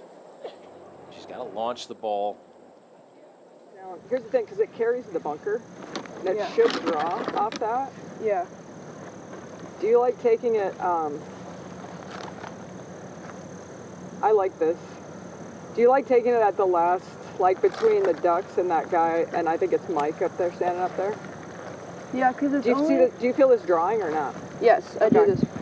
Yeah, I like it taking it over like the very left side of the bunker and just hitting a good solid like 3/4 7. That's aggressive. You like that? Yeah, but it's going to come out a little low off the slide. Yeah, that's fine. Okay. That should be plenty. You can stay aggressive with that. Just good balanced. Aim the face first. Good balanced swing. Folks, you are never going to get a better inside look at coach-player dynamics than that right there. Galitsky's second. She's got about 40 feet from that bunker to the hole location, so there's enough room to work with, but she said it's going to come out low. Be good. Go. What a golf shot this is. Conversations paid off between coach and player. Look at that. That left for 3, and the Ducks may need that if they want to win this thing. If she can make that, she will take the individual lead as well. Huge golf shot right there. Back to the tee at 15, Elise Lee.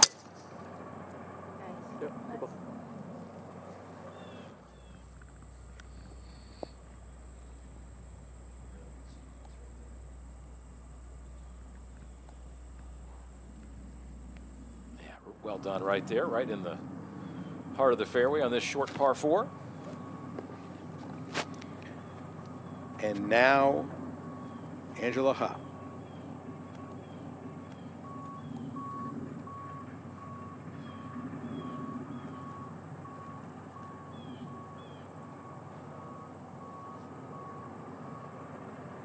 Fairway slopes from right to left.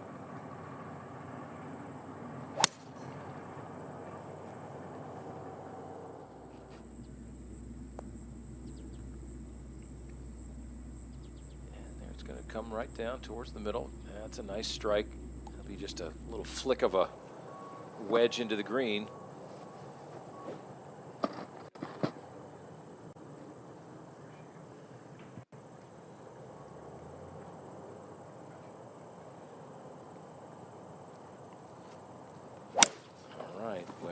Chloe Kovaleski, big tee shot here. Electing not to get it all the way up to the green. Going to leave it just short of the green. Well positioned, though. Deciding not to have that tough chip from the right. At 18, third shot for Lau.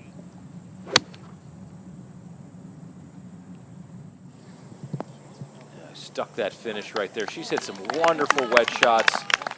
That's going to funnel down. She might give Ella Galitsky a read as well. It looks like that ball is outside Galitsky, so that could be a big, important moment right there for Galitsky. They're the Wildcats from Northwestern. Heck of a talented team, currently 2 under, 3 shots back. They will not get it done this year. There's not going to be any collapse from Oregon, who's 3 shots clear, and Wake Forest, who has all those scoring holes ahead of them. But this is what Annika Sorenstam's looking for at the Annika Intercollegiate.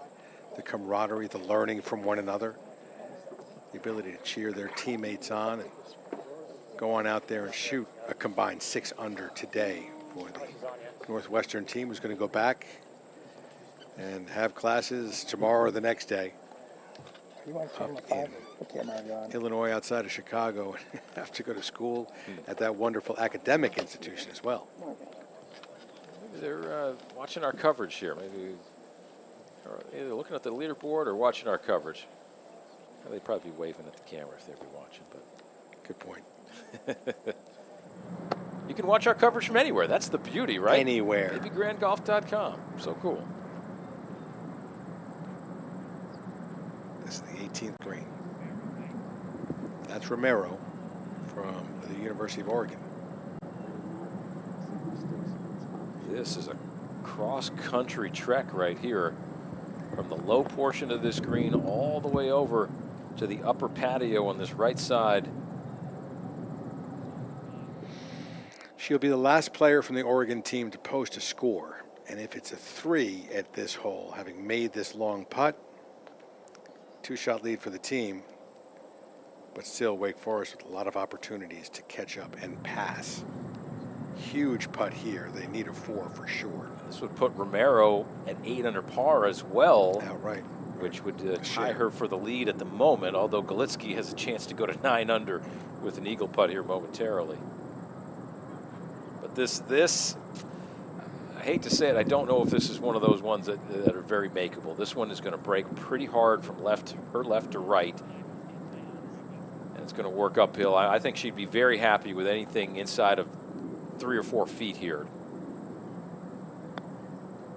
But stranger things have happened on the final hole. Look at that. Up the hill. Killed it. It was that hard of a putt. Just killed the speed up there. So difficult. Great day from Oregon. Fought very hard. Back to 15, and this is Huh.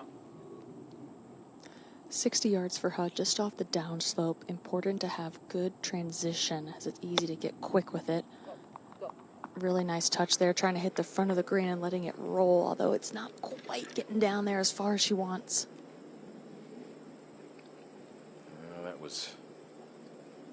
That was, if she was grading herself, she'd probably give herself a C- on that one. That was not her best.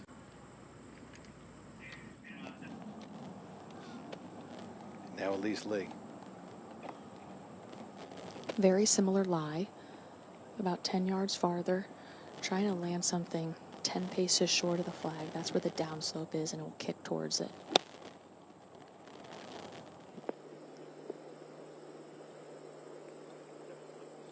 Pitch of that green. That ball just goes absolutely straight sideways once it hits. At the 18th, Romero for birdie, and at least for the moment, the team lead. You gotta have it, really, if you're an Oregon fan. Oh my goodness. Wow. Still a well-played hole. Just that second shot getting away from her a little bit. On the left-hand side of the green, setting up that difficult 2-putt, unable to make the second, and makes par. Look at how close this was. What a great putt. The slider left to right, falling away. She had a couple of these putts on this 9 here that just kind of horseshoed out. Very unfortunate. You hope, and she hopes, that that's not going to be the determining factor. One shot. Unlikely, as Chloe's shot is on the way. Oh, nice touch here.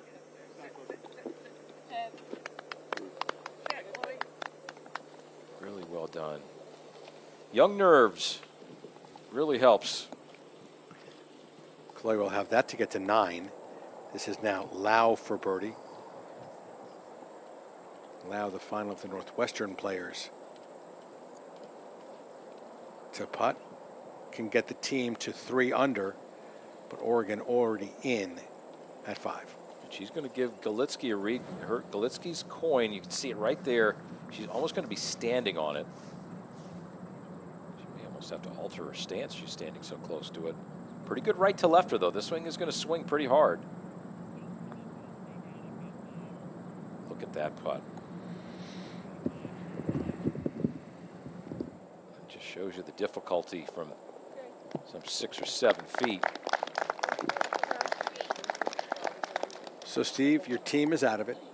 out of contention for the lead. You're going to be in the top half of these teams, South Carolina. You're one back, you know your nearest competitor, or the person who's leading now, has all the firepower in the world, a short par 4, 2 par 5s. You gun this putt, you try and die it in, as Ariana just did. What do you do? No, you've got to hit this one with some pace. You have to really get committed to your line. I think that's what. Yes, I agree. I think you're, see this thing? I think you're just outside this. Is that about where you're seeing it? Yep. So you're Point out a spot there, Kaylin Anderson, helping guide her along. But it's not just the line. Your speed, you have to get in your mind first. just like you're on that string. Just trust it, okay? Giving her a good thought there, just like you're on the practice green with the string. This thing's going to come in from the right side hard. You got to hit it with enough pace. Enough. Yes, she did. What an unbelievable 3 to finish. Ella Galitsky moves to 9 under par and takes the lead, at least for the moment, in the individual competition. She also solidifies South Carolina standing inside the top 6 as they finish at 8 over par. Back to 15. This is Elise Lee. Ha has already gone. Lee now for birdie. Trying to make back-to-back birdies up the hill, breaking to the right.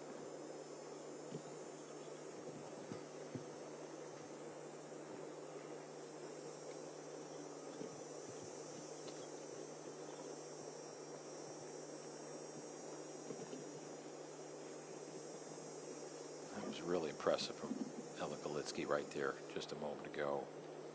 5 under on her last 5 holes, by the way, to finish at 9 under.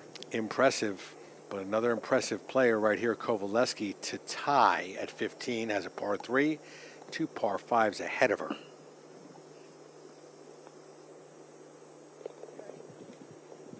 Just since that 3rd hole, as Emilia said, has been rock solid. Yeah, that was a big putt right there. That gives her a little breathing room there. You figure you could count maybe at least one of the 2 par 5s she could make a birdie on, but no guarantee. I mean, if she's looking at the leaderboard and knows where she stands. Also helped the team to a 1-shot lead.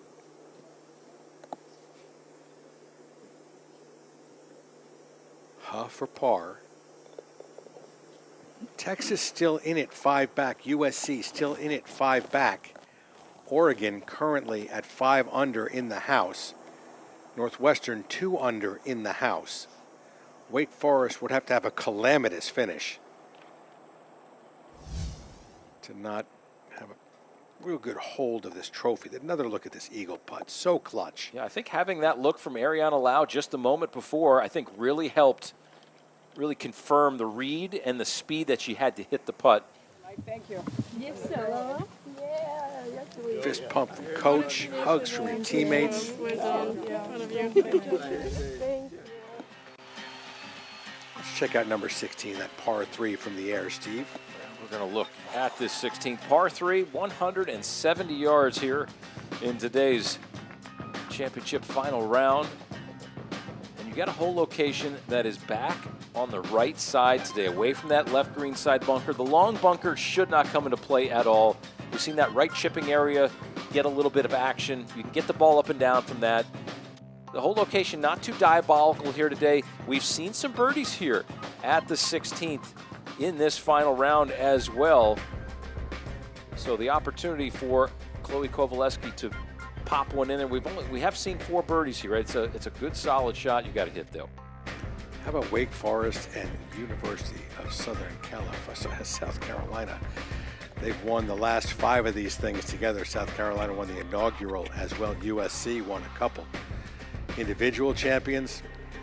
Who's going to be on this list? Is it going to be another shared championship like it was in 2003? Will Chloe be able to birdie one of those final 2 par 5s or even the par 3 she's got ahead of her? Some big names on that leaderboard all the way through to the very first. South Carolina's Justine Dreyer back in 2014. Jasmine Koo for birdie at 16, excuse me, the par 3. Here's one of these opportunities for a 2 here.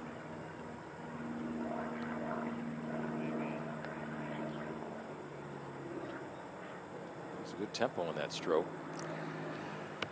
Well, USC needs to make a bunch of birdies, trailing currently by 6 shots, and Wake Forest has a host of golfers out on those scoreable final few holes. Yeah, you got to figure it probably won't go backwards. Right. On the last few. Farrah O'Keefe has a par putt to keep UT, University of Texas, in red numbers.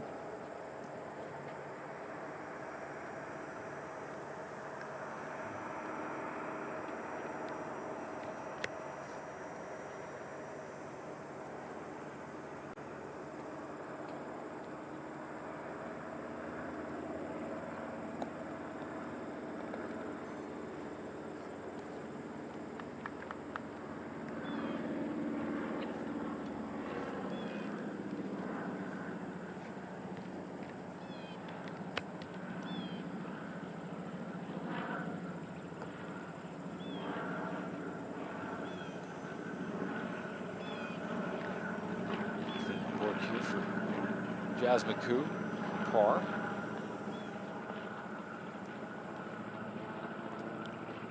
So USC 5 shots back. Koo and Lee need to make some birdies. There's Lee on the tee. Ha. With the grass in the air. They're on the 16th tee.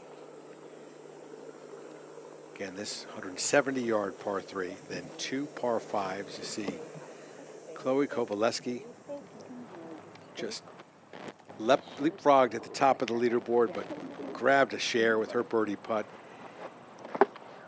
at 15. On the tee at 16, though, Elise Lee first to play. An important feel I like to think about in college coming down the stretch is get to your finish. This late in the day, the third round of this championship, it's easy to get tired and slightly out of sync with a long par 3 like this, 170 yards, and it's not that wide of a green. It's critical to make sure you have a good transition and follow through to your target. What about mindset, Emilia? You got 3 holes left, a couple of par 5s. What's going through their heads at this point? A lot of pressure. These players are trying to finish strong. The biggest thing to a good mindset is to remain consistent in that routine. I've had like so many shots that I She got up ahead of that one a little bit. Not the worst result, but definitely not the strike that she wanted.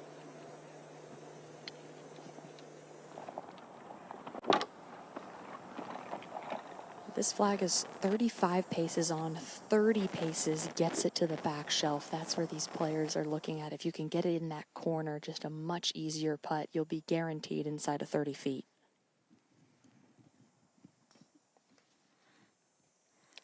That leaderboard did not have the update of the birdie putt from Chloe. It's a 1-shot lead for Wake Forest currently.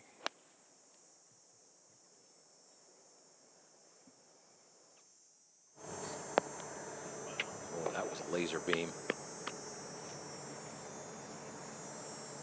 I said things can change quickly. A bogey at 17 for Casey Weidenfeld now has Wake Forest drop back into a tie, so it is 5 under for Wake Forest out on the golf course. 5 under, excuse me, for Oregon in the house, and Chloe Kovaleski on the tee at 16.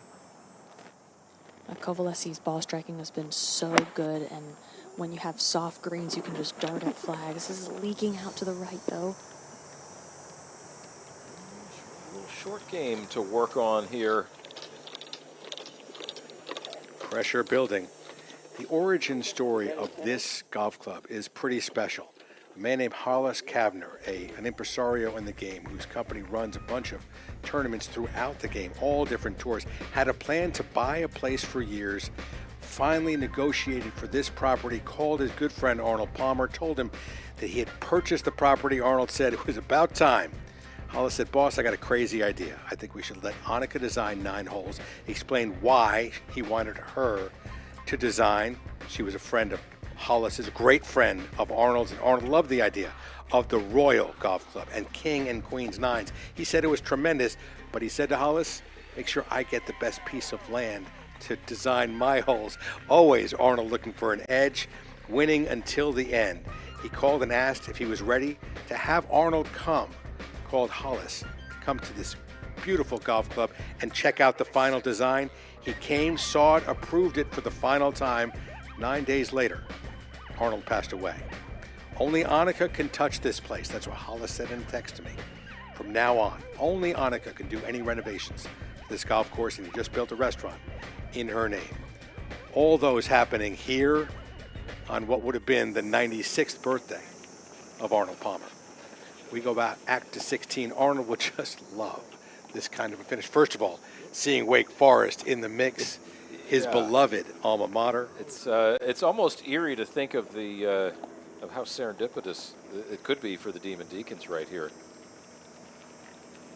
But there's some work for their number one player, their precocious sophomore in Chloe Kovaleski, who did herself no favors, Emilia, by missing the green here. Yes, she's got a couple of par fives ahead of her, but boy, this is, she's got plenty of green to work with, but still a nervy up and down. She'll need to stay in a share of the lead and keep Wake Forest in a share of the lead.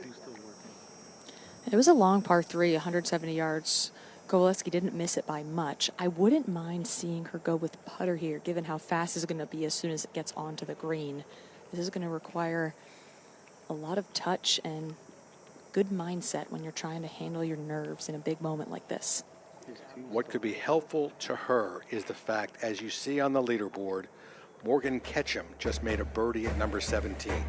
Now there are still 5 players out on the golf course at this point who have an opportunity to make birdies on those final 2 holes.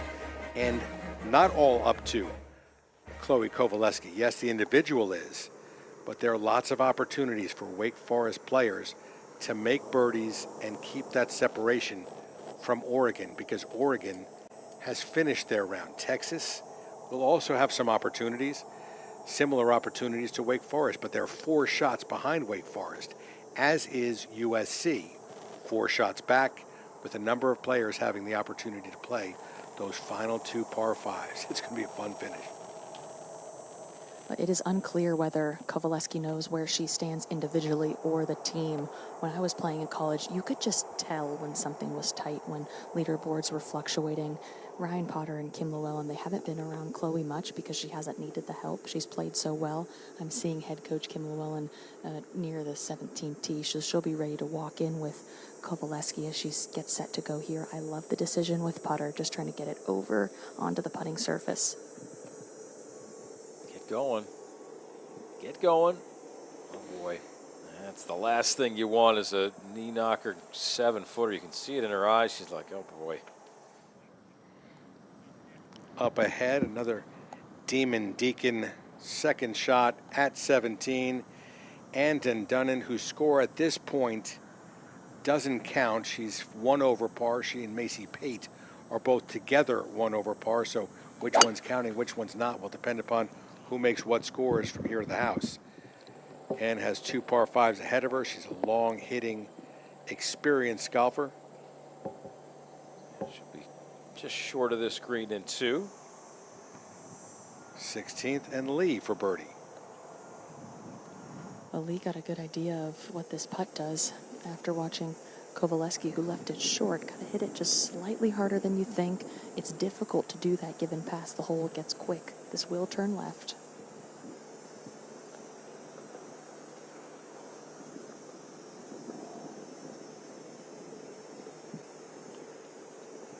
Tough putt to make right there. Just having to give that so much break. Kovaleski moving her mark back.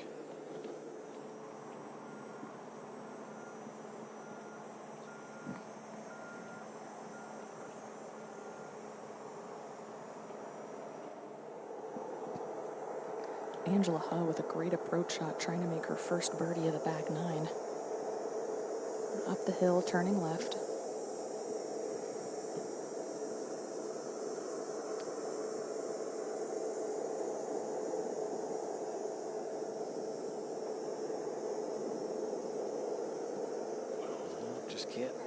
buy one in there right now.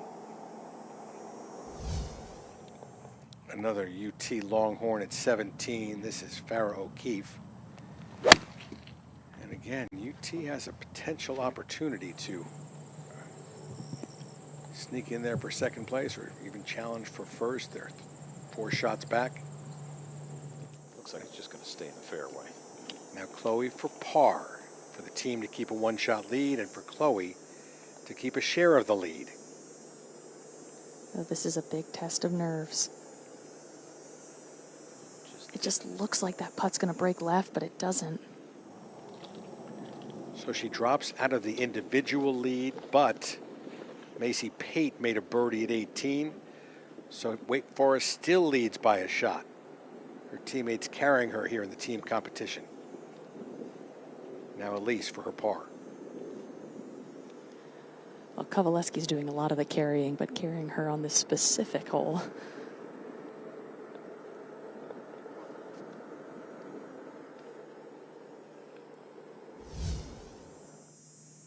Another look at that miss sliding by from Chloe.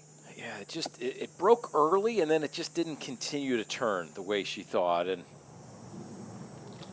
yeah, and she'll have to rely on her distance on these last 2 holes. See if she can get at least 1 birdie there to at least get the co-medalist. Potentially, she birdied both of them. She can take it all herself.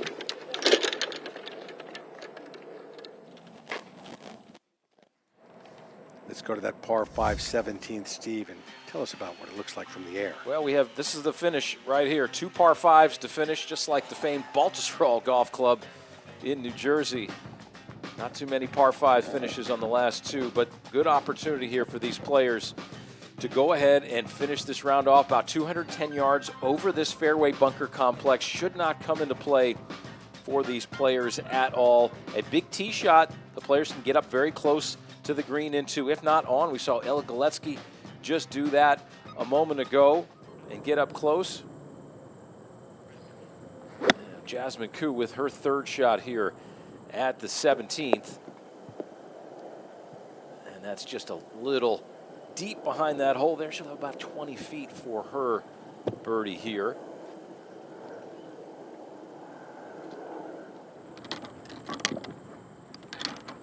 Farrah O'Keefe, she was very fortunate to keep this ball in the fairway. We'll see how much that collar of rough is going to affect this wedge shot or not. You can see there's no first cut in the rough. It basically goes from fairway to rough here at the Royal Golf Club. This from O'Keefe, sitting at 4 under, only about 70 yards away, and Texas needs every birdie that they can make coming into the clubhouse. Maybe a little bit of a bug distracting O'Keefe there. She'll reset. A little back in the stance. See how much she's choking up on this lob wedge right here, trying to shorten the distance this club is going to go. Abbreviated follow through. And she keeps it under the hole, but that'll be about 12 feet for her birdie. And her hand's almost on the steel there.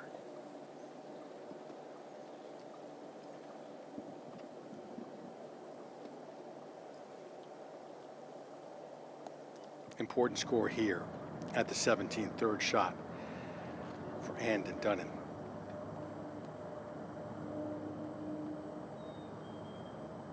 This are only about 50 yards right here. This would be one of these they would practice back in Winston-Salem at their beautiful Arnold Palmer practice facility, and that one got a little deep, and she's going to give the read to Jasmine Koo on that putt. A little bit of a miscue right there, I think. Elise Lee is on the tee at 17. Were they waiting for the group ahead of them to hit those shots, Emilia? Yes, and they were also waiting for the group on 18 to hit their approach shots coming in. The 17th tee, you just got to make sure you finish left center.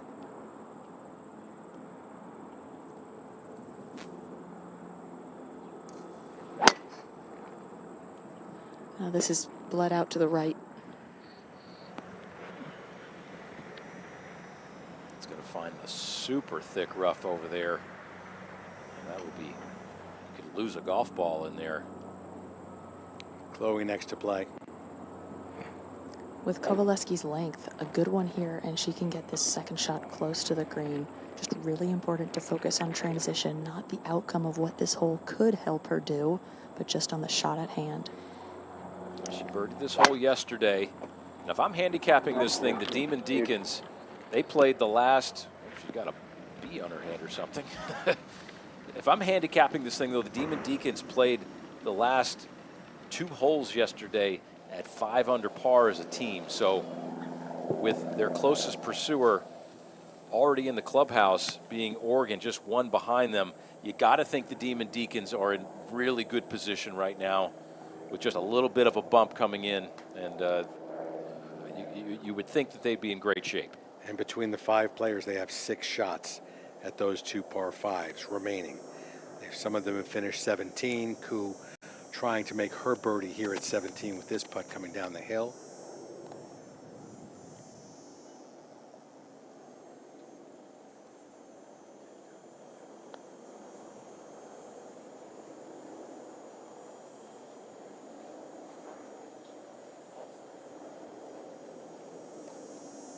That'll dry up a little bit short.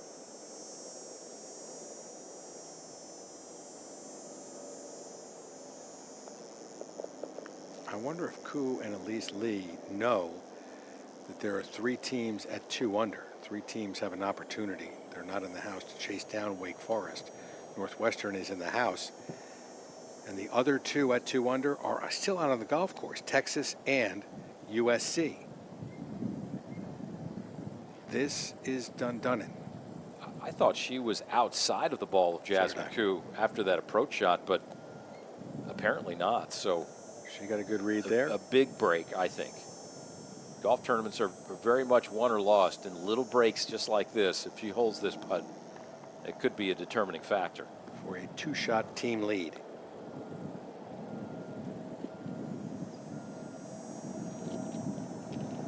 A little bit of a misread on that one. She steps back, baffled. Hard to misread when you just saw someone putt on the same line. Maybe it went a different direction than. Maybe the speed wasn't quite the one that she wanted. And these greens out here, I got to say, they're very, very tricky. And I think that's why you're seeing overall the scores not be overly low throughout this whole competition. Now Farrah O'Keefe, and this putt is meaningful. Yes, it is. This would get Texas within 3 as a team.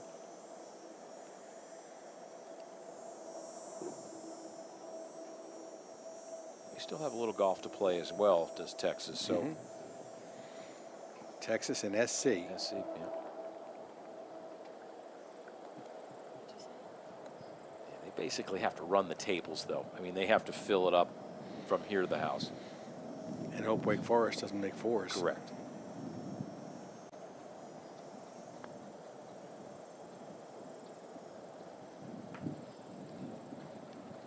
Farrah O'Keefe unable to find the bottom of the hole, so USC and Texas will stay 4 back at 2 under.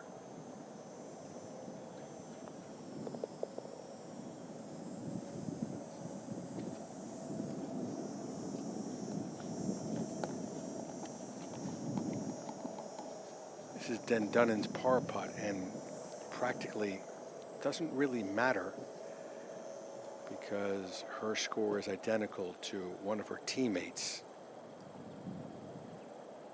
Actually, Casey Weidenfeld has now moved to even par, so Ann's not a counting score currently for the. We've seen her hit a couple chip shots, and they've gotten a little hot. Again, this closed club face is good for distance, but it may not always be good for these touchy shots.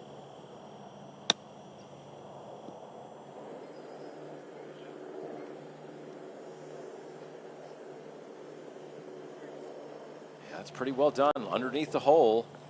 A lot of break to that one, Emilia. Yeah, it sure was. She used the slope, and it just didn't quite carry enough to keep it higher up on the flag.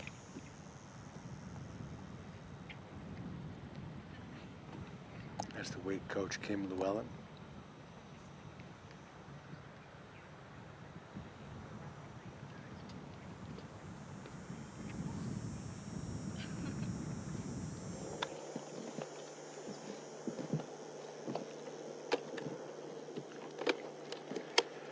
Looks like Elise Lee will be next to play. Elise has done some great fighting in this round, not putting up her best stuff today, has had to battle some adversity. The birdie on the 14th hole, she gave a huge fist bump, and it just shows that she's not giving up, and that's what the best players in the world do. Even if they have their B- game, they find a way to be able to score and pose something for the team. At this point, folks, USC players and Texas players need to all make fours on these par fives and hope that Wake Forest does not make another birdie, because they're all those two teams are 4 shots back and only 4 players with opportunities out on these par fives to make their birdies. Elise Lee is going to get a good idea of how this putt moves from Angela Huh, who was first to go, coming up and over a ridge, and she saw from Kovaleski's chip how much it turns to the right. This is a tough one to snuggle in there into tap-in range, I think.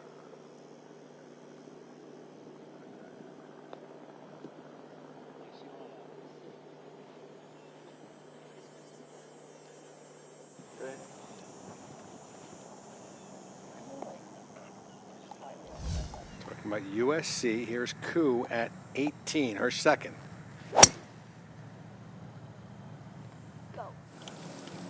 Like maybe a mini driver. That was a big-headed club right there, and that was hammered. That's a great strike right there for Jasmine Koo. Back to Lee, whose teammate Catherine Park has just made birdie at 18, moving USC to 3 under.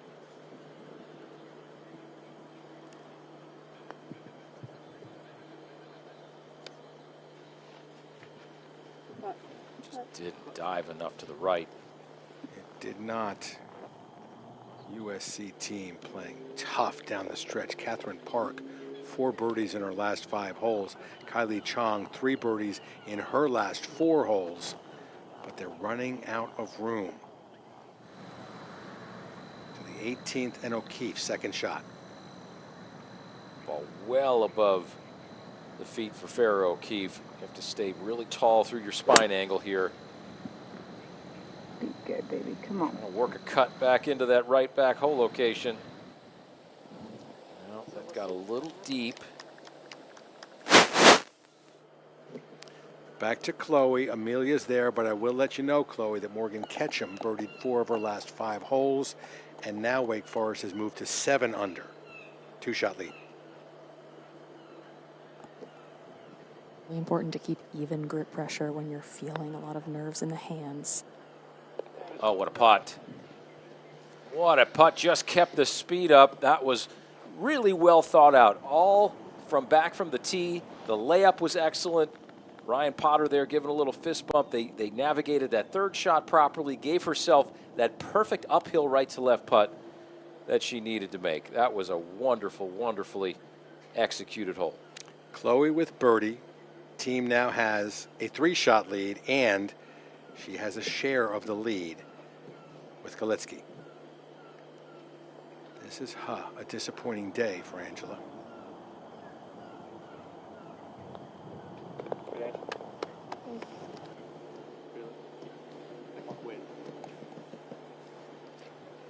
As they go to the 18th, we'll take a look at the final hole on the golf course. Arnold designed it. It's a par 5 finisher. He'd have it no other way. Yeah, the King always liked a charge at the end. And this one, you have the opportunity. 485 yards worth of par 5. It does play uphill, but we've seen the players reach this hole into good opportunity. Big sloping right to left fairway here, but a generous fairway which gives almost everybody the opportunity to fire this one up to the green into, you've got a hole location all the way in the back right today. 31 paces from the front edge and 8 from the right. The slope from the right will bring the ball in if you get it up over that bunker on the approach. A very exacting shot if you want to make eagle, but birdies are much abound. Let's take a look at the shot of the day. There have been a bunch of them, great ones, great putts as well. Maybe none better. And second at 18 for Ella Galitsky. She needs to make 3 to put pressure on to grab the outright lead, but with those scoring holes at the closing stretch of this golf course, Chloe Kovaleski looked like she was in great shape. However, Galitsky would make that putt, get to 9 under, and she now has a share of the lead in the clubhouse. As on the 18th tee, Elise Lee flirting with that penalty area on the left. Now Lee can't carry the bunker on the right. It's about 240 yards. These tees used to actually be one up the tee box and everyone could fly the bunker. Sometimes you'd have 9-iron in hand, but they've moved it back this week, leaving only the longer players the ability to go over the bunker, which Kovaleski can do.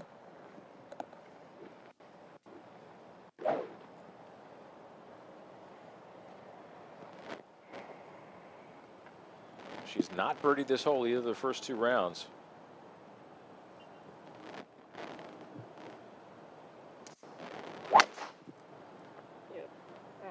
This is off to the right, but should get a left kick. Oh yeah, that was hammered. It's going to work straight to the left though and not go forward. But she will have the opportunity to reach in too.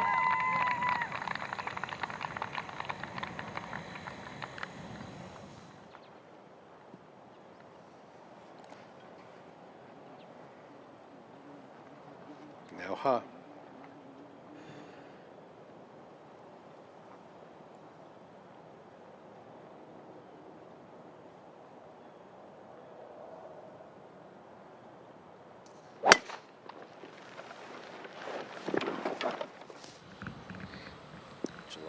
With big rip there. That should be in the left edge of the fairway when it's all said and done. 9 competitions, including this one, run by the Annika Foundation. Countless clinics and interactions with the general public. It is the heart and soul of Annika Sorensam's philanthropic effort. Let's take a closer look. When I retired from professional golf, I knew I wanted to give back to the game that had given me so much.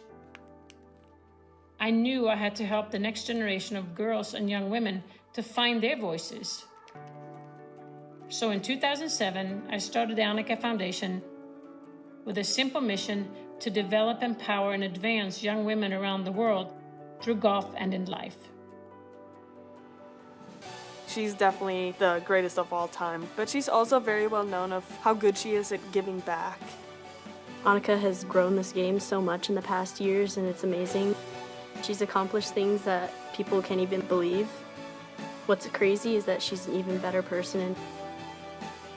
To be that good and want to give back that much, that says so much about the person Annika is. She doesn't care about what she did, she cares about what she's going to do and how many lives she can impact. 97 worldwide victories. Look at all these statistics from a playing perspective. I'm part of 12 Solheim Cups, but she has had just as big an impact, maybe bigger, after she retired from playing golf. As a mother, as a wife, as a philanthropist as well. This is coup for eagle at 18. Such a slow putt from that low portion of the green here. As she climbs up. She's got it absolutely hammered.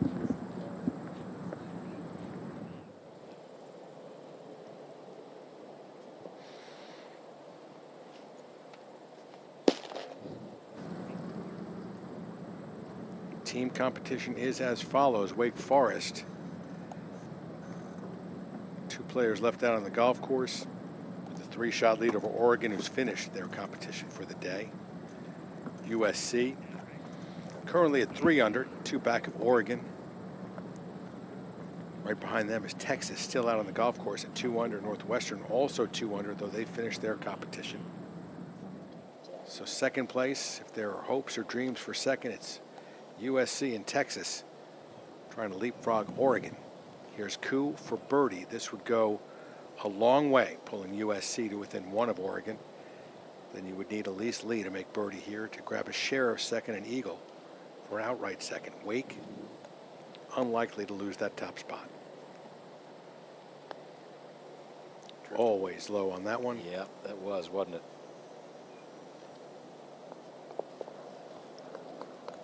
Disappointing 3-putt there after 2 mighty shots to hit to the heart of the green.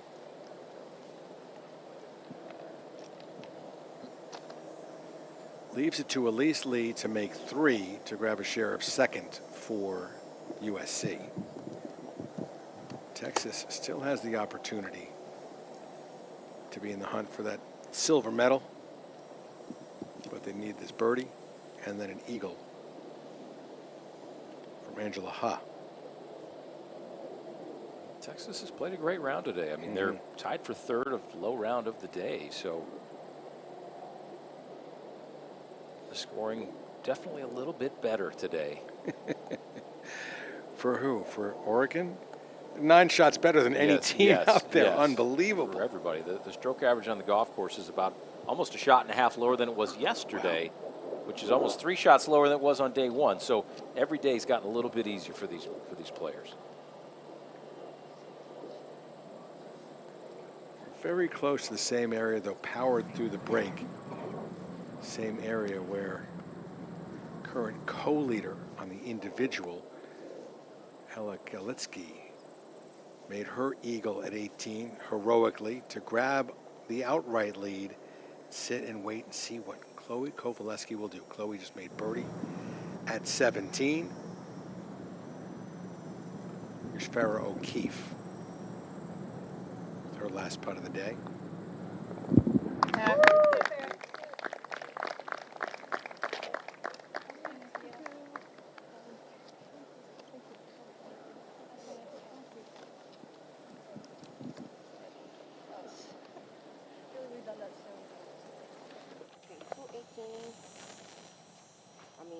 to the 18th. Lee has laid up. This is Ha.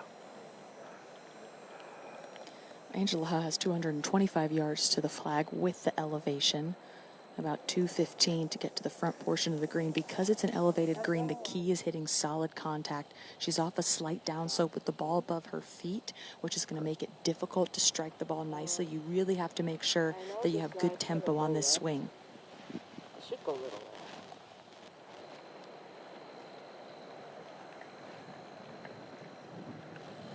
I'm gonna go between the pin and the bunker. Love it. Yep. Commit to the trust, okay?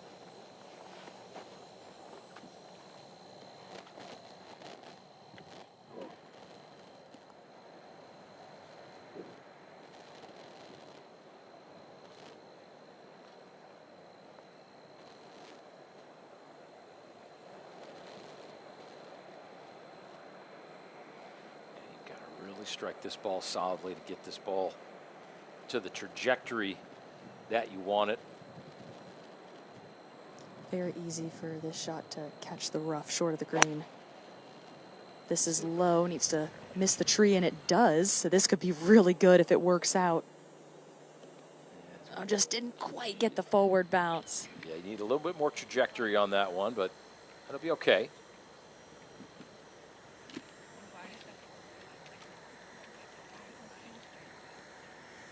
That's what I hit on the last one. Yes. Yeah. So that's 95. 98 is the middle. So perfect. It's hot. It's going a couple yards further, probably. Yeah. So I'm on the hill, so it should. Yeah, your target is basically those 2 people just left of the flag, coming in right on them. 210 yards to the hole. I love a 95-yard shot. That's the fattest portion of the green. Ball above Kovaleski's feet. She needs to make sure she aims at the flag and it will draw. This coming in low, needs to skirt that right bunker. Oh, it did. Stay right there, ball. Okay, it's dancing. So here's the way it stands. 2 putts for the individual title, 5 putts for the team title. Big day for Wake Forest. And now she smiles. Haven't seen her smile in 3 days. Yeah, that was a big shot right there because that ball's coming in so low. She had to negotiate around that bunker. And I like the way Ryan Potter talked her through that shot, just like it was the first shot of the day. It was just very simple, very matter of fact. I like, pick the 2 targets, or play to the 2 people right behind the green. Very simple direction. Another look, not as easy as you might think, just a well-struck golf ball. Yes, it was. It was penetrating through the air up there. That was really nicely done. That's just a really slow putt, though. But look, worst case scenario, if she does. But Chloe has been all business the entire week, hasn't said a word, and she can't stop talking now or smiling. Now Elise Lee, 3rd shot, USC's last hope to move a little closer to the top of the leaderboard. Got to make this to finish tied for 2nd. Good strike there.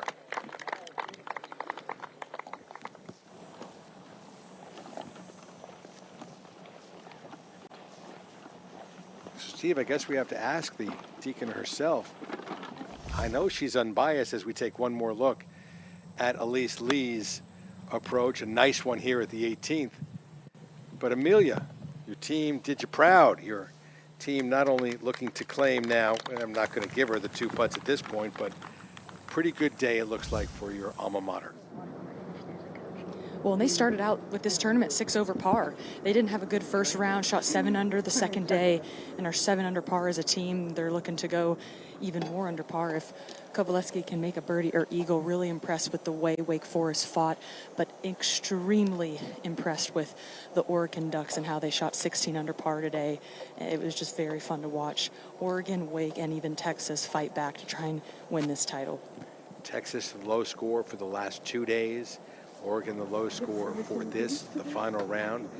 And if Chloe can make that eagle putt, I'm not sure she's going to be running it too hot at the eagle putt, but if she can, then they'll leapfrog Texas for the low rounds of the last 2 days. We're looking at the Wake Forest team, coach there as well. Everyone looking on to see what Chloe is going to do. Here we have Ha from the University of Texas. Her 3rd shot.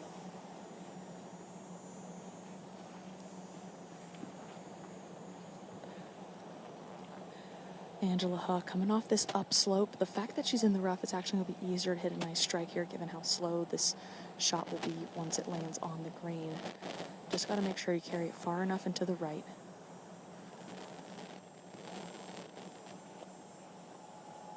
Yeah, nice little upslope here. You'd love to kind of drive, instead of using lob wedge here, maybe use sand wedge because the slope is already adding a few degrees of loft to it, so you can run that ball up. Exactly. No need to open the club face.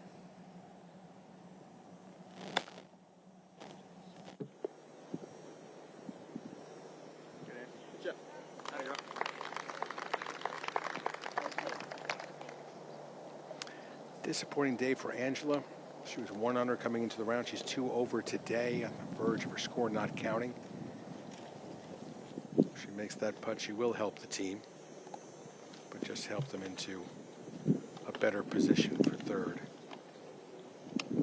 4th, excuse me.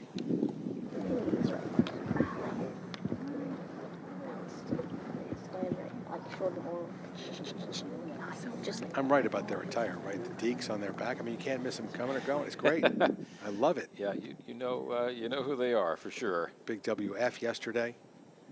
First thought that was for Winged Foot, but then I realized where we were. Well, it was funny because Kim Llewellyn just started experimenting with the stuff that she could put on the back of the T-shirt. So she just blew up the WF logo and started experimenting with deeks. And ever since postseason in 2023 NCAA's, we've been, or I should say they now, I'm on the sidelines, have been rocking those big letters on the back of the jersey. You're a we. Come on now, Emilia. You're part of that program. Once a deek, always a deek. That experiment is working out. But it's not experimental what's going on at 18 green right now. Second shot was a great one from Chloe Kovaleski. She has a share of the lead, 2 putts for the outright title. What does she have in front of her here, Emilia?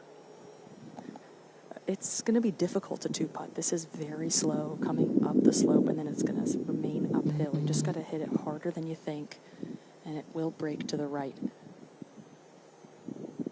We see most everybody come up short from here.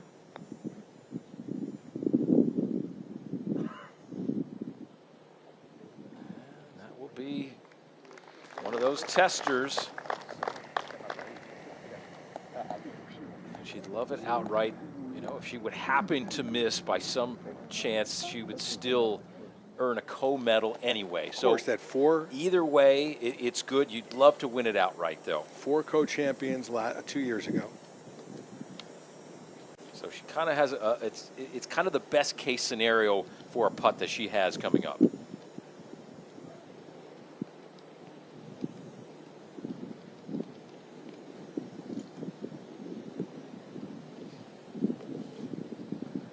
Now Huff for her birdie.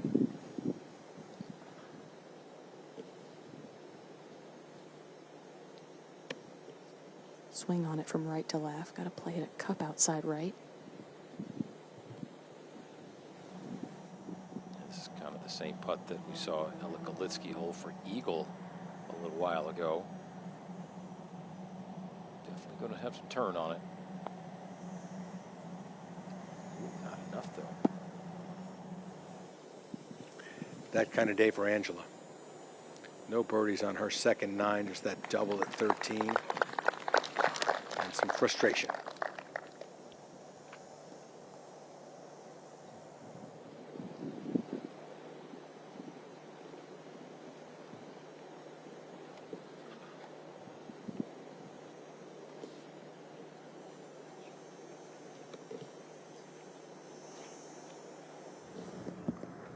Doesn't appear to have a whole lot of break to it, Emilia. It does not have a lot of break. Right now, for Kovaleski, adrenaline, it's easy for it to be racing through your body and your hands.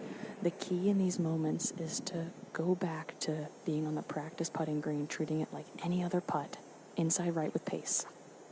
For the individual championship, and we never had it online. So it'll be a shared championship and a 3-stroke win for the Wake Forest team. Sadly, that might have been one of her worst strokes all day, but at the end of the day, it kind of doesn't matter. She's did what she came to do.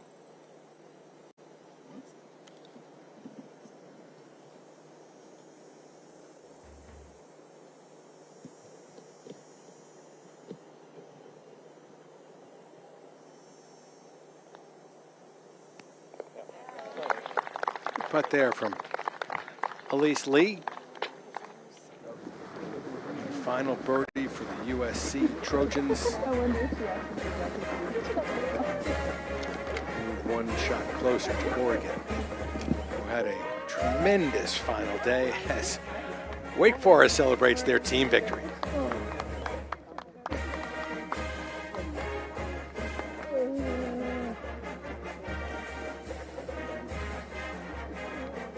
That's great stuff. Those are the unforgettable moments of college golf right there.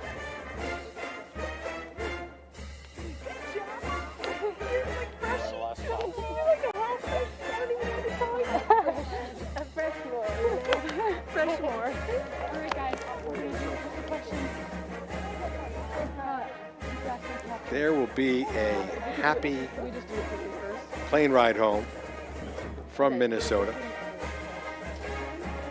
Those girls accomplishing what they set out to do. 7 of the top 10 teams in the nation were here. 12 important programs gathering for the Annika Intercollegiate. Each team played 54 holes, 5 players. Each day, 4 players, the 4 best counted for each team. It came down to the very end where Wake Forest got it done on those final par 5s. Morgan Ketchum, 2 birdies in those final 2 holes, those 2 par 5s.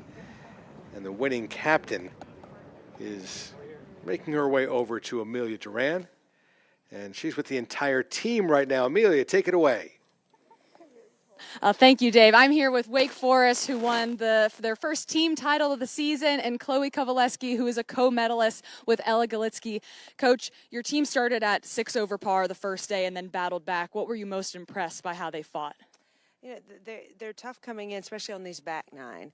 We have a lot of talent, a lot of experience, and even in moments where they look like they might be struggling a little bit, they've been coming back every single day. It's been amazing to watch. Yeah, the second day improved by 13 shots, 7 under par, and then another 7 under par round today. There was a lot of leaderboard fluctuation. How would you describe the stress for you and Coach Ryan being on the sidelines and navigating the dynamic? Right. I think it's more stressful for him because I typically don't look at it, and then he gives me updates.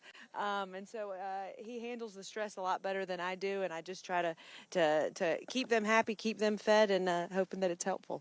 Well, your co-medalist, Chloe, she came in the spring as a freshman, just her second semester this fall. And then you have 2 transfers, Morgan Ketchum from Virginia Tech and Casey Weidenfeld from Auburn. How have you been able to bring this team together and start out so strong this fall?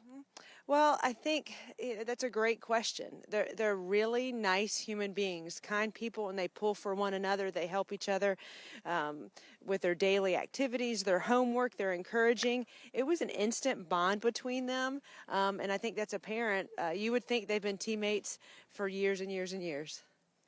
Well, congratulations on a great first win of the season for the Deeks. Send it back to you, Dave. She almost seemed unbiased in that conversation. The alumni of Wake Forest, Emilia Doran, our third member of the broadcast team, enjoying her alma mater's victory. It was exciting down to the final few putts.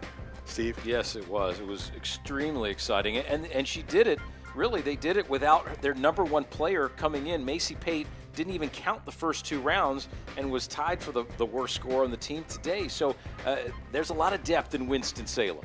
And a lot of beauty here in Minnesota. Stay tuned because very shortly we will bring you the trophy presentation of the 2025 Annika Intercollegiate, presented by 3M.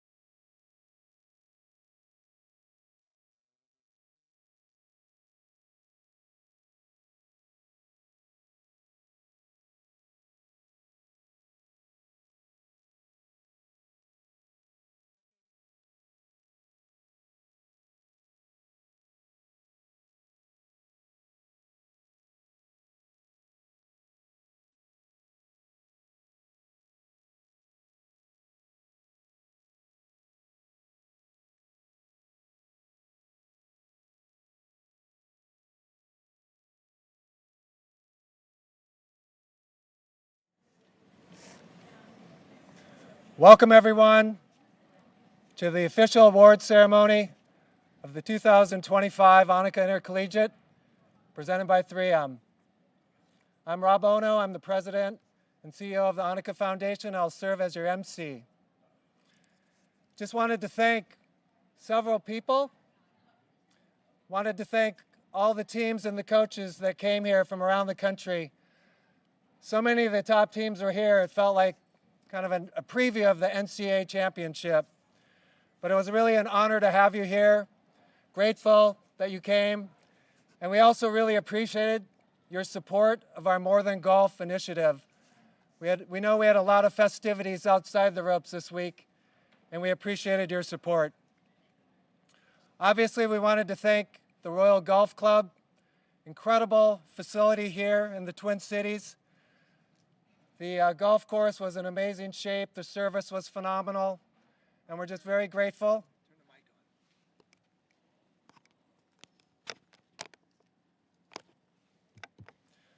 We're very grateful to Kent Blasco and his team here at the Royal Golf Club. Kent, I'd love to have you come up and say a few words.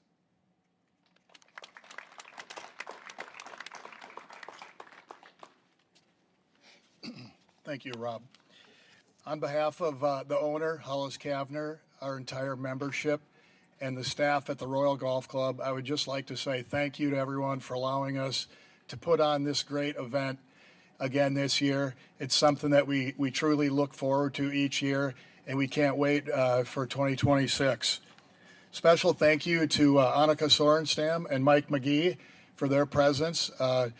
It's really inspiring for these young athletes to have the greatest women in golf be on board and on site to watch them compete, and it's just truly an honor to have her affiliated with our club. I'd also like to thank Rob Ono, CEO of the Annika Foundation, and Taylor Britton, the events and tournament director.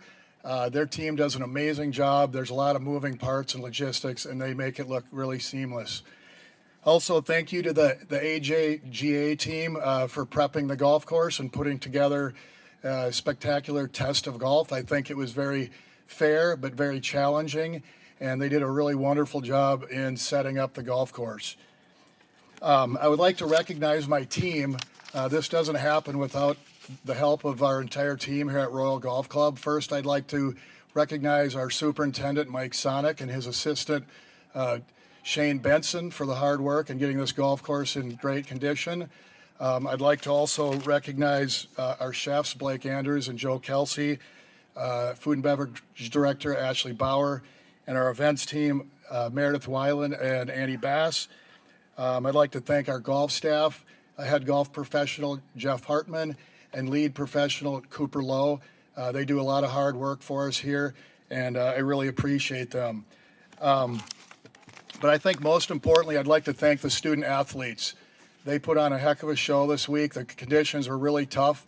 Everybody hung in there, and we had a great day. 96 years ago today, the late Arnold Palmer was born in Latrobe, Pennsylvania, and I can't help to think that he had something to do with this weather today, and I think he would be pretty proud of what the Royal Golf Club has become. Thank you.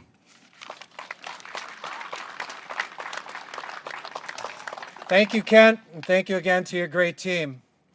Also, we wanted to thank Baby Grand Golf and Chuck Wilson for the amazing live stream that was done over the past 2 rounds. It was so professionally done, and we are very grateful to them. And Emilia, Dave, and Steve, amazing job as the broadcast team. Thank you so much. And thank you to the College Am sponsors and the supporting tournament sponsors as well. And a special thanks to 3M. Obviously, we couldn't even have this tournament without their support. And I'd love to bring up Katie Stoll, VP of Global Partnerships, to say a few words as well.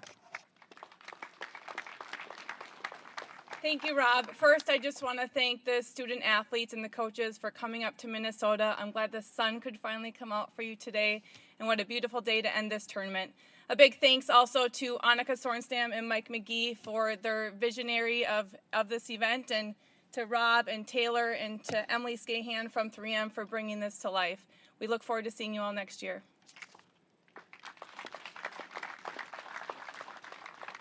Thank you, Emily. just a few more thanks. Thanks to Full Swing and all the volunteers that helped us this week. Amazing job. I have to thank our Annika Foundation team, led by Taylor Britton, the AJGA and the Annika Women's All-Pro Tour that helped us run this amazing event, and obviously the head rules official, Rob. Lastly, the University of Minnesota, Coaches Matt and Coach Miranda, thank you so much for being the host team. We love you so much. You always make us feel so welcome. And of course, we have to thank the official host, Annika, for her vision and her support and her willingness to give back. If you can give everyone a round of applause, I'd appreciate it.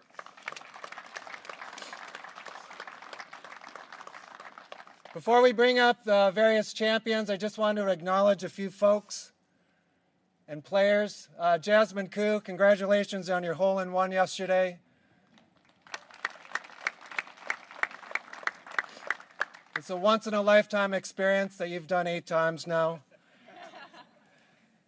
Kiara Romero and Sofiane, low rounds of the day today, both of you shooting 66, 6 under par. Congratulations. Oregon, amazing job today. 16 under for the round. Coming in second place, making a charge. It was so fun to watch you out there today. Congratulations. And a lot of teams are in it this final day, but USC persevered, played great all week. Coming in third, University of Southern California, congratulations. Now to the individual co-champions. We have 2. We'll bring them up individually. The first one played beautifully all week. I remember seeing her go birdie eagle that first round. Pretty awesome. She's a sophomore from Chiang Mai, Thailand. She shot -5, -2, and -2 for a total of -9. One of your individual co-champions, Ella Galitsky from South Carolina.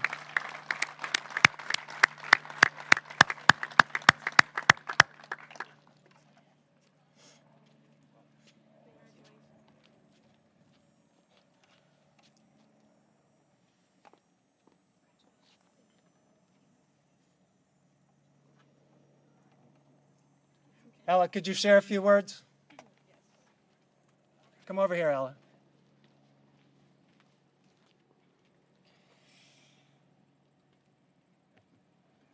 Hi.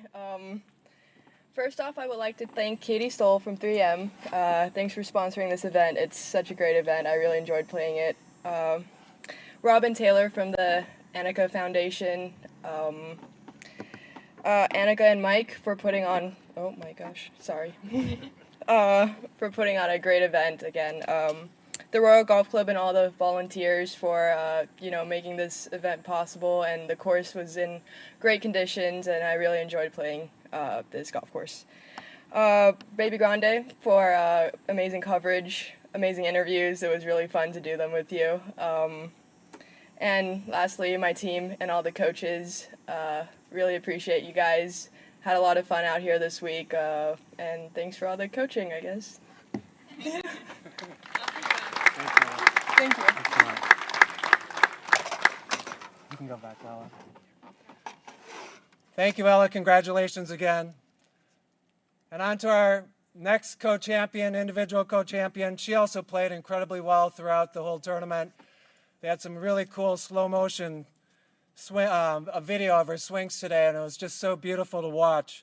She's currently a sophomore from Boca Raton, Florida. She shot -1, -5, -3, total of -9. Your individual co-champion, Chloe Kovetsky, Wake Forest.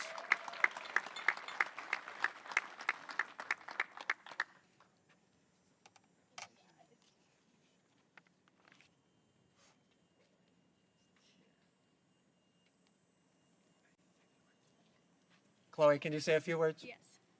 It's really tall.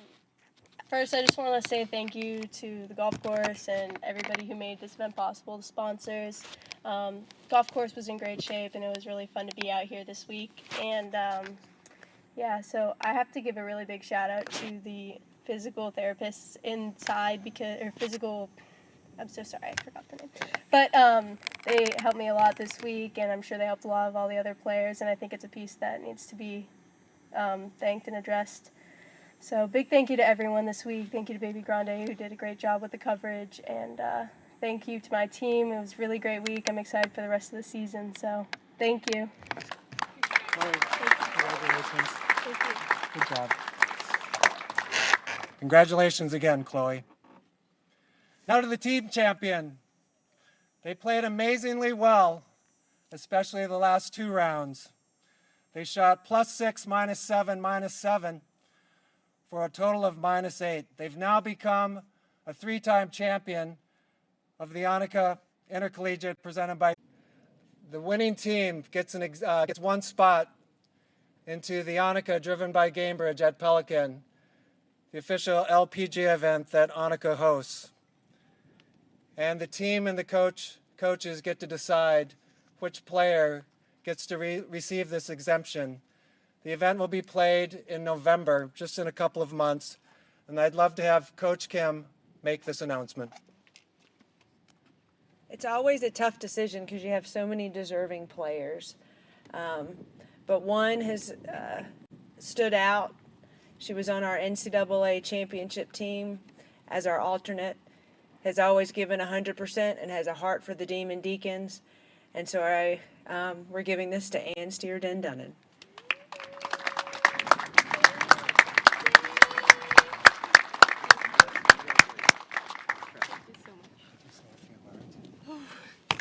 We'd love Ann just to say a few words. Wow, I definitely did not expect that. I'm so sorry. I want to thank my team for all the support over the past couple years. I want to thank my coaches. I know we've had some rough times, but we've really gone through it, and we've gone through everything together, and I'm so happy to be part of the Demon Deacons, and I really think that Honor Palmer was watching over us today and helping us and sending us this beautiful letter, definitely. And I'm so excited to be able to go and play this LPGA event and to be able to rep Wake Forest. And I just want to thank the Annika Foundation for this opportunity.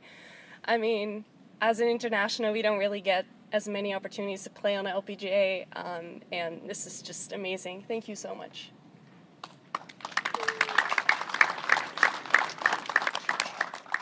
Congratulations again to all our winners, but really thank you to everybody for being part of this special event. This concludes the award ceremony. Be safe, travel safe, and we'll see you next year. We're going to ask you to stick around for